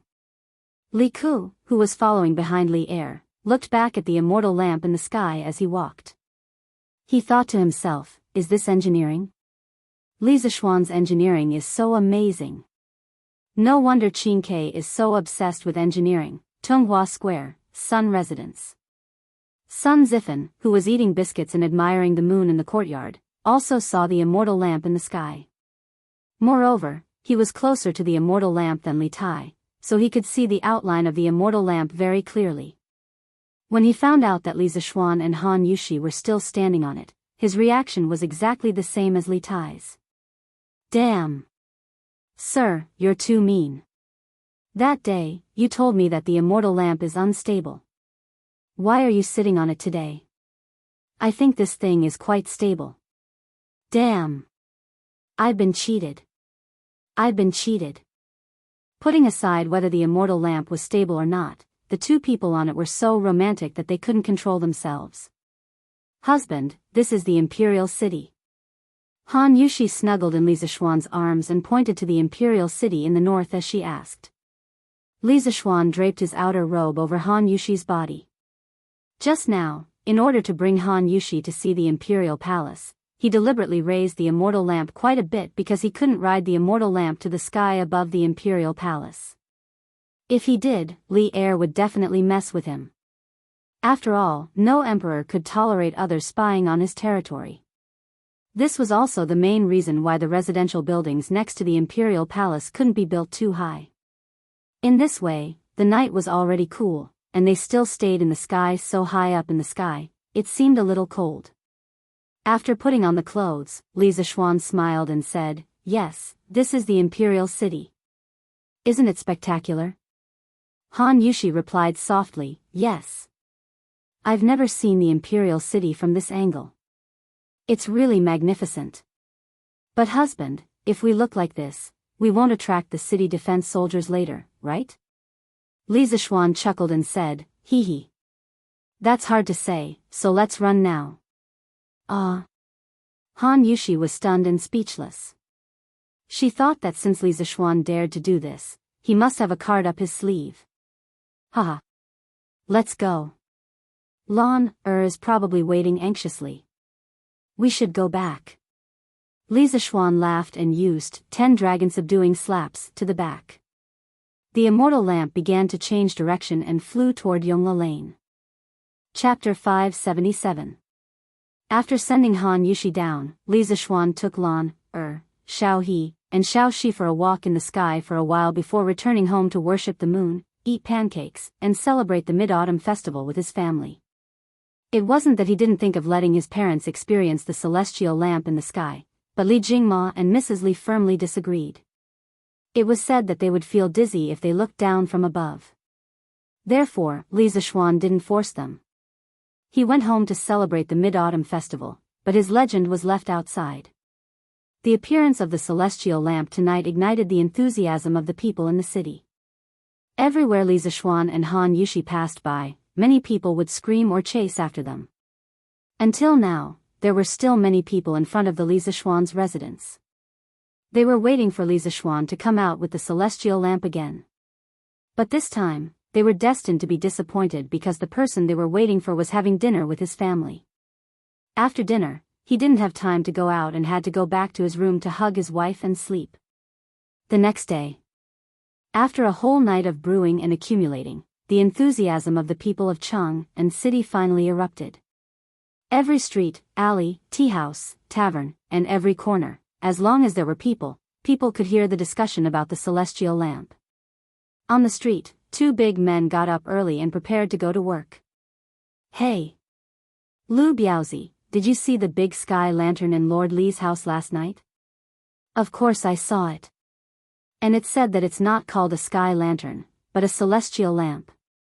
Lord Li used this thing to fly up last time when he wiped out the 7 cultivators of virtue.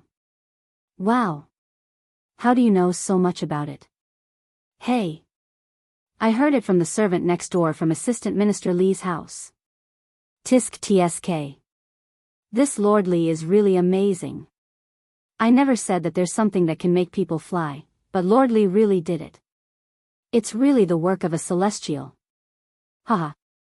Lord Li is the lucky star that God gave to our Tang Empire. Hateful that some people dared to doubt Lord Li's bragging the day before yesterday. Now, no one dares to doubt it, right? Hey! If that's the case, then Lord Li's engineering project seems to be really impressive. It's amazing, but what does it have to do with you, pockmarked Xiang? What do you mean it has nothing to do with me? I plan to let my brat go to Yanhuang College next month to try. If he can get in, won't he be able to soar into the sky like Lord Li in the future? Ha ha ha. I'm dying of laughter. How can someone as silly as your steamed bun get into Yanhuang College? Why? Why can't I? My little bun has already been enlightened. I'll buy him an arithmetic book and let him study for a month. There's an 80% chance that he'll pass. Inside the classroom of the Hongwen school. Although it was the start of the field break, many students who lived in Chang and still volunteered to stay in the school for supplementary lessons. This phenomenon was not only present in the Hongwen school, but also in the Imperial College, Chongwen School, and other places. In a certain classroom, the students took advantage of the fact that the teacher hadn't arrived yet to discuss the celestial lamp that carried people into the sky last night. Did you all see Li Xiannan riding the lantern and flying in the air last night? Of course I saw it. It was so exciting. I didn't expect Sir Li to really do what he said. With the power of a mortal, he flew in the sky. This kind of thing can only be seen in cultivation novels. I didn't expect to see it with my own eyes last night. It's so amazing. Yeah. Celestial flying on the night of the full moon. I was still wondering what this news meant. I didn't expect Li Xiannan to give us such a big surprise. It's so unbelievable. Sigh. That's right. Did many students from our Hongwen school go to Li Xiannan's house the day before yesterday? They said that Li Xiannan was exaggerating and deceiving the people. Gong Sun Fei, were you one of them? No. Definitely not. I was at home the day before yesterday. Yes, at home. Cui Yunhan went. Everyone knows that. Furthermore, he's still in the Supreme Court now. 3. What I want to know is, did you really not go? Or did anyone else go? I really didn't go. Li Xiannan is knowledgeable and upright. Why would I do such a wicked thing and embarrass our Hongwen school? Damn. That bunch of people really disgraced our Hongwen Institute. Now, even the students of the directorate are laughing at us. Sigh. I didn't expect Cui Yunhan to be such a person. Imperial College. The students' discussions could be heard everywhere. They were even more enthusiastic than the students from the Hongwen school. This was because Li Zixuan was once a professor at the Imperial College. Because of this relationship, all the students felt proud of what happened yesterday. Ha ha ha ha. Li Sai is so amazing. He must have slapped the faces of those students from the Hongwen school until they're swollen. Although Li Zixuan had resigned from his position as the Imperial College's secretary, many students from the Imperial College were still used to calling him Ci. Perhaps this was also a form of nostalgia. Yes, yes, yes. Let's see who dares to jump out in the future. Whoever is not convinced, Li Sai will slap their faces. Haha. But Li Sai's sky lantern is really amazing. It can actually carry 2 people, amazing. Good job, Li Sai. Previously, so many people suspected that Li Sai was advocating engineering, but I never doubted it. Because the person who said those words was Li Sai, I believed that he could do it. Indeed, he didn't disappoint me last night. Do you guys know that Yanhuang College's entrance exam is next month? At this moment, it was unknown who said these words. Then, the classroom instantly quieted down. The originally excited expressions on everyone's faces froze. Gradually, some people's eyes began to flicker, but they didn't say anything. Clang, clang, clang. Coincidentally, at this moment, the bell for class rang. The students cleared their complicated thoughts, sat upright, and prepared for class. However, things were far from over. After school, at Chitsu Culture. Hey! Situ Cheng. Why are you here? A young man in a blue shirt said in surprise as he pointed at another person. Tai Ning. I'm here to buy a dictionary. Yes, I'm here to buy a dictionary for my little sister. Hey. Speaking of which, why are you here? Huh. I'm here to buy a dictionary too. Pfft. Why are you buying a dictionary? Don't tell me you're buying one for yourself. Besides, you don't have any siblings at home. This. The other student was speechless. He stuttered and couldn't come up with anything. Seeing this, the young man named Tai Ning's expression changed slightly. He leaned over to his companion's ear and whispered, "Are you here to buy mathematics textbooks?" Situ Cheng's eyes widened. He was so shocked that he couldn't speak. After a while, he said, "Are you here to buy mathematics textbooks too?" I didn't hear you say you're going to Yanhuang College. Hey.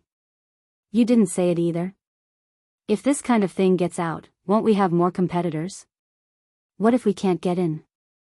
I didn't expect you to be as cunning as me. *T. I'm afraid that if I say it, my dad will beat me up if he finds out. That can't be. Engineering is so popular now.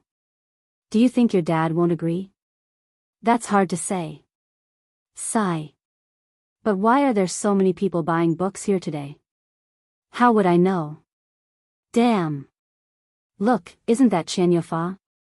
Damn, that kid is here too. Chapter 578. Li Zixuan's act of using the fairy lamp to carry a person into the sky could be considered as another wave of advertising for Yanhuang College and engineering. Furthermore, the effect of the advertising was several times better than the last time. The most direct manifestation of this was that the first volume of the new mathematics textbook sold out like crazy in Chitsu Culture. 100 books were sold out in an instant, 200 books were sold out in an instant, and 500 books were sold out in an instant. In order to alleviate the pressure of Chitsu Culture's traffic, Li Zixuan decisively decided to distribute the tens of thousands of new mathematics textbooks to the major booksellers in Chang and City at a price of 15% below the market price. In any case, he had never thought of using these textbooks to make money. It was fine as long as he didn't make a loss.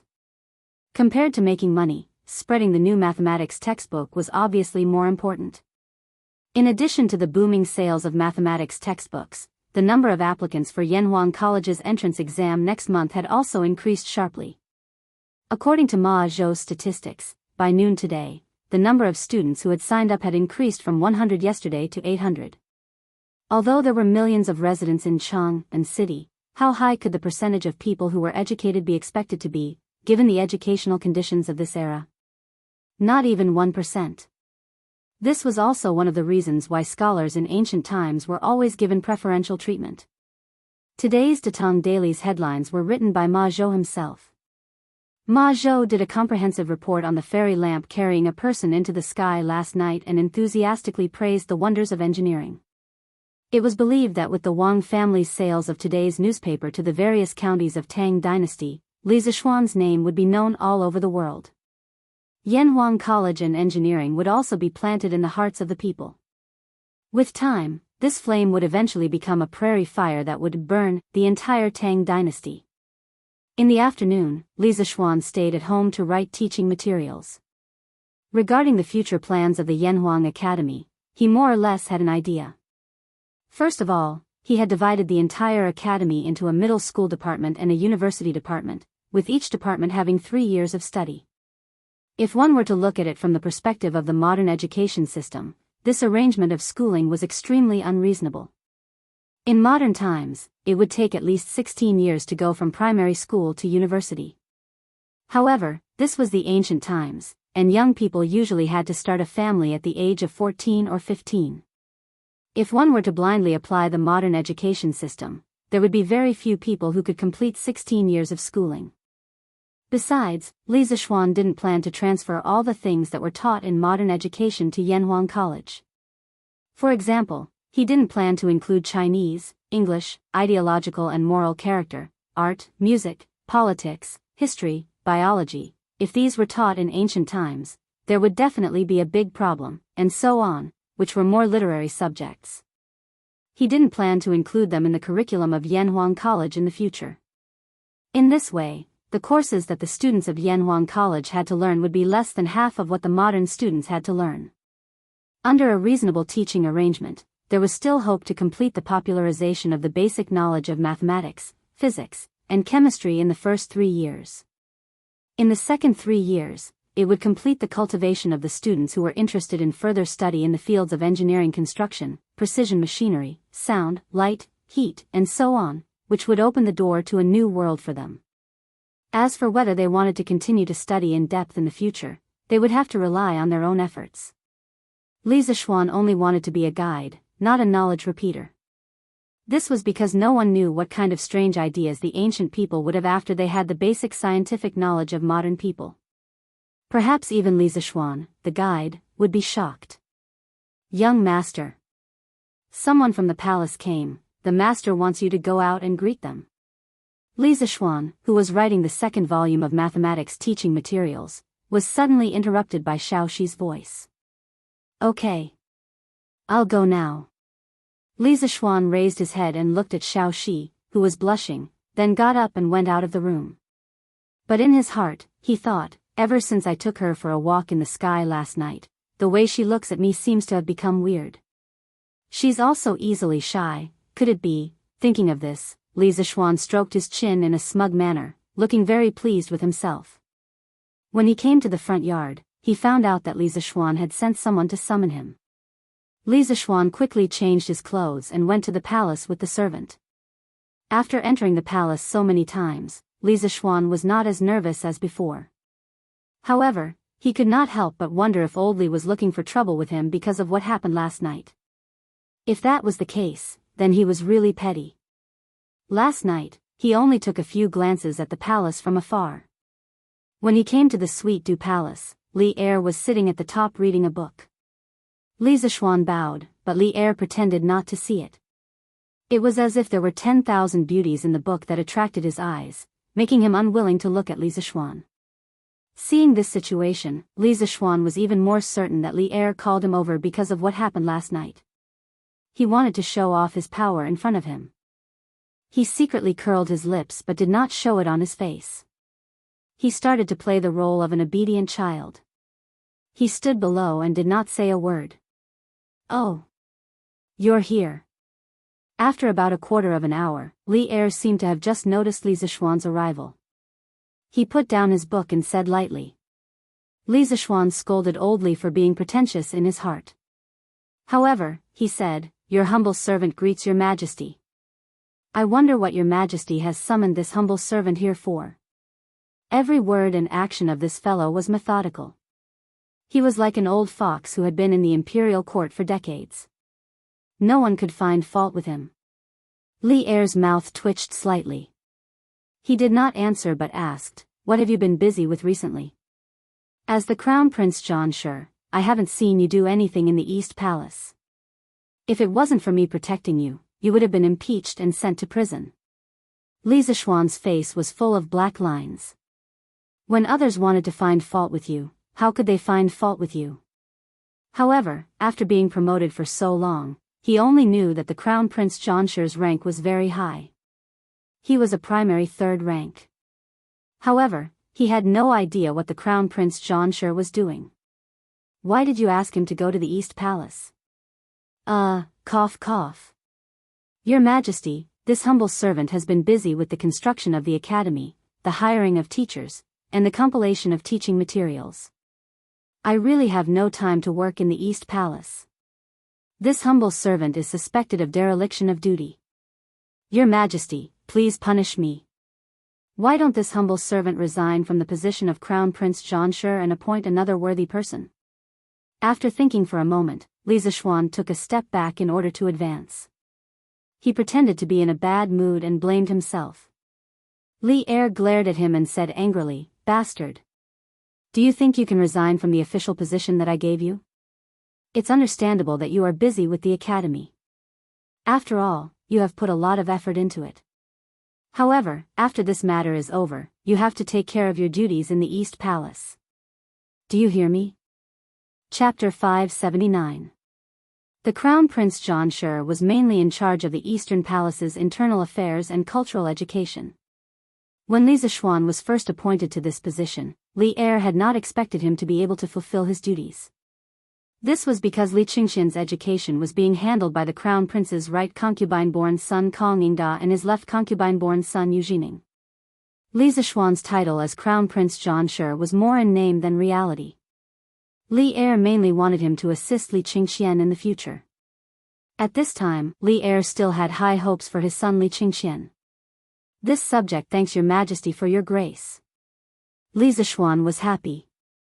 This test had indeed tested Li Er's attitude. It seemed like Li Er did not want to remove him from his position.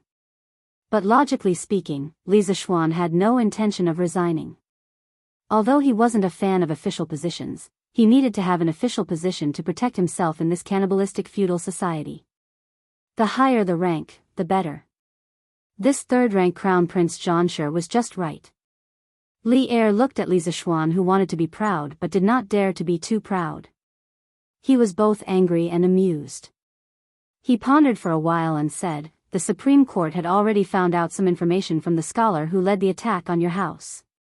When Li Zishuan heard this, he immediately perked up. However, Li Er suddenly stopped talking. This made him very angry. He cursed old Li in his heart for not having little Chirpy. After waiting for a long while, Li Er continued. "That student is from Qinghe's Chui family's Zhengzhou branch's second branch. His name is Chui Yunhan. His grandfather is the East County Duke's younger brother. According to him, because he saw you wantonly advocating engineering studies, he felt that you were insulting the sage's studies. He felt indignant and wanted to gather a group of classmates to denounce you." Qinghe's Chui family? When Li Zishuan heard Chui Yunhan's identity, he was shocked in his heart. Combined with the news of the aristocratic family gathering that Leng Yuyao brought the day before, he finally had a rough idea of what happened. The aristocratic family had already made a move on him. But after hearing Chui Yunhan's confession, Li Zishuan could not help but frown. He stepped forward and cupped his hands. "Your Majesty, please forgive me for speaking bluntly. The truth is definitely not what Chui Yunhan said. All of my actions after leaving the mountain have harmed the aristocratic families and benefited the common people. Those aristocratic families all see me as a thorn in their side. If you say that Chui Yunhan's actions are only to protect the position of the Saint Academy, I will never believe it." Li Er said in annoyance, "Of course I know that kid is lying. Do I need you to teach me?" However, as Cui Junshua was the prefectural duke, the people of the Supreme Court could not punish his grandnephew without any evidence. However, the Supreme Court didn't come out empty-handed. They also found some other things. Li Zishuan's expression changed slightly, but he couldn't rush him. He could only stand there anxiously and wait for him to continue. The incident this time was less than a month apart from the time when Jianghu led a group of women to surround your house. Previously, I suspected that there should be some connection between the two cases. Thus, I let the Supreme Court officials try the two cases together. As expected, Jiang Zuihua testified that Cui Yunhan's figure and voice were very similar to the person who instigated her last time. Thus, Cui Yunhan has been detained by the Supreme Court and will be handed over to the Ministry of Justice to be convicted. After Li Er finished speaking, there was a trace of complacency in his expression. Li Zishuan felt that he should play the background music of Detective Conan for old Li. However, he felt that the previous case had nothing to do with this case. Because the day before yesterday, Leng Yuyao brought news that during the gathering of the 5 aristocratic families, the one who went to the Cui family was Cui Xuanji. Your Majesty is wise and observant. I admire you. But I wonder how your Majesty intends to deal with it. Li Zishuan thought to himself. No matter if the previous incident was done by Cui Yunhan or not, this kid will definitely not be able to escape. I will kill him first. Li Er stared into Li Zishuan's eyes and asked, "How do you want me to deal with him?" A qualified and virtuous official would definitely say, "Your Majesty can decide," at this moment. However, Li Zishuan was never a qualified and virtuous official. He said with a serious face, "Your Majesty, to be honest, ever since I decided to establish Yanhuang College and promote engineering, I have been running around everywhere for the college. Even so, the progress of the college is not satisfactory. The main reason is that in the process of building the college, there are always some people with bad intentions who want to harm me. In order to protect myself and my family, I am really tired of dealing with them. Therefore, if your Majesty feels that there is still a need for Yanhuang College to exist, or if your Majesty feels that engineering is still useful to my Tang Empire, I beg your Majesty to punish the chicken to warn the monkey. So that those demons and monsters will not affect me from spreading engineering." After saying so much, Li Zishuan wanted to use the name of engineering to make Cui Yunhan look bad in front of Li Er. With the fairy lamp and gunpowder, these two peerless artifacts, Li Zishuan felt that the bargaining chip on the side of engineering was enough. Furthermore, Li Er's relationship with the Shandong nobles was not good. This choice was not controversial for Li Er. Of course, Li Er would not choose to stand on the side of the nobles. Otherwise, he would not have personally ordered the imperial army to capture Cui Yunhan. The reason why he did that was because he placed great importance on engineering. At this moment, after hearing Li Zishuan's words, he raised his eyebrows and said, "You want me to kill Cui Yunhan? Tisk. You really dare to think about it. Let's not talk about Cui Yunhan being from the Cui clan of Qinghe.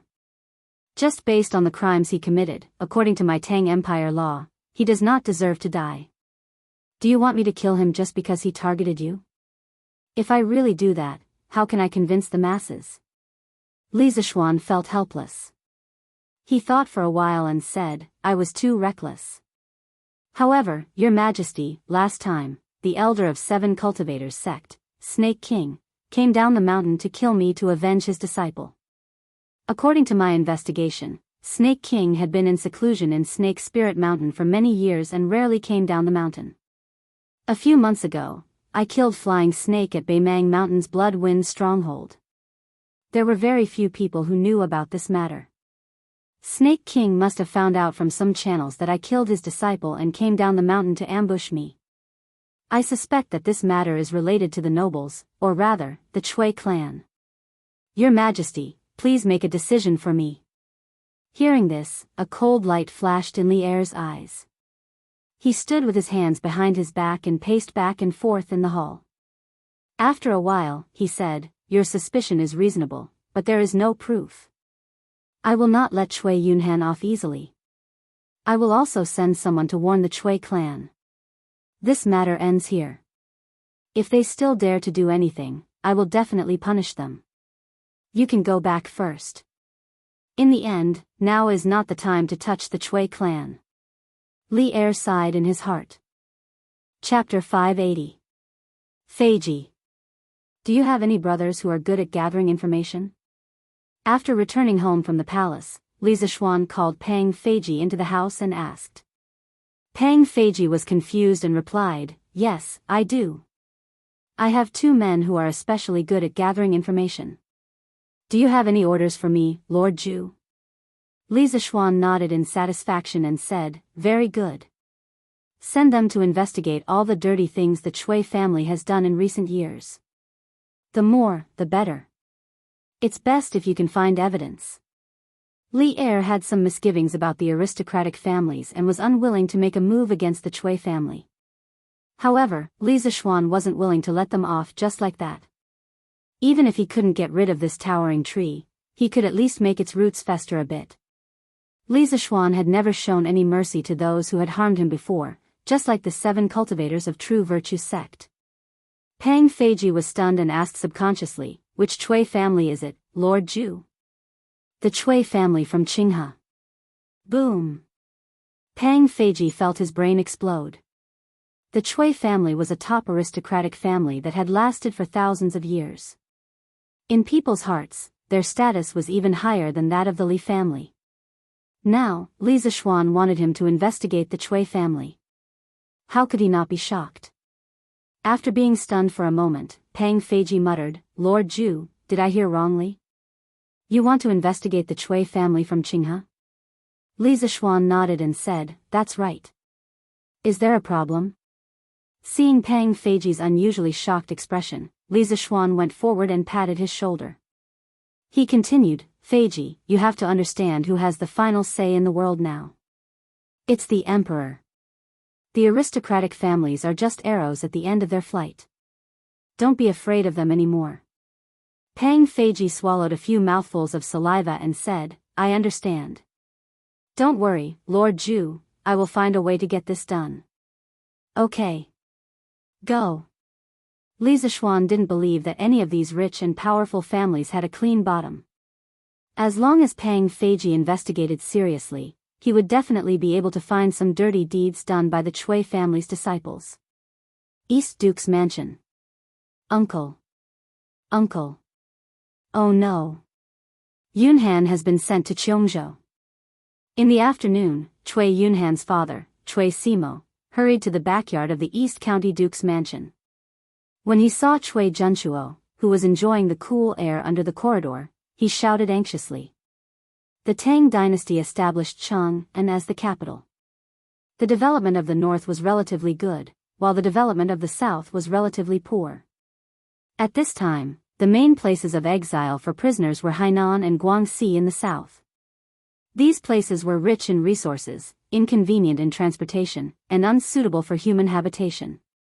The prisoners' lives were used to do dangerous work to speed up the local development. Chui Junchuo was shocked. He stood up shakily and said in disbelief, how is that possible? The Supreme Judiciary just arrested Yunhan the day before yesterday.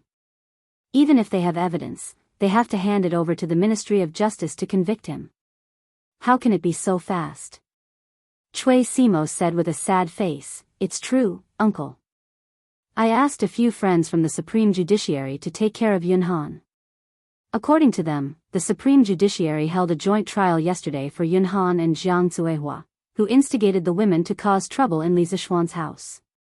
Jianghu, that be *tch, slandered my son Yunhan and the mastermind behind the scenes who bribed her previously. Their voices and figures are exactly the same. Therefore, the Supreme Judiciary officially arrested Yunhan yesterday and prepared to hand him over to the Ministry of Justice to convict him. However, just now, I received news from the Supreme Judiciary that the Emperor has decreed that Yunhan will be sent to Jianghu and will not be able to enter the imperial court as an official for the rest of his life. Uncle. You have to save Yunhan. He has been wronged. The previous incident had nothing to do with him. When Chui Junchuo heard this, he was both shocked and stunned at the same time. He never thought that the crime of Cui Xuanji bribing Jiang Zuehua to wreak havoc in the Li residence would ultimately fall onto Cui Yunhan. He closed his eyes and seriously thought about it. If he didn't think about it, he wouldn't know. But when he thought about it, he was shocked.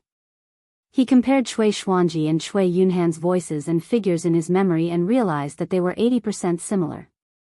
No wonder Jiang Zuehua would identify Cui Yunhan as the mastermind.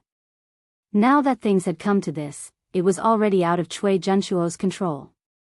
Now that there were witnesses and evidence, it was as difficult as ascending to the heavens to reverse the case for Cui Yunhan unless he told the imperial court that the mastermind behind the chaos in the Li residence was Cui Xuanji. However, was it worth it? That way, although it would reduce Cui Yunhan's crime, it would also cause another descendant of the Cui family to be implicated. Furthermore, it would be the most outstanding youngster of the third generation. Cui Zhenchuo would never allow such a situation to happen. Cui CMO did not know about the previous incident. Otherwise, it would be hard to say if he would betray Cui Xuanji in order to save his son. For the Cui family, he could only. A trace of determination flashed across Cui Zhenchuo's eyes. He looked at Cui CMO and said in a deep voice, I had already arranged a meeting with 2 assistant ministers of the Ministry of Justice tomorrow to ask them to make an exception. However, I did not expect the emperor to place such importance on this case and convict Yunhan in such a short time. Now that the emperor has issued the imperial edict and the evidence is irrefutable, no matter how hard I try, it will be in vain. So, CMO, you had better make plans early and arrange for some people to go to Jianghu to take care of Yunhan. Cui CMO was stunned on the spot as if he was struck by lightning. After a while, he said in a trembling voice, No. Uncle.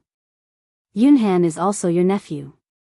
She couldn't ruin his future because of such a small matter.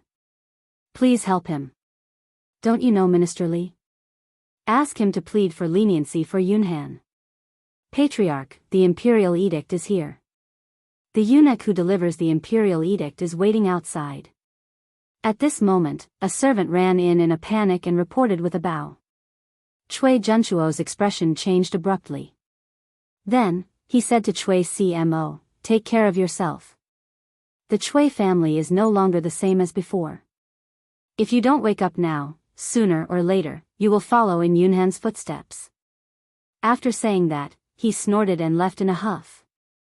When Cui CMO heard that, he knew that this matter had really reached the point of no return. When he thought that his only son was going to be exiled to a barren land thousands of miles away, even though he was a man in his 40s, he could not help but feel sad and his eyes turned red. Yunhan, my son, I have let you down. Uncle, you are so cruel. The person Cui CMO was complaining about in his heart had already arrived at the front yard. When he saw the eunuch who came to deliver the imperial edict, his pupils suddenly shrank. His already stooped back bent even lower. If one looked carefully, one could see that his body was still trembling slightly.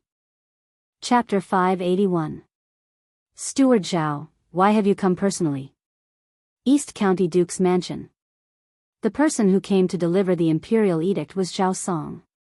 Although this person did not have any rank, he was the person closest to the center of power of the Tang Empire. No one dared to ignore him. Furthermore, Cui Zhenchuo had just heard the news of Cui Yunhan being exiled to Jianghu, and Zhao Song, the head eunuch, came with the imperial edict. Even a fool would know that the Cui family was in big trouble. I'm here to see the grand courtyard of the East County Duke's mansion. I wonder if the East County Duke has been well recently? Zhao Song's face was full of smiles, but his smile did not make people happy. Perhaps this was the so-called there is a knife hidden in a smile. When Cui Zhenchuo heard Zhao Song's words, his expression froze completely. After a long silence, he said, Thank you for your concern, Steward Zhao. I'm well.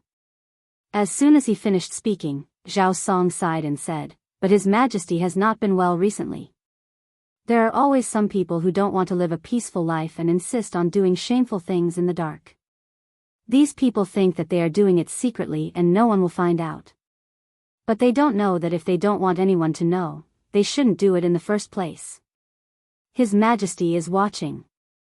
After saying that, Zhao Song stared at Cui Junchuo meaningfully without blinking. The atmosphere in the room suddenly froze. The panic in Cui Junchuo's eyes disappeared in a flash. Then, he stepped forward and clasped his hands. This kind of person is really hateful. His Majesty is diligent and loves the people. He has a lot of things to deal with every day, but he still has to worry about this kind of person.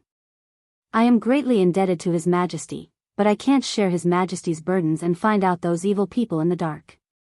I am ashamed to face His Majesty. As he spoke, Cui Junchuo's tears flowed down. Looking at him, anyone would think that he was a rare loyal minister. Zhao Song's expression did not change, as if he did not hear Cui Junchuo's words at all. Cui Junchuo expressed his feelings for a long time, but he did not receive any response from Zhao Song. If he knew that a clown was a creature, he would definitely feel that he was a clown now. Cough cough. The atmosphere was awkward for a while, and Cui Junchuo finally couldn't help but get to the point. I wonder why Steward Zhao is here today? Zhao Song's expression turned solemn. He stepped forward and said, His Majesty ordered me to come. His Majesty wants me to say a few words to you. Cui Junchuo hurriedly said, Then this old man will order people to set up the incense table to welcome the imperial edict. Zhao Song said, There's no need. I'm just here to pass on a few verbal instructions from His Majesty. I don't have an imperial edict with me. East Commandery Duke, just listen to me.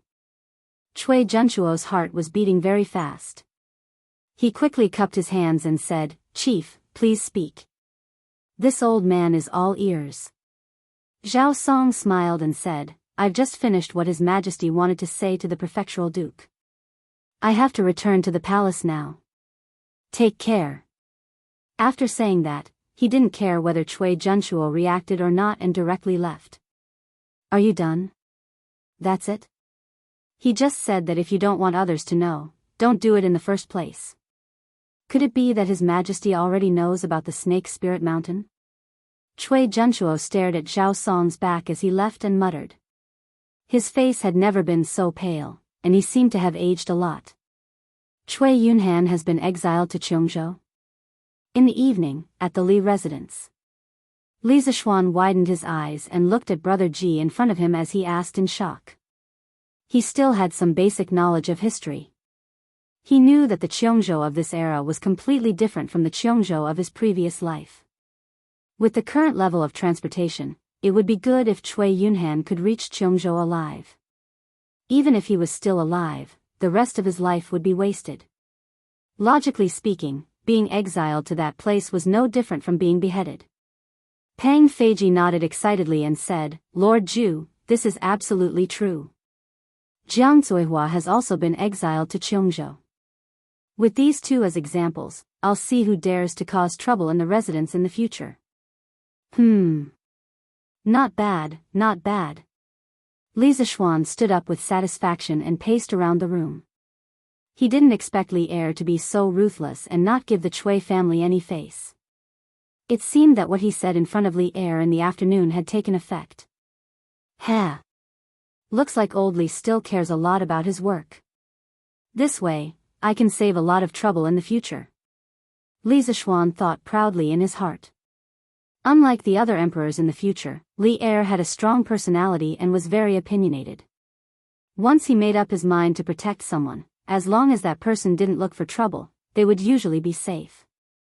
Lord Zhu, then should we continue investigating the Cui family? Pang Feiji asked tentatively. After following Li Zishuan for so long, Chicken Bro understood Li Zishuan very well. He guessed that when Li Zishuan asked him to investigate the Cui family, it was mainly because of the results given by Li Er. Li Zishuan might not be satisfied, but looking at Li Zishuan now, it was obvious that he was satisfied with the results given by Li Er. That was why he asked this question. Li Zishuan muttered, Let's investigate. Let's not talk about other things first. I'm also very curious if the Cui family has done any dirty things in recent years. Although Cui Yunhan was crippled, Li Zishuan wasn't completely relieved. After all, the Cui family was a millennium-old family. Who knew if the other party would play any tricks again? He had to prepare the black material first so that he could be prepared when he needed to use it in the future. Yes. Lord Zhu. Pang Feiji scratched his head. Although he didn't understand what Li Zishuan was thinking, he still obeyed the order and agreed. Hey, hey, hey. Did you hear? Cui Yunhan has been exiled to Jianghu.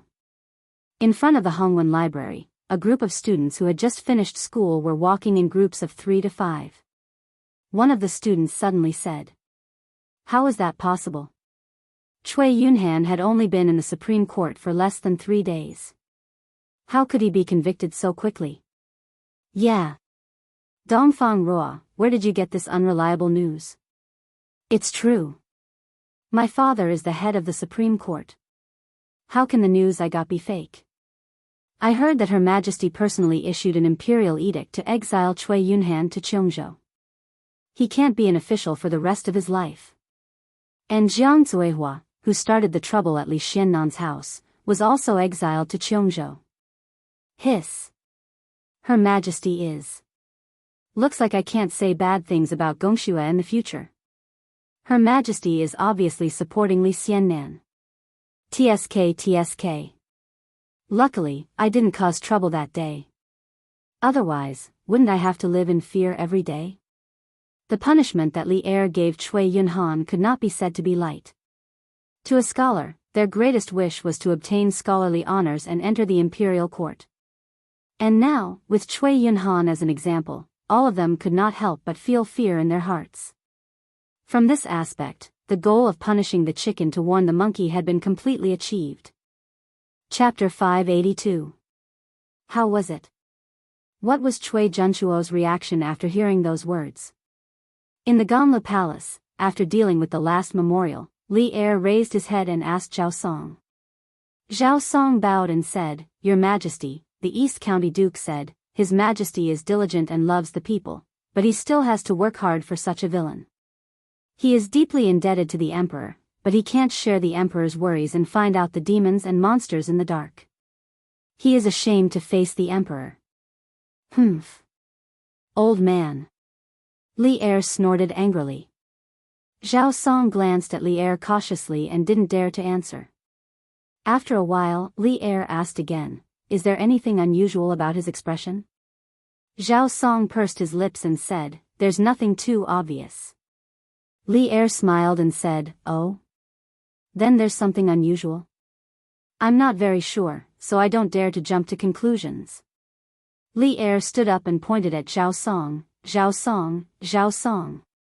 After so many years, you're still so cautious. Don't worry and say it boldly. I'll make the final decision in my heart. Only then did Zhao Song tell the truth, Your Majesty, when I said, if you don't want others to know about it, don't do it in the first place. I clearly saw Duke Dong's eyelids twitch twice. Also, with all due respect, with my many years of experience, there was panic and uneasiness in the East County Duke's eyes, but it was fleeting.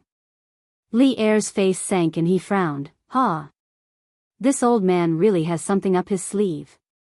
At this moment, Li Er remembered that during the day, Li Zishuan said that the reason why the 7 cultivators sect Snake King came down the mountain to avenge his disciple was probably because the aristocratic family deliberately released the news to kill with a borrowed knife.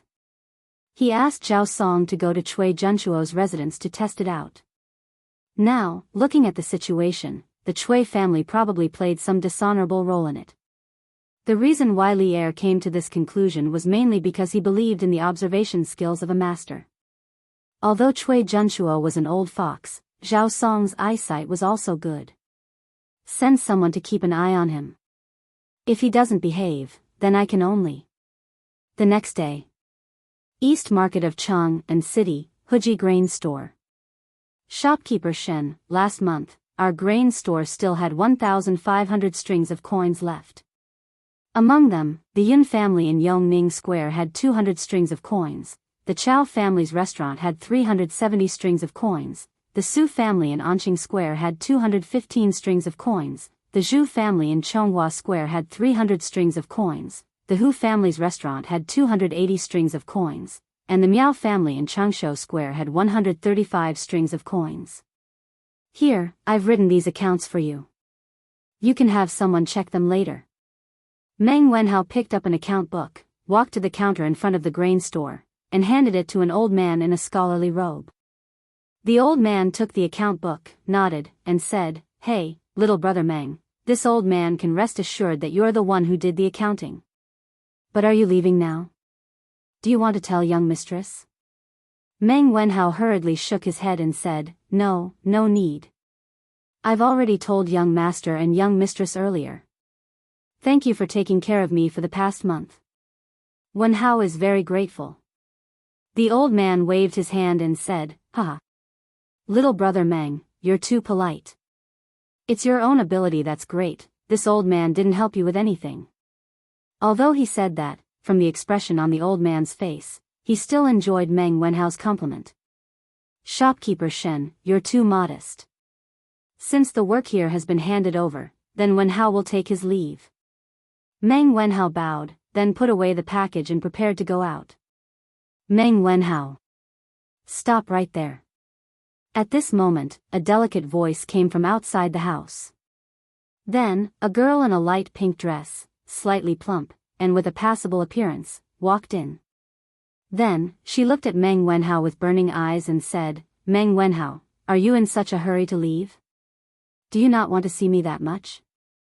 Meng Wenhao's footsteps stopped, and the expression on his face was extremely awkward. He murmured, "Young mistress who, you're here, call me Qingwan." The girl snorted and said with dissatisfaction, "Meng Wenhao, why are you in such a hurry to leave? Could it be that someone here made you unhappy? Or are you not satisfied with your current salary?" Hearing what she said, the shopkeepers and workers in the grain store all kept quiet out of fear. Then, they looked at Meng Wenhao anxiously, afraid that this young man would say something he shouldn't. Meng Wenhao waved his hands and said, "No, no. I'm very happy here, shopkeeper Shen and the others take good care of me, and squire who gives me a very high salary, there's nothing I'm dissatisfied with." After he said that, the shopkeepers and workers all breathed a sigh of relief. Hu Qingwan frowned and said, "Since you're happy here and satisfied with your salary, then why do you still want to leave?" After saying that, the girl put her hands on her small waist, she put her hands on her waist and took a step forward, looking at Meng Wenhao with burning eyes, with an aggressive posture. Meng Wenhao timidly took 2 steps back and said, "Young mistress who, Qingwan, I'm very grateful to you and Squire who for giving me such a high salary, but it's already August. I came here to be an accountant just to help reduce my mother's burden. Although I made a lot of money, I missed a lot of things because of it. I, Meng Wenhao, am a disciple of Mr. Li, and I'm studying engineering. Yanhuang College started construction more than a month ago, and the students from the School of Mathematics all went to Yunshan to help, but I couldn't go. Now that school is about to start, I have to go back to Yunshan to help. So, I can only leave." Hu Qingwan pouted her small mouth, holding the belt of her skirt with her hand, and hesitantly said, Then after you leave the college, you don't have me in your heart?" Cough, cough, cough. Hearing that, old man Shen's face turned red, and he coughed violently. Then, he waved at the workers in the grain store who were gossiping and scolded, "What are you all standing here for? Come with me to move the grain. Let's go, let's go." The workers suddenly understood, and under old man Shen's lead, they all left the grain store. Before old man Shen left, he even, considerately, closed the door. Seeing that, Hu Qingwan also knew that she had misspoken, and her face quickly turned red. However, although she was shy, she still raised her head and looked directly into Meng Wenhao's eyes. Meng Wenhao was sweating profusely. This was the first time someone had confessed to him, and he didn't feel any better. His face was even redder than Hu Wanqing's. After hemming and hawing for a long time, Meng Wenhao opened his mouth and said, "Qingwan, I'm very grateful for the care you and minister who have given me during this period of time, but I don't intend to consider a romantic relationship right now." "Your feelings, Hu Qingwan didn't wait for Meng Wenhao to finish and interrupted him, "It's okay. If you don't consider it now, I can wait." Meng Wenhao rubbed his eyebrows, and his face was full of speechlessness. For more than a month, he was indeed very happy to be able to use what he learned to earn money, but this girl in front of him was his nightmare for the past month, and it made him very distressed. Chapter 583. Brother. Meng Wenhao left. Help me persuade him. Xinghua Square, Hu family. Hu Qingwan went straight to the backyard after returning from the grain store in the East Market. She found her brother, Hu Yuanbao, and said angrily. Looking at her, her confession just now must have failed. Oh. Meng Wenhao. Little sister, who is Meng Wenhao? Has he formed his core? A plump and fair man was lying on a bamboo bed reading the Tang Dynasty daily. From afar, he looked like a pile of fat meat on the bed. When he heard Hu Qingwan's complaint, he casually replied, "That's right. Core. Core formation? What core?" Hu Qingwan, who was angry, couldn't help but be stunned when she heard these inexplicable words and asked in confusion. Hu Yuanbao felt that he had misspoken and coughed dryly. Ahem. Nothing. I'm saying that Han Li is about to break through to the core formation stage. He hadn't read A Legend of a Mortal's Journey to Immortality for a few days, so he planned to start reading it today. Just as he was reading it with relish, Hu Qingwan angrily came to find him. Therefore, before his mind could break away from the novel, he subconsciously replied to her. Hu Yuanbao. There was always a price to pay for being willful, and Hu Yuanbao thoroughly experienced it at this moment. After figuring out what core formation was, Hu Qingwan yelled angrily, which resounded throughout the Hu family's courtyard. The birds on the branches flapped their wings and fled in fright. Hu Yuanbao. I'm talking business with you. Can you not just stay at home and read novels all day long? Can you? Hu Yuanbao was so scared that his cheeks were trembling. He hurriedly said, Little sister, that's Big Brother's fault. You have something to say. Combined with Hu Qingwan's description of him just now, if he was in the modern world, he would definitely be a fat otaku. Hu Qingwan snorted angrily. Meng Wenhao is gone. Help me keep him. Hu Yuanbao scratched his head in distress and asked weakly, Ahem. Little sister, I forgot who Meng Wenhao is. You didn't mention it just now. You. Hu Qingwan was so angry that her chest heaved up and down a few times. Meng Wenhao is the new accountant of our family's grain store. Say, you. Daddy asked you to help take care of the family business, but you didn't listen. Do you know how long it's been since you went out? You don't even know who your own accountant is. Hu Yuanbao licked his lips and walked over to grab Hu Qingwan's arm. Haha. Don't we still have you, little sister? You and Dad are enough for those businesses.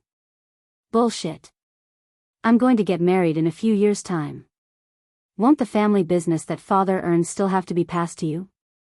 If you don't worry about it now, I'll see what you'll do in a few years.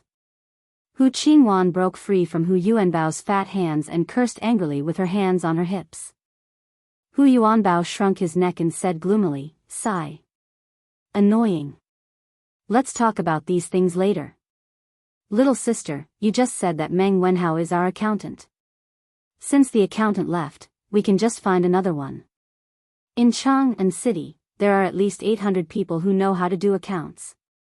Hu Qingwan stomped her feet angrily and said, No. I like Meng Wenhao. You have to help me find a way to keep him. Even though Hu Yuanbao was used to his sister's outspoken words, he couldn't help but be shocked when he heard this sentence. He was stunned for a while before he said, That, little sister, didn't you say that you would wait a few years before getting married? If you have someone you like, wouldn't I have to help Dad manage the store a few years in advance? Little sister, do me a favor and give me a few more years. Hu Yuanbao, I'm going to kill you. Changle? Qingxian? Why are you here? On this afternoon, Li Zixuan had just returned from the workshop when he saw the two siblings, Li Qingxian and Li Lizzie, coming over. Changle was talking to Han Yushi, but Li Qingxian awkwardly didn't have anything to talk about. His eyes kept looking outside. When he saw Li Zixuan return, Li Qingxian's eyes lit up, and he hurriedly called out, "Little Xian, you're finally back." "Husband." "Brother little Xian." Han Yushi and Changle looked over and hurriedly stood up to greet him. Li Zishuan nodded in agreement. He walked into the front hall, and everyone sat down again. Li Zishuan asked again, "Qingxian, Changle, why are you here today?" Li Qingxian opened his mouth to answer, but Changle beat him to it and said, "I'm here to chat with Sister Yushi. I haven't seen her for a long time, so I wanted to come over and take a look. It's quite boring to stay in the palace." "Haha. Looks like you're embarrassed to say it. Then I'll help you say it." At this time, Li Qingxian laughed loudly and interrupted, "Xiao Xian, Changle wants to sit in your celestial lamp, so I brought her here. I didn't see you here, so I wanted to sit for a while before returning to the palace. I didn't expect you to come back." Changle's cheeks heated up, and she said angrily, "Brother Crown Prince, you're talking nonsense. Didn't you want to sit too? Otherwise, why would you be so kind to bring Changle over?" Li Zishuan smiled and waved his hand. "Haha. It's okay, since you want to sit, then go ahead. It's not like it's a rare item. But didn't I already give the blueprint of the fairy lamp to His Majesty earlier?" Calculating the time, the craftsman who will be supervising can make 1 or 2 fairy lamps by themselves. Li Qingxian shook his head and said, "They can make it, but how can the fairy lamp they make be as stable as yours, little Xian? Your fairy lamp has been used for several days without any accidents, so I came over with Changle." Qin Ke originally said that she wanted to come over, but Yan Xiaoning called her to Yunshan. Li Zishuan suddenly understood and nodded. "Okay. Qingxian, Changle, follow me to the west courtyard. The fairy lamp is over there." The siblings nodded happily. After Han Yushi saw that Li Zishuan had returned to entertain the 2 second-generation emperors, she went to do her own things and didn't follow him. Hey, hey. Little Xian, don't untie this rope." When they arrived at the west courtyard, Li Zishuan was about to untie the long rope binding the fairy lamp when Li Qingxian hurriedly stopped him. "Why? If I don't untie this thing, how will the fairy lamp fly away later?" Li Zishuan was puzzled. Li Qingxian explained, "Just fly above your house, there's no need to fly out. Also, don't fly around on the fairy lamp like on the night of the Mid-Autumn Festival. As far as I know, Father won't like it." The general idea was, don't do that, Father won't like it. Li Zishuan was speechless. Chapter 584. All right. Then both of you can come up together. Li Zishuan already knew that Li Er didn't like fairy lamps flying everywhere. Otherwise, Li Er wouldn't have given him a hard time at the beginning. While cursing Li Er's stinginess in his heart, Li Zishuan checked the fairy lamp and said to Li Qingxian and Li Lizzie, Xiao Xian, aren't you coming up?" Li Qingxian was slightly startled. He looked at the unfamiliar fairy lamp and asked weakly. Although he had seen this thing before, he didn't know how to operate it. If some unknown malfunction occurred in the sky, wouldn't he and Changle be dead? Changle also looked at Li Zishuan with some worry, but she didn't question him. Li Zishuan asked curiously, "Of course I'll go up. If I don't go up, how can this fairy fly into the sky?" Li Qingxian opened his mouth wide and said in disbelief, Then why are you asking us to go up together? This thing can only hold 2 people at most, right?" Li Zishuan was speechless. "Who told you that this fairy lamp can only hold 3 people? There were 4 people on it last night. It's okay, come up together." After saying that, he took the lead and walked up, waving at the siblings. Li Qingxian was skeptical. After hesitating for a moment, he shook his head and said, No. It's better to do it one by one. This way, even if the fairy lamp malfunctions, you can still save Xiao Xian. Changle, you go up first." Changle nodded and said, "Okay." Then the little girl walked happily to the fairy lamp. Li Zishuan said helplessly, "Okay. Then let's do it one by one." However, he muttered in his heart, the richer and more powerful people are indeed afraid of death. After a series of operations, the celestial lamp slowly rose into the sky. Because there was a rope between the bamboo basket and the ground, the celestial lamp could only rise up to the height of a 4- or 5-story building. Moreover, the flying range was limited to the western courtyard. Facing the afternoon breeze, Li Zixuan's exhausted body and mind were greatly relaxed at this moment as he looked at the 108 streets of Cheng, and in picturesque disorder. If it weren't for Tranquil and Li Qingxian beside him, he would definitely roar a few times to relax. The main thing was that there were too many things to do recently. Li Zixuan had never felt so tired, mentally and physically. Wow! Cheng and city look so beautiful from the sky. It's so beautiful. After the fairy lamp stabilized, Tranquil walked to the edge of the bamboo basket and held it. She couldn't help but exclaim as she looked at the scenery below. The sun's reflection on her pink palace dress made her look like a fairy princess who had just come out of the palace. She was beautiful and beautiful. Haha. That's right. In this world, I'm afraid there's no city more beautiful than Chang'an. When Li Zixuan heard this, he sighed faintly and said, "Those who were born in this era were very lucky. Those who were born in this era and in Chang'an were extremely lucky. They sat in the world's #1 city and enjoyed the protection of the most powerful empire in the world. Wherever they went, they could hold their heads high and not be bullied. But now, he, a person with a modern soul, had inexplicably entered this time and space. Everything he did now would speed up the Tang Empire's path to invincibility. Although it was a little tiring, it was all worth it. After the academy was built, he would be much more relaxed." Brother Xiaoxian, have you been to many places?" Tranquil turned around and asked crisply. Li Zixuan shook his head and said, "No, I don't like to travel. But I've heard my master talk about many interesting places." "Oh." Tranquil nodded and looked at the bulging ball-shaped canopy above her head. Suddenly, she asked, "Brother Xiaoxian, if we let this celestial lamp fly all the way up, will we fly to the moon? Then, we'll be able to see Fairy Chang'e." Li Zixuan was amused by her childish words and couldn't help but laugh. "How is that possible? The moon is at least a few 100,000 miles away from us. How can we fly to the moon with this little celestial lamp? Also, we won't be able to breathe on the moon. We'll suffocate to death." Tranquil opened her mouth in shock and said in disbelief, "Ah? That's so far. And according to what Brother Xiaoxian said, how does Fairy Chang'e live on the moon? Don't deities need to breathe?" "Haha. There are no deities in this world. Chang'e is just an ancient legend. There's nothing on the moon either. It's just a lonely rock without any life." "Brother Xiaoxian, you know so much.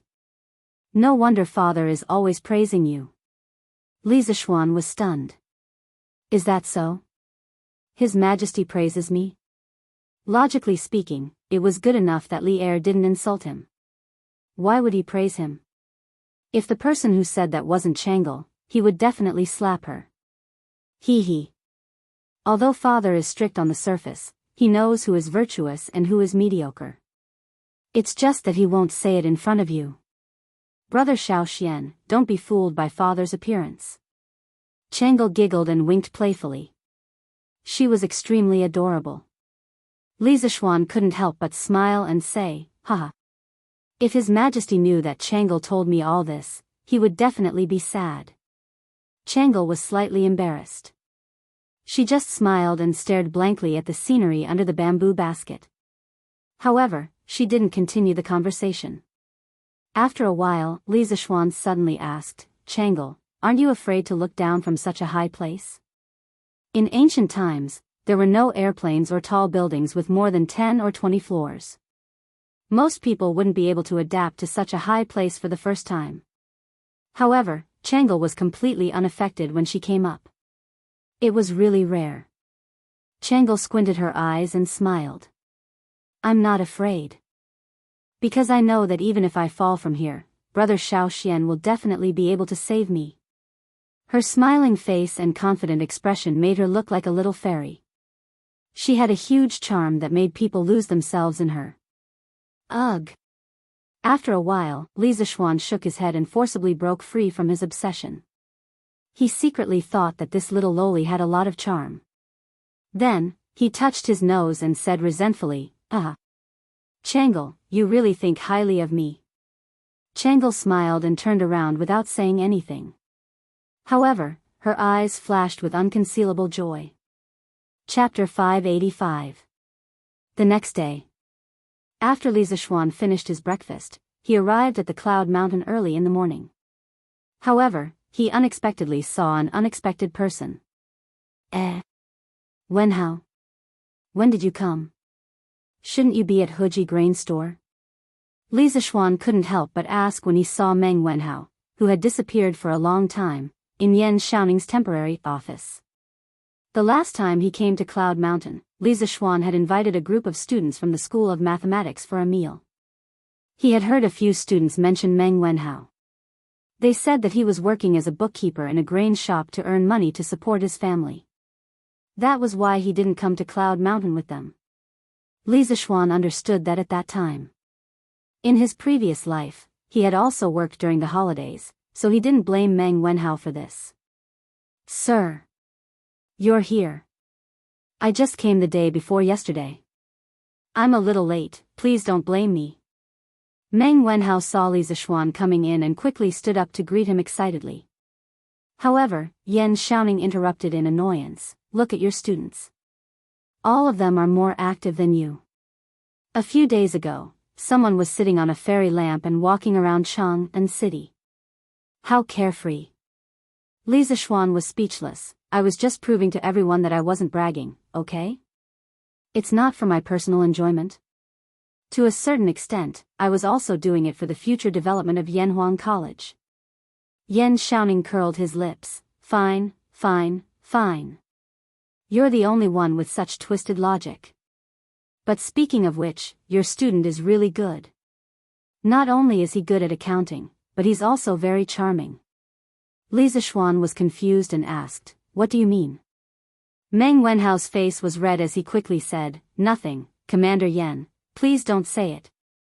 This is something to be proud of, what's there to be embarrassed about? Yan Xiaoning patted Meng Wenhao's shoulder and laughed. Then, he said to Li Zixuan, little Xian, you still don't know, right? After you went to Huji grain store, not only did you beat their 4 bookkeepers in mathematics, but you also almost kidnapped their eldest daughter when you left. TSK, Tisk. Li Zixuan was taken aback and asked with great interest, oh? There was such a thing? Xiaoning, quickly tell me about it. After saying that, this guy quickly moved a stool over and sat in front of Yan Xiaoning. He looked like he was eager to hear some gossip. He didn't look like a gentleman at all. Meng Wenhao's eyelids twitched as he watched. He was speechless. Yan Xiaoning, on the other hand, was used to Li Zixuan's impulsive personality. He also sat down and began to tell Li Zixuan about Meng Wenhao's romantic affairs. Thus, the 2 men in the room began to gossip while the half-grown young man was sitting awkwardly at the side. After a few minutes, Li Zixuan understood the whole story. He stood up and laughed, Wenhao, you're really something. You haven't even graduated and you've already learned how to flirt. Haha. Not bad, not bad. Meng Wenhao was embarrassed. Although he didn't know what flirting meant, he could roughly guess. He muttered, Sir, I just want to use what I've learned to earn some pocket money. I don't intend to provoke anyone. Li Zixuan waved his hand and said, Haha. You don't have to explain to me. I still believe in your character. But why didn't you accept the eldest daughter of the Hu family? This. Meng Wenhao scratched his head in embarrassment. He didn't know how to answer. Li Zixuan looked at Yan Xiaoning and asked, is it because of her appearance? Xiaoning, what does the eldest daughter of the Hu family look like? Yan Xiaoning held back his laughter and said, her facial features are all right. It's just that, her figure is slightly plump. There's nothing bad about it. Oh. Li Zixuan replied with a meaningful, oh. Meng Wenhao quickly said, Sir, it's not because of her appearance. It's just that I'm still young and haven't considered marriage. Yan Xiaoning curled his lips and said, "Tisk, pretentious. If it wasn't because of her appearance, then it would be weird." "Oh, right." Li Zishuan suddenly thought of something and asked, "Xiaoning, don't you like girls with plump figures?" He remembered that many books in his previous life wrote that the Tangs viewed plump people as beautiful. Logically speaking, since Miss Hu's facial features weren't bad and her figure was slightly plump, such a girl should be more popular nowadays. But looking at them now, it was obviously not the case. Yan Xiaoning said in disdain, "Go. Who said that I like girls with plump figures? I don't see you like girls like that. Why do we have to like them? Wenhao, do you like girls like that?" Meng Wenhao hesitated for a moment but still shook his head. Li Zishuan sweated and thought to himself, "Did I remember wrongly again?" He didn't remember wrongly, he was just misled. In his previous life, the saying that the Tangs viewed plump women as beautiful had been around for a long time and was widely spread. Some experts, after some research, asserted that the Tangs did view plump women as beautiful. They also pointed out several reasons why the Tangs viewed plump women as beautiful. The Tangs' economy was prosperous, and people had the means to eat well and wear warm clothes to maintain healthy and plump bodies. The Tangs' culture was open and inclusive, and they were generous and fat. The Tang Xinbei bloodline in the Tangs' royal family made them innately fond of women with strong bodies. In reality, this saying was wrong, or at least not accurate. The reason why people thought that the Tangs viewed plump women as beautiful was mainly based on Yang Guifei's body shape and the images of women in the Tangs' palace paintings and paintings. In fact, as long as one looked carefully at the famous Tangs Yan Liben's walking carriage painting and Zhou Fang's flower hairpin painting, it was not difficult to find that the palace maids and ladies in the paintings were not plump at all. The 9 palace maids in the walking carriage painting clustered around Li Shimin as they walked slowly. Some were carrying the carriage, some were holding umbrellas, and some were holding fans. They all seemed to have some strength and were definitely not sickly beauties who could not stand a gust of wind. However, looking at their figures, they were all quite slender. The women in the flower hairpin painting were probably of noble status and slightly older. Their figures were slightly plump, but their standing posture was graceful, as light as the spring breeze brushing the willows. There was no doubt that their figures could be described with the word slender. Regarding Yang Guifei, there were records in the literature that she was fat and afraid of heat. For example, the Legacy of Kaiyuan Tianbao said that she was fat and hot until summer. However, Yang Guifei's fat body was definitely not as plump as people said today. At most, he had some muscles, which was what the outside biography of Yang Taizhen called just a little bit of muscle. A person who was good at dancing, the rainbow-colored feather dance, was her representative work, would definitely do a lot of physical exercises, so it was normal to have a bit of muscle. Yang Guifei's fear of heat was actually not because she was fat, but because of her physique. According to the Legacy of Kaiyuan Tianbao, Yang Guifei often went to the back garden in the early hours of the morning to suck on the flower dew to moisten her throat. In order to moisten her lungs, Yang Guifei would have a piece of cool jade fish in her mouth every day in the summer. Moreover, there were no historical records that showed that Yang Guifei was favored by Emperor Ming of the Tang dynasty because she was fat or plump.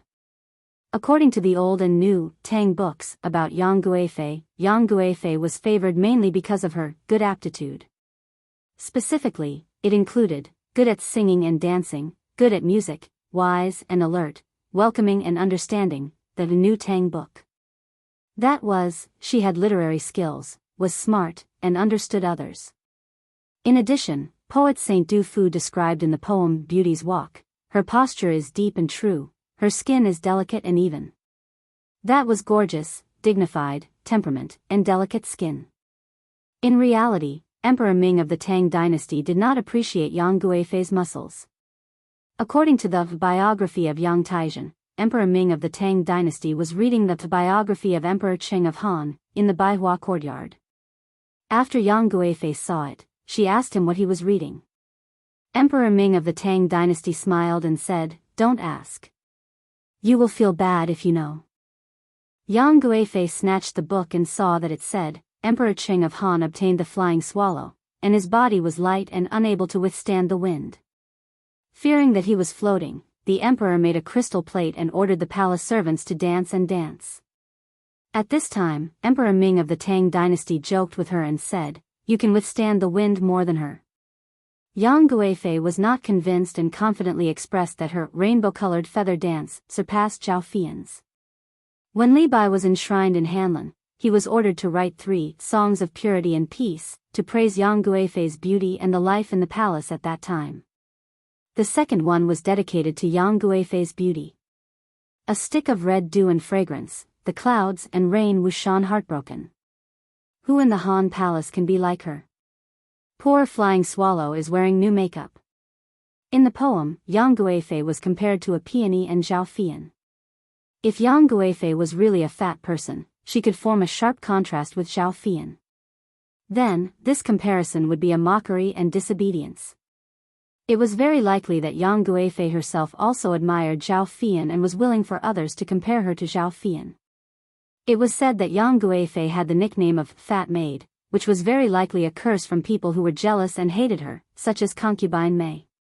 From this, it could be seen that people at that time did not view fat as beauty. The most interesting were 2 lines of Bai Zhi's poem, A Fat Horse Walks Fast, A Prostitute Sings and Dances, 3 poems with feelings. Fat horses are beautiful, the 6 horses of Zhaoling are all fat and strong, but thin and tall prostitutes are beautiful. Being fat is an unforgivable flaw for prostitutes. The famous poet Du Mu met a fat prostitute in Xianxi, a bar girl, who urged him to drink. He immediately wrote a poem that was extremely sarcastic and ugly. Take a look. At that time, Pangu had a distant grandson, and he still ordered today to show off his family. A cart of white earth covered with mud, and 10 red flags patched up. In the Wagwan temple there were traces of footsteps, and in front of Huaihua mountain there were palm marks.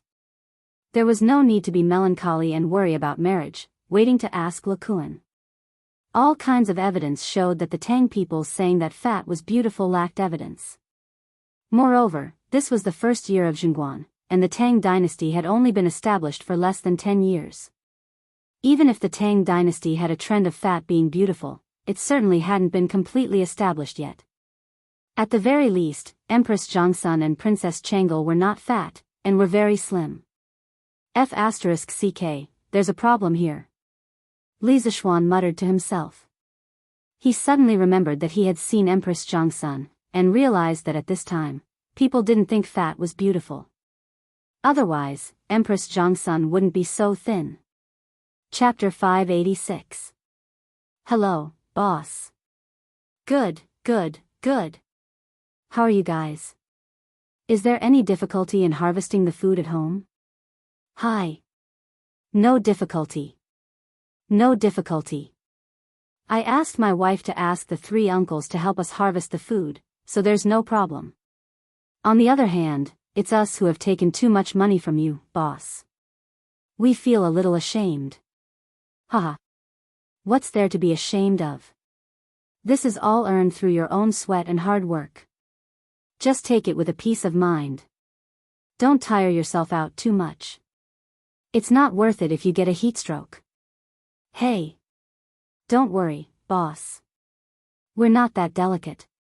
Besides, Commander Yen doesn't let us work in the afternoon. We won't get a heat stroke even if we want to. After teasing Meng Wenhao in the house, Yen Xiaoning brought Li Zishuan to inspect the construction site. Li Zishuan looked at the tall buildings that rose from the ground and casually chatted with some of the workers by the roadside. Although it was called chatting, it wasn't really chatting. There was a lot of evidence that proved that a leader's occasional concern for his subordinates was very useful in improving the overall work efficiency. This couldn't be called showing off, but encouraging. Ever since Li Zishuan had brought the first crane to Yunshan, more and more people had discovered the huge advantage that machines had over humans. In response to Yen Xiaoning's strong request, the workshop had sent more than 20 cranes one after another. This was a sharp weapon that was ahead of the times. In addition to the large number of workers, it directly led to the construction speed of the academy to be greatly improved once again. Now, the situation on Yunshan was really changing day by day. Xiao Xian. A few old masters and I estimated that the main building of Yanhuang College, the bishop, canteen, dormitory, bathhouse, and library, will be completed by the end of this month. Walking on the hard and flat cement road, Yan Xiaoning felt quite emotional. He had never seen such a cement road and such high-rise buildings before, but now he had built them, which filled him with a sense of achievement. Perhaps with this academy, he could be ranked as a top master architect like his father. At this time, the two of them arrived at the back of the college. Yan Xiaoning said to Li Zixuan. Li Zixuan heard it and said in surprise, "So fast?" Yan Xiaoning laughed and said, "Heh. It's not that fast. Little Xian, on your way here, you should be able to see that many of the buildings are about to be completed. In the future, I plan to divide these 10,000 people into 3 groups. One group will do the interior decoration of these buildings, another group will build other buildings, and the other group will follow your previous plan to create scenery for the academy. They will transplant trees and flowers, build fake mountains, dig lakes, and also build that sports field you want to build." Li Zixuan thought for a while and agreed, "Yeah. We'll do as you say. After the main building of the academy is completed, don't be in a hurry to dismiss the craftsmen and commoners. The later construction of the academy has been completed, and I don't lack money now. Also, in addition to the buildings that I have planned earlier, I need you to send a group of people out to help me build some independent buildings behind the academy. I will give you the blueprints later." Yan Xiaoning asked curiously, "What do you want these small buildings for?" Li Zixuan laughed and said, "Xiaoning, didn't you read the newspaper earlier? The academy will assign some professors to their own houses. Although the academy doesn't have any professors now, I have to prepare these houses in advance. You can't go back on your words. The environment here in Yunshan is beautiful, and I believe many people will be willing to live here. Later, I will find a good location here and build a house for myself." Yan Xiaoning was speechless and said, "I think you have too much money and nowhere to spend it. If you build a house here, how many days can you stay in a year?" Li Zixuan didn't think much of it and said, "That's hard to say. Who knows, maybe I will always live here." "Hey, Xiaoning, don't you want to consider building one too? The house I want to build is different from the one we are living in now. You will definitely be jealous when you see it."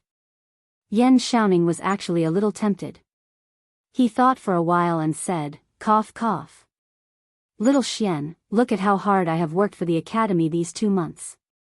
Aren't you going to give me a house for free?" Li Zixuan sneered and said, "Che. In your dreams. At most, I will give you a 20% discount based on the cost of the house. The rest will be from me." Yan Xiaoning said angrily, "F***ck. You are too much, aren't you? If you are like this, I will quit. You can go find whoever you want." Hey. Don't. Let's talk about it. How about I give you a 40% discount? Not good, 50%? How about 50%? Hee. Then I will go back and pack my luggage. Hey. Don't. Consider it my bad luck to have such a bad friend. I will give it to you for free." After some bickering, Yan Xiaoning emerged victorious and obtained a Cloud Mountain villa that had yet to be built for free. Although Li Zixuan looked angry on the surface, he wasn't angry at all in his heart. Firstly, he didn't really care about this little bit of money. Secondly, Yan Xiaoning had a share in the first batch of Cloud Mountain villas. What he said just now was just a joke. "Xiaoning, how do you think the academy will solve the water problem in the future?" Li Zixuan came to Yunshan today not only to inspect the progress of the academy's construction, but also to solve the academy's water problem. However, after walking around Yunshan for so long and even walking around the forest behind the academy, he still did not see a waterfall or a river. This made him a little disappointed, so he asked. Yan Xiaoning was happy that he finally got some benefits from the miser, Li Zixuan. When he heard this question, he could not help but be stunned and answered subconsciously, "What's so difficult about that?" There are so many wells in Plum Village and the Han family village at the foot of the mountain. Also, there is the Ba River beside Plum Village. Is there a lack of water? We just have to find some people to carry water up every day. Li Zishuan shook his head and said, this is not a long-term solution. The scale of the academy will definitely get bigger and bigger, and there will be more and more students. When that time comes, how can the academy's daily water consumption be met by just carrying water up the mountain? Yan Xiaoning was helpless and said, then what do you think? Li Zishuan thought for a while and asked, Xiaoning, do you think we can use a water wheel to carry water up the mountain? Things like water wheels didn't require a lot of technology. Tubular water wheels had already appeared in the Sui dynasty. Many protagonists in time travel novels who went to ancient times relied on water wheels to become famous. This was more or less inappropriate. Li Zishuan still had some knowledge of this common knowledge, so he asked directly. Chapter 587. Xiao Xian, are you talking about the water tanker? Yan Xiaoning looked at Li Zishuan on Yunshan Mountain and asked. Li Zishuan nodded, yes, it's the water tanker. If this water tanker doesn't work, I can design a new water tanker with more power and a longer transmission distance. He had several water tanker models in his mind, but he wasn't familiar with them. He didn't know if they could be used in Yanhuang College. If it weren't for the fact that the power system wasn't easy to solve, he would definitely build his own water tanker. For him, it was easy to build a water tanker, but the difficult part was the problem of the power required for the water tanker. He still lacked the materials for an internal combustion engine, and he didn't have a stable power supply system for an electric motor. Therefore, he could only rely on the water tanker. Although Yan Xiaoning was confident in Li Zishuan's creativity, he still shook his head and said, I don't think it's possible. Yanhuang College is too far away from Ba River, and the terrain is too high. It's impossible to use a water tanker to transport water. Even if it can be transported up, it can't be too much. Even if you can make a water tanker with more power, I think it's still useless and not worth the loss. Li Zishuan rubbed his eyebrows and seemed to be a little distressed. After hesitating for a while, he gritted his teeth and said, how about this, Xiaoning, help me find a group of well builders and ask them to find a suitable place on Yunshan Mountain and dig a few wells for me. In the early stage of the college, let's transport water from the foot of the mountain. Yan Xiaoning opened his eyes wide and said, are you crazy? Yunshan Mountain is so high, how can you dig a well? However, Li Zishuan shook his head and disagreed. Xiaoning, you're wrong. Although Cloud Mountain is relatively high, the trees on the mountain are dense and there's plenty of rain all year round. Some places can still be dug out. When the time comes, you can find an experienced craftsman and you should be able to find a few good spots. There's a saying that it's futile to dig a well on the mountain. Many people think that it's impossible to dig underground water because of the high terrain on the mountain. This is a misconception. In fact, there are places on the mountain where underground water can be found. Underground water didn't only exist on flat land, but also on high mountains. Sometimes, there was no water at all in places lower than the horizon. The existence of underground water was related to the structure of rock strata. Some rock strata couldn't store water, while some rock strata had confined water. Besides, there were soil, trees, and flowers on the mountain. These things were the main factors for storing water. If the soil and water were well preserved, it was not impossible to dig up water by just digging 2 or 3 meters. In Li Zishuan's previous life, one of his relatives had contracted a mountain to raise chickens. Because the mountain was high and there was no running water, his relative had hired someone to dig a well on the mountain. In the end, they only dug 1.5 meters before they found water. Therefore, when it came to digging a well, the terrain was not the deciding factor. Yan Xiaoning, on the other hand, didn't understand these things. He asked skeptically, can you really dig a well out of such a high mountain? Li Zishuan said confidently, definitely. Don't worry, Xiaoning. As long as the craftsmen are experienced and can distinguish the water level, they will definitely be able to dig a well in Yunshan. All right. Tomorrow, I'll arrange for someone to go to Chang and to look for a well builder. In Yunshan, the construction of the college was in full swing. In Datong Daily, there were waves of publicity about Gong Shui and Yanhuang College. When Gong Shui was first publicized, Ma Zhou had arranged for a group of people to study Li Zishuan's published articles. Many people in the editorial department had a deeper understanding of Gong Shui, so there was no need for Li Zishuan to do the publicity. There were plenty of people in the editorial department who were talented in this field. Therefore, recently, the news section of the newspaper was almost filled with the words Yanhuang College and Gong Shui. Under such fierce publicity, more and more people knew what Gong Shui was, and what kind of college Yanhuang College was being built outside Chang'an City. Gong Shui, Yanhuang Academy. In an instant, their momentum was like a rainbow. Of course, in the past, there would be many Confucian defenders who would jump out and criticize Li Zishuan for bragging about Gong Shui in the newspaper. However, since Cui Yunhan left Cheongzhou and Li Zishuan flew to Chang'an City in the middle of autumn, almost all the voices of opposition died down.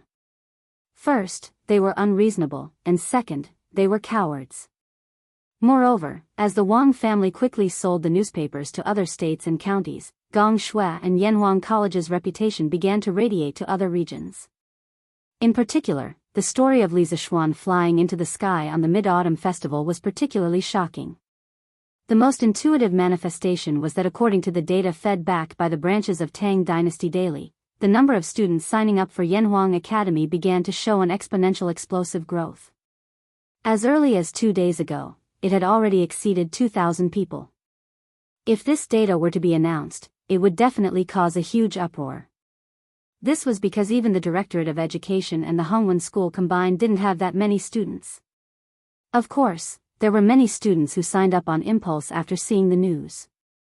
It was very likely that they hadn't fully grasped the subjects of Yanhuang College's entrance exam.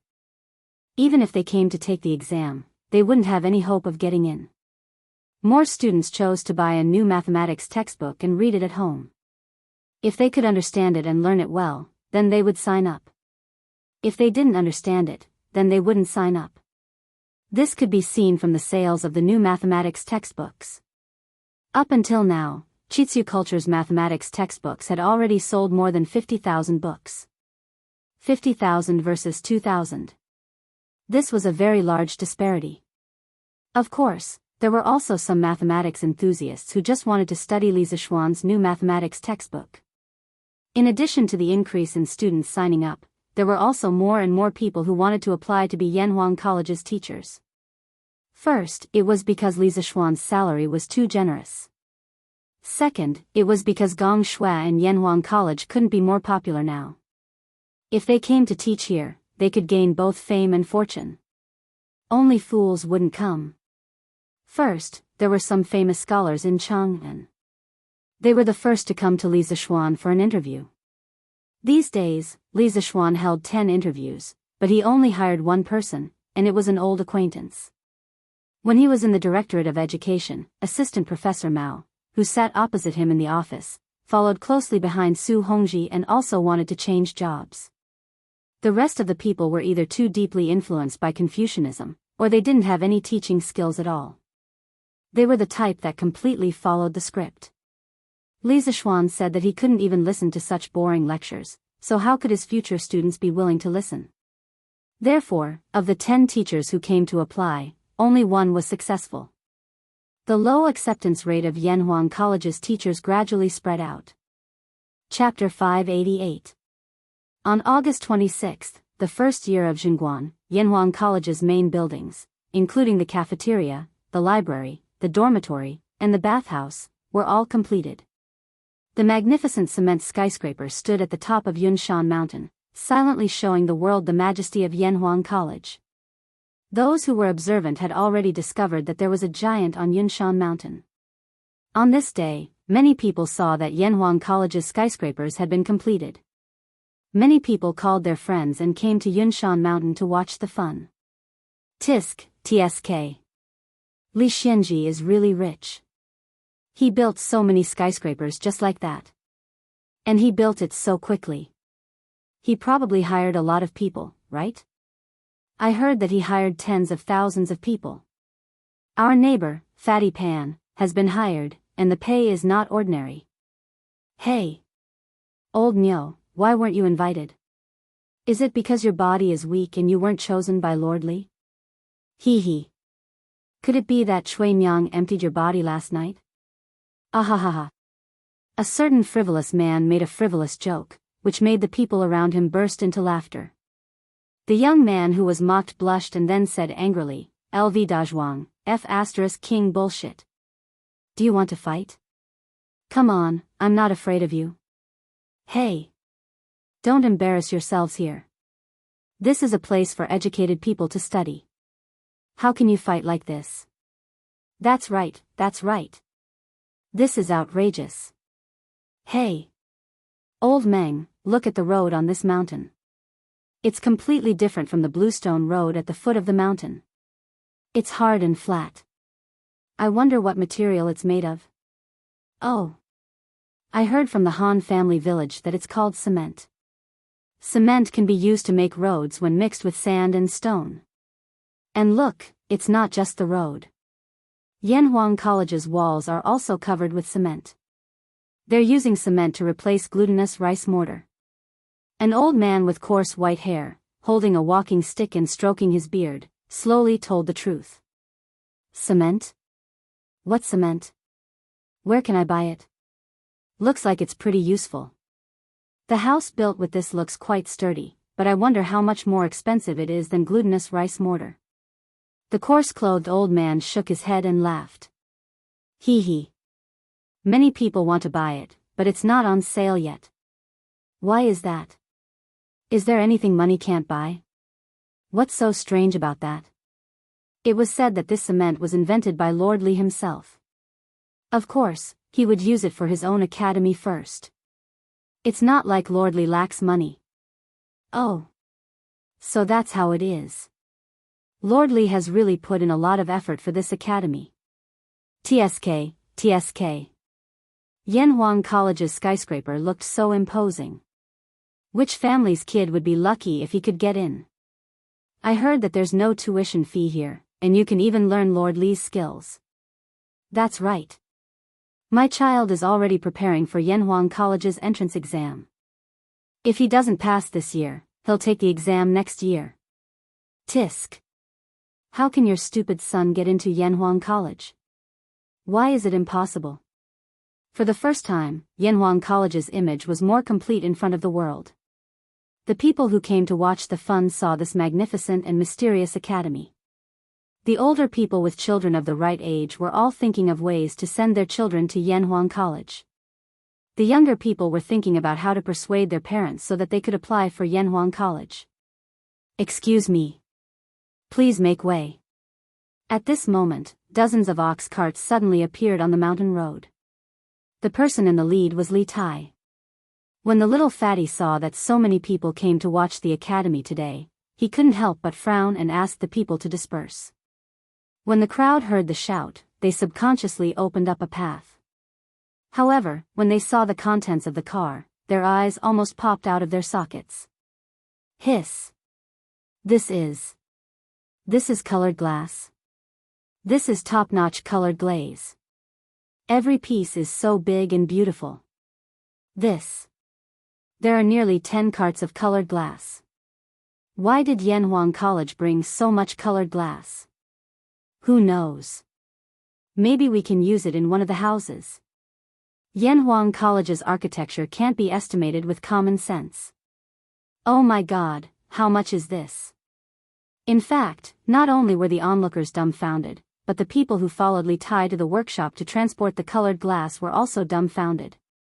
In this era, colored glass was worth as much as gold. When these people saw so much colored glass in the workshop in the morning, they were almost blinded. However, after walking for such a long time, they gradually got used to it. At this time, when they saw that there were people who were as shocked as they were at the beginning, they more or less felt a sense of superiority. Be careful. Come, bring all this colored glass to Guanghua building first. We'll have to make 2 more trips later. Li Tai commanded the convoy as he spoke in a clear voice. When the onlookers heard that, they almost fell to the ground. So this amount of colored glass wasn't enough? They still had to make 2 more trips. Today, they finally saw what it meant to be a rich person. Even gold was transported by carts. But soon, they also understood why Li Tai brought so much colored glass over.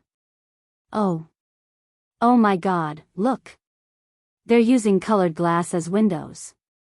A sharp-eyed young man suddenly saw 3 craftsmen installing a piece of colored glass on a gap in the wall on the first floor of Yanhuang College's main building.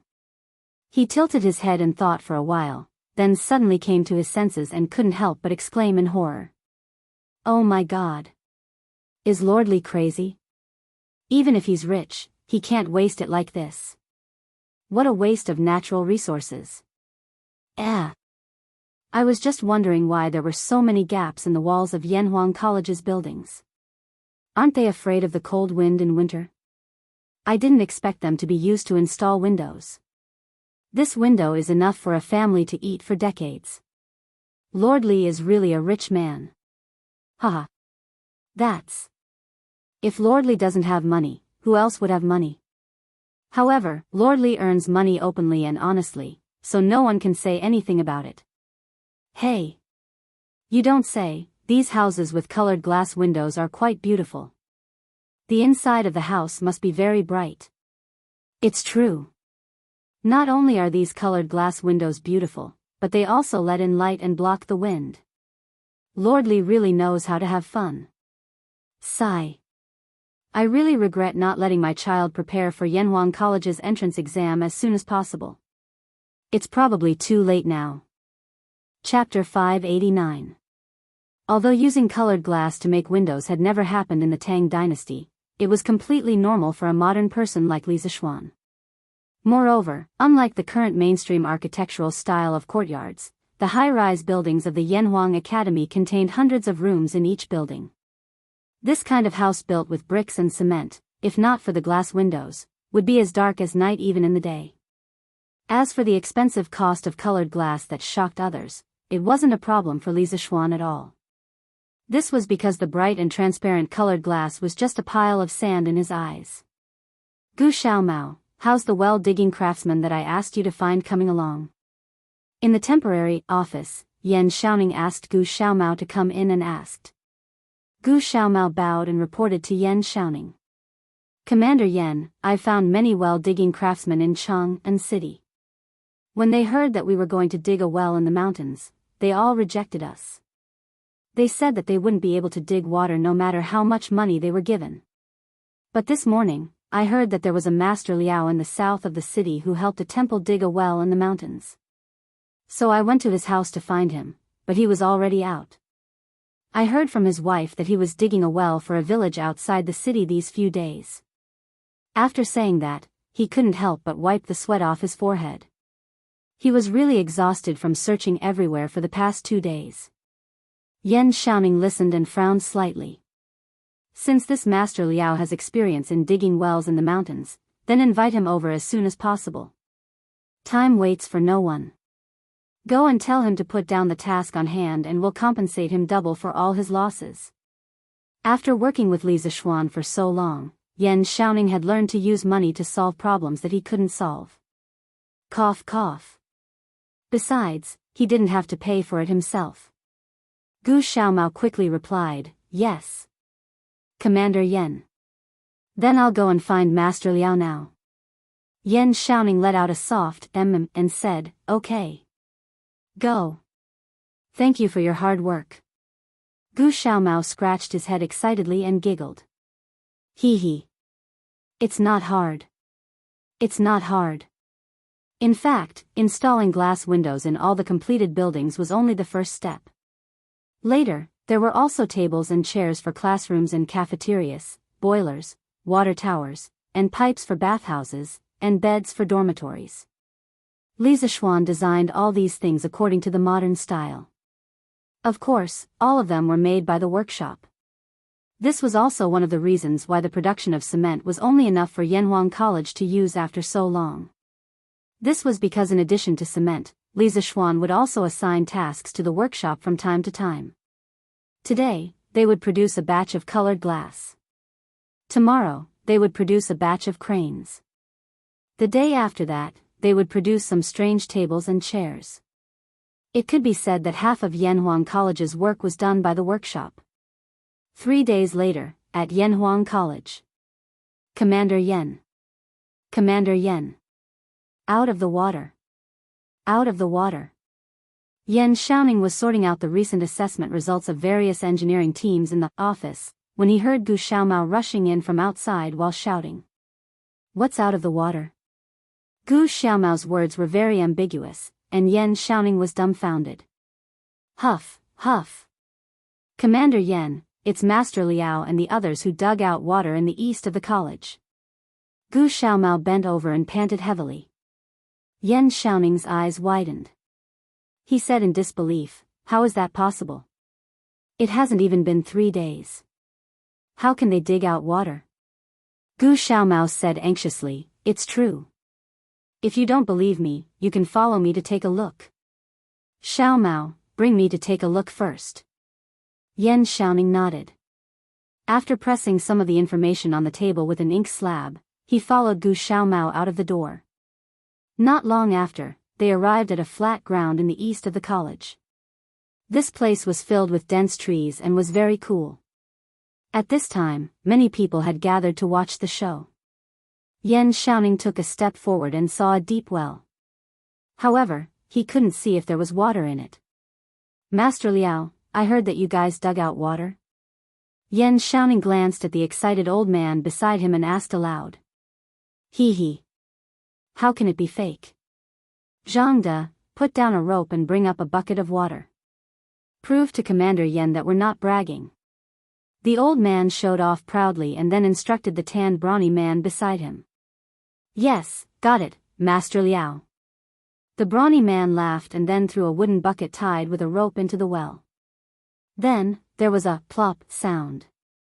Although the bucket wasn't out yet, Yen Xiaoning no longer had any doubts at this moment. After the tanned brawny man brought out a bucket full of well water, everyone exclaimed.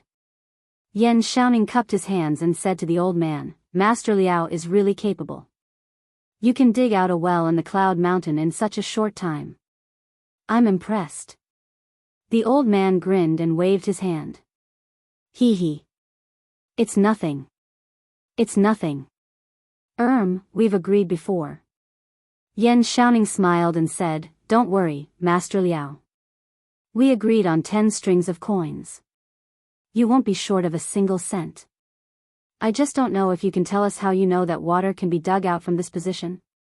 The old man's face turned serious and said seriously, It's not that difficult.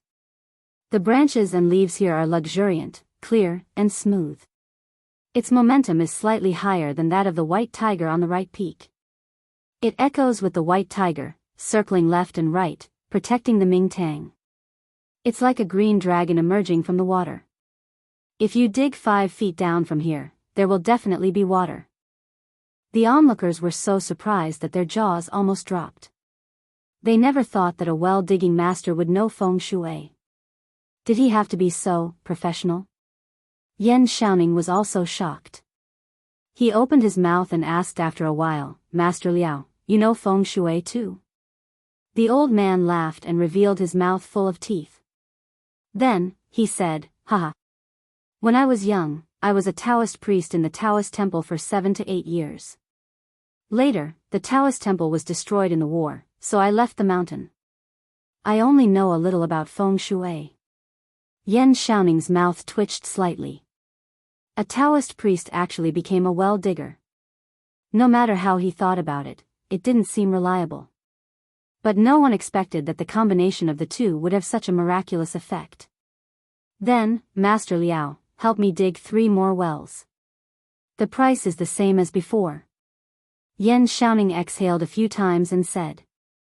Yanhuang College covered a huge area. 1 well was definitely not enough. Yen Xiaoning didn't expect this old man to be so efficient at digging wells.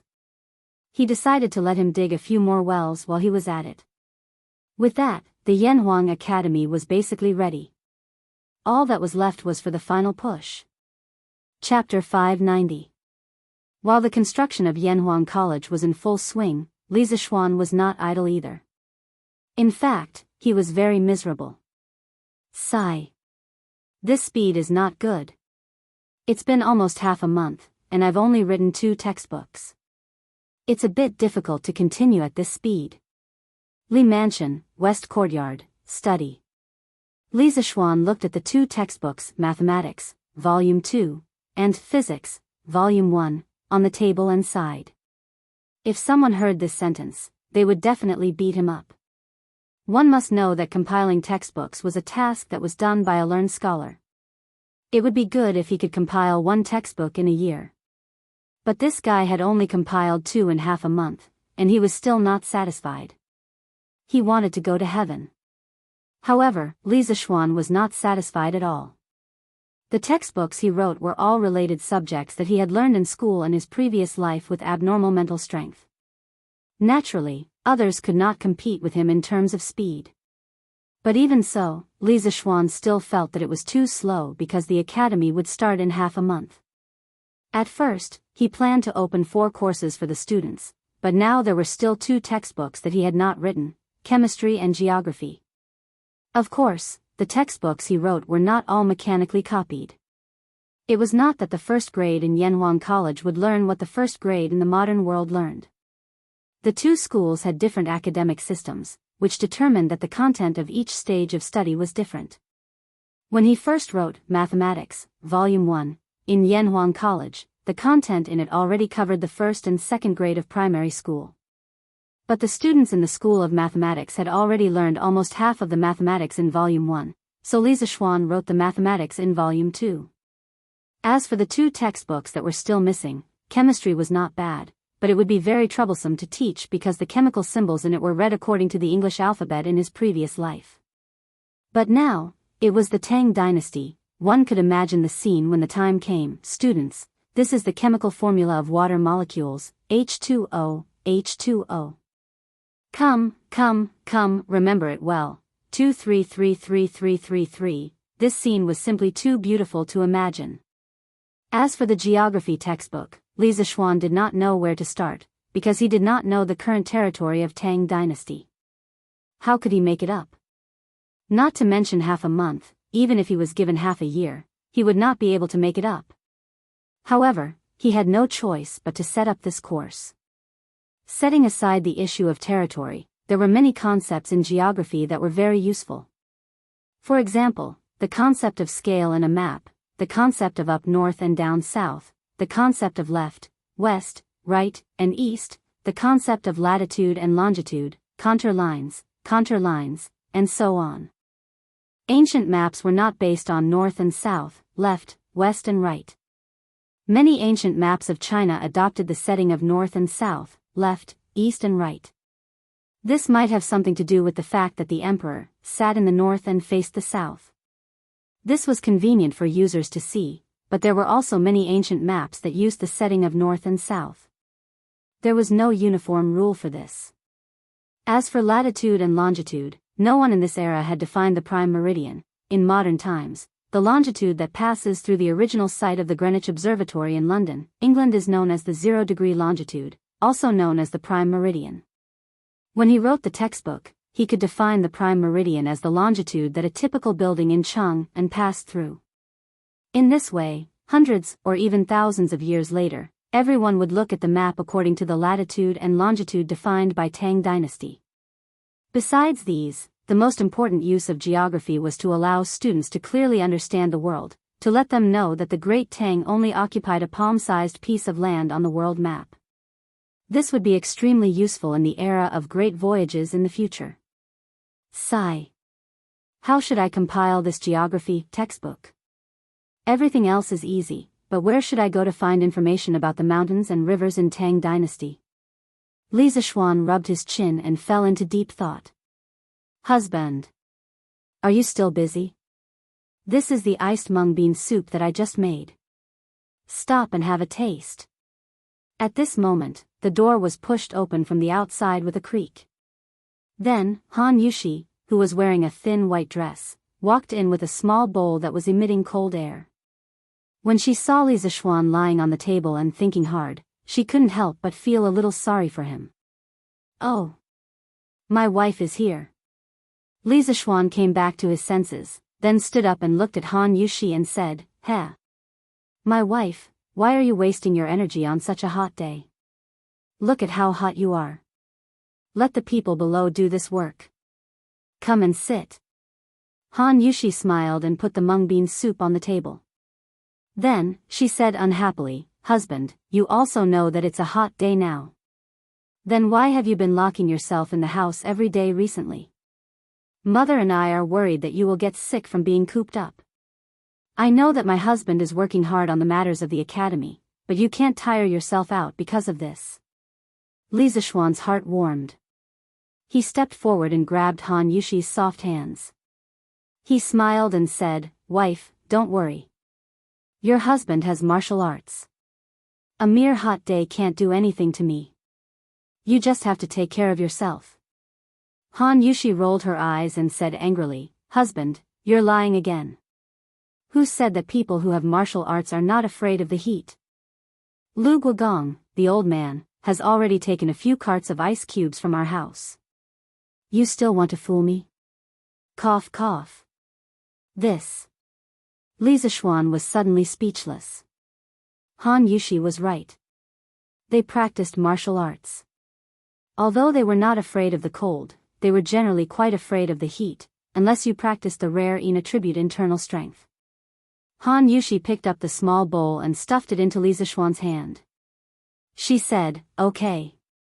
I know that my husband is busy, but you should drink this bowl of mung bean soup first." How could Li Zishuan disagree? He quickly nodded and replied, "Okay, okay, okay. I'll drink it now." After saying that, he gulped down the bowl of mung bean soup in one gulp like a cow drinking water. A wave of unbridled coolness instantly erupted from within him, and he couldn't help but exclaim, "Refreshing." Han Yushi smiled and put away the bowl. Then, she turned around and prepared to go out. However, she paused at the door and hesitated. "My husband seems to have encountered some difficulties. My ability is limited, so I'm afraid I can't help much. However, my husband can go out for a walk and relax. Don't you have so many friends? You can ask them for help. There's no need to build a cart behind closed doors. I've been relying on the help of many people since I was young. Otherwise, I wouldn't have been able to marry my husband." After hearing this, Li Zishuan was silent for a while. Suddenly, he laughed and said, "I got it. Haha. Wife, you're really my lucky star." Chapter 591. "Qingke, you stop first. What's wrong? Xiao Xian, what's the matter? You stop first. Gu Xiaomao, from now on, you'll be the leader of the 8th team of the 1st Regiment. You'll be in charge of all the missions on Qingke." That afternoon, Li Zishuan went straight to Yunshan. After asking a craftsman, he found Li Tai, who was teaching others how to use the crane. He cut to the chase and went straight to the point. Li Tai, on the other hand, was dumbfounded. "Little Xian, what are you doing now? Why did you remove me from the team leader position for no reason?" Li Zishuan couldn't be bothered to talk nonsense with this little fatty under the hot sun. He dragged him away and said, "What do you mean by removing you from the team leader position? You brat, are you addicted to playing here? Come back to Chang and with me." Li Tai tried to break free but couldn't. He could only ask, "Why are we going back to Chang'an? Did my father ask you to call me back?" Li Zishuan was furious. "I'm not a eunuch who delivers messages to Second Master Li. Why would I come all the way here to deliver an imperial decree for Second Master Li?" He paused and said angrily, "No, I'm here to promote you. How can a mere team leader be worthy of you, Qing Ke?" Li Tai was overjoyed and quickly asked, "Haha. That's good. That's good. Xiao Xian, are you going to promote me to a regiment commander?" Sigh. "Wait, why are you bringing me back to Chang, and if you promote me to a regiment commander?" Hey, hey. Stop it. Bam. Get in. Why are you talking so much nonsense? San Bao, start the car. Li Zishuan tossed little fatty into the carriage with one hand and jumped onto the carriage himself. He then instructed San Bao. Luckily, Li Tai was still young. Otherwise, when he was in his 20s, he probably wouldn't even be able to enter the carriage. Luckily, Don't Touch Me was sturdy. Otherwise, with the little fatty's current weight, an ordinary carriage wouldn't be able to withstand his weight. Sigh. No, little Xian, what exactly do you want me to do? After returning to Chang'an, Li Zishuan directly brought Li Tai to the inner west courtyard of the mansion. Li Tai, who was following behind them, could not help but burst out in anger.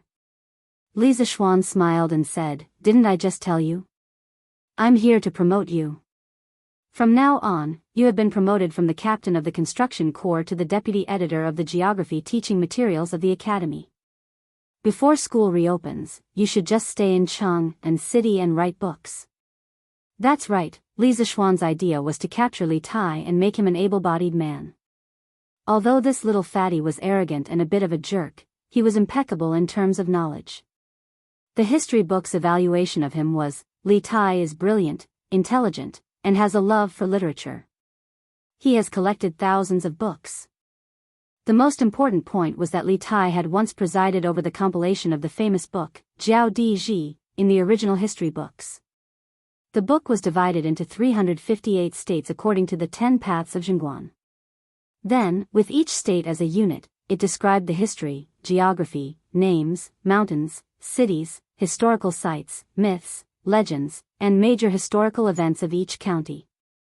The extensive collection preserved many precious information from the geography books of the 6 dynasties, which had a deep impact on the later generations. Therefore, it was more than appropriate to get this little fatty to help write the geography teaching materials. Moreover, Li Tai had a literature center in his hands. Everyone there was a knowledgeable scholar.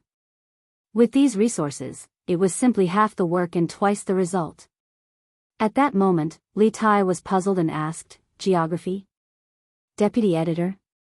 I definitely can't do that." Li Zishuan smiled and said, "Geography is similar to Shangshu Yugong and the classic of mountains and seas, but there are some new concepts added in it. You just need to be responsible for completing the part about the Tang Empire.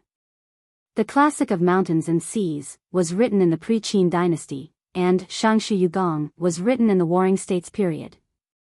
This was considered the earliest famous geography book in our country. The author of Shangshu Yugong used geography as the basis for his ideal political division.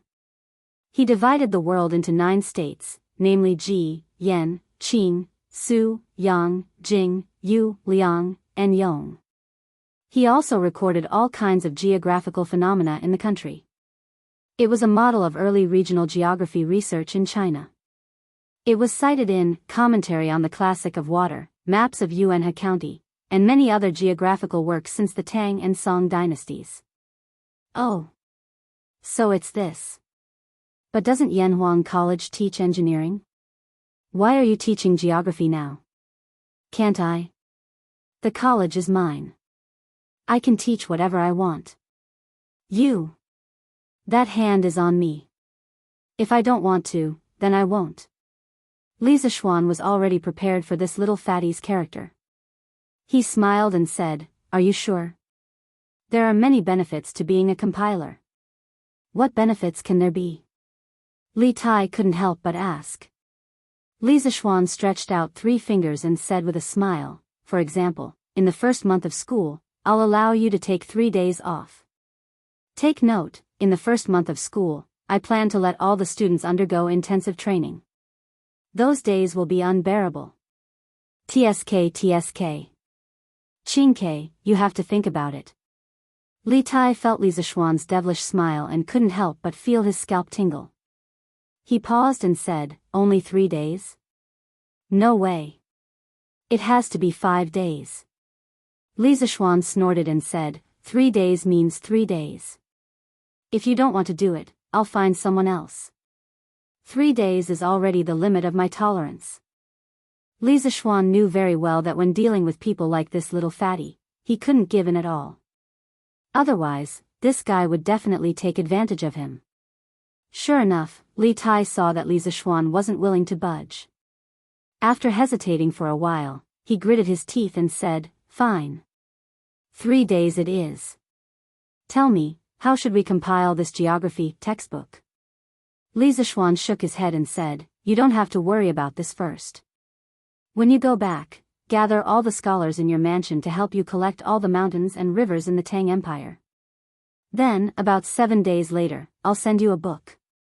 In this book, except for the part about the Tang Empire that has problems, the rest of the book and all the concepts in the book are all correct. When the time comes, you just need to make some adjustments on this foundation." This was also the most reasonable method that Li Zishuan came up with at the moment. First, make a complete copy of the modern geography book, then deduct the domestic part and give it to Li Tai to fill in. He believed that with this little fatty's understanding and ability, he could complete the whole book. Li Tai nodded thoughtfully and said, "Okay. Then I'll go back to the mansion to gather people. When your masterpiece comes, we'll start." "That's great." Chapter 592. After the little fatty left, Li Zishuan began another round of closed-door training. In the blink of an eye, another 7 days had passed. It was now September. In these 7 days, the renovations of the buildings that were previously completed in Yanhuang College had been completed. There were doors, windows, blackboards, tables, chairs, and lecterns in the classrooms. There were bunk beds, windows, and candlesticks in the dormitories. There were also small windows in the cafeteria that were similar to modern school cafeterias. There were also rows of neatly arranged tables and chairs. There were also rows of showerheads in the bathhouse. The current appearance of Yanhuang College was infinitely similar to that of a modern university. Other than the lack of electrical, multimedia, and other high-tech equipment, the gap between the two was getting smaller and smaller. From this point of view, Li Zishuan had spent a lot of money to buy a feeling of modernity. If a modern person were to transmigrate and see Yanhuang College, they would definitely think that they had transmigrated back. It was a pity that Li Zishuan had been busy compiling the teaching materials and did not see this scene at the first moment. "Feiji. Send this book to the Prince of Wei's residence now. You must deliver it personally. Do not lose it on the way." In the Li residence, Li Zishuan walked out of the west courtyard with a haggard expression. He handed a book to Pang Feiji and solemnly instructed him. Of the 4 teaching materials, the one that required the most effort was undoubtedly geography. Other than the names of various places that needed to be corrected, there were also many maps. It was very troublesome to draw. Even with Li Zishuan's abnormal mental strength, he was still somewhat exhausted after so many days of work. If not for the fact that this college was the foundation for his family to establish themselves in the Tang dynasty, he would not have worked so hard even if he was given a mountain of gold and silver. Speaking of which, when the geography was printed in the future, the workshop would have to spend a lot of effort. This was because the text could be directly printed with movable type. However, the maps and the like would have to be carved by a master carver before they could be printed. The cost of this would be much higher. "Yes, Lord Ju." Seeing Li Zishuan's serious expression, Pang Feiji knew that this book was very important. He put the book into his pocket and cupped his fists towards Li Zishuan. Go." Li Zishuan rubbed his forehead and waved his hand. Logically speaking, he had spent so much effort on this book. Of course, he attached great importance to it. If it weren't for the fact that he was too tired, he would have gone there personally. However, when Pang Feiji was handling things, he was very assured. At least, Brother Chicken had never made any mistakes. Pang Feiji brought the plain-looking textbook out of Li Zishuan's house. Other than feeling a little reluctant to give away the textbook that he had worked so hard to write, he did not really care about anything else. What he didn't know was that the book he didn't care about had caused a huge commotion in the imperial court. "Ha ha ha. Little Xian. I heard that you've been staying at home recently. Are you practicing martial arts in seclusion again?" Li Zishuan was about to return to the west courtyard to rest when he heard a hearty laugh from outside. Then, he saw the 2 brothers, Dugu Xian and Dugu Feiying, walking in from outside. The person who had spoken just now was Dugu Feiying. Li Zishuan felt that something was wrong. He squinted his eyes and looked at the two brothers for a while. He was a little surprised and said, "Ah, Xian, you've entered the master stage." The reason why he felt that something was wrong was because when the two of them came in, he could feel a strong aura rushing towards him. In the past, the two brothers would definitely not have such an aura. Then, he took a closer look and realized where the problem was. Dugu Xian had broken through. In just over a month, this guy had actually entered the master stage from the late stage of qi cultivation. How could he not be surprised? Dugu Xian nodded and walked over. He bowed deeply to Li Zishuan and said, "Thanks to you, little Xian. This is all thanks to you, little Xian, for helping me deduce the first 3 forms of the 9 swords beyond the swords. Otherwise, I'm afraid I wouldn't be able to reach the Grandmaster realm in my lifetime. I, Dugu Xian, will never forget your kindness. In the future, if you need anything, I'll do my best." "Yes, yes. Including me." Dugu Feiying also chimed in. Li Zishuan was stunned and said in disbelief, 9 swords of Dugu? "Ah, Xian, did you break through from the 9 swords of Dugu?" Dugu Xian nodded and said, "Yes. But I only helped you deduce the first 3 sword moves. How can you comprehend with only 3 sword moves?" Speaking of this, Dugu Xian's expression became slightly excited. "After I brought the 3 sword moves that you deduced back home, I practiced them a few times at first and found that they were extremely unfamiliar. Later on, I realized that this 9 swords beyond the swords could actually resonate with our Dugu family's solitary wind swordsmanship, so I tried to combine the two. Unexpectedly, I actually comprehended the last 2 moves of the 9 swords beyond the whip move and the rope move. Then, I asked for leave from His Majesty and temporarily left the affairs of the Northern Yamen Imperial Army to focus on breaking through. In the end, hard work paid off. With the first 5 moves of the 9 swords of Dugu and the solitary wind sword technique, I broke through to the master stage 3 days ago." Li Zishuan raised his eyebrows. He didn't expect Dugu Xian to have such a fortuitous encounter. He also didn't expect that the 9 swords of Dugu, a sword technique that only existed in novels, could actually resonate with the Dugu family's solitary wind sword technique. This was a little unbelievable. Also, it was no wonder that when Cui Yunhan brought the scholar to the Li residence to cause trouble, the commander of the Imperial Army sent by Second Li wasn't Dugu Xian, but a small soldier in the Imperial Army, Sun Jiping. Sun Jiping also said that Dugu Xian had taken a leave of absence for a while. He didn't expect that he had taken a leave of absence to go home and cultivate in seclusion. Haha. Congratulations on breaking through to the master stage, Xian. Looks like our Tang Empire will have another young tiger. After a moment of shock, he congratulated Dugu Xian from the bottom of his heart. He and Dugu Xian were friends who had gone through life and death together. For Dugu Xian to have such a fortuitous encounter, he would only be happy for him and would definitely not be jealous. Moreover, his 9 swords of Tai Xian was not inferior to the 9 swords of Dugu at all, so there was nothing to envy others. Dugu Xian shook his head and said, "This is mainly due to your help, Xiao Xian.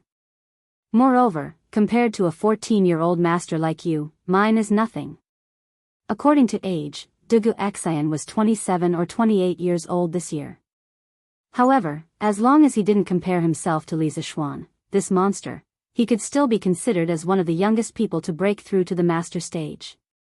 Li Zishuan smiled and said, "No matter what, this is something worth celebrating.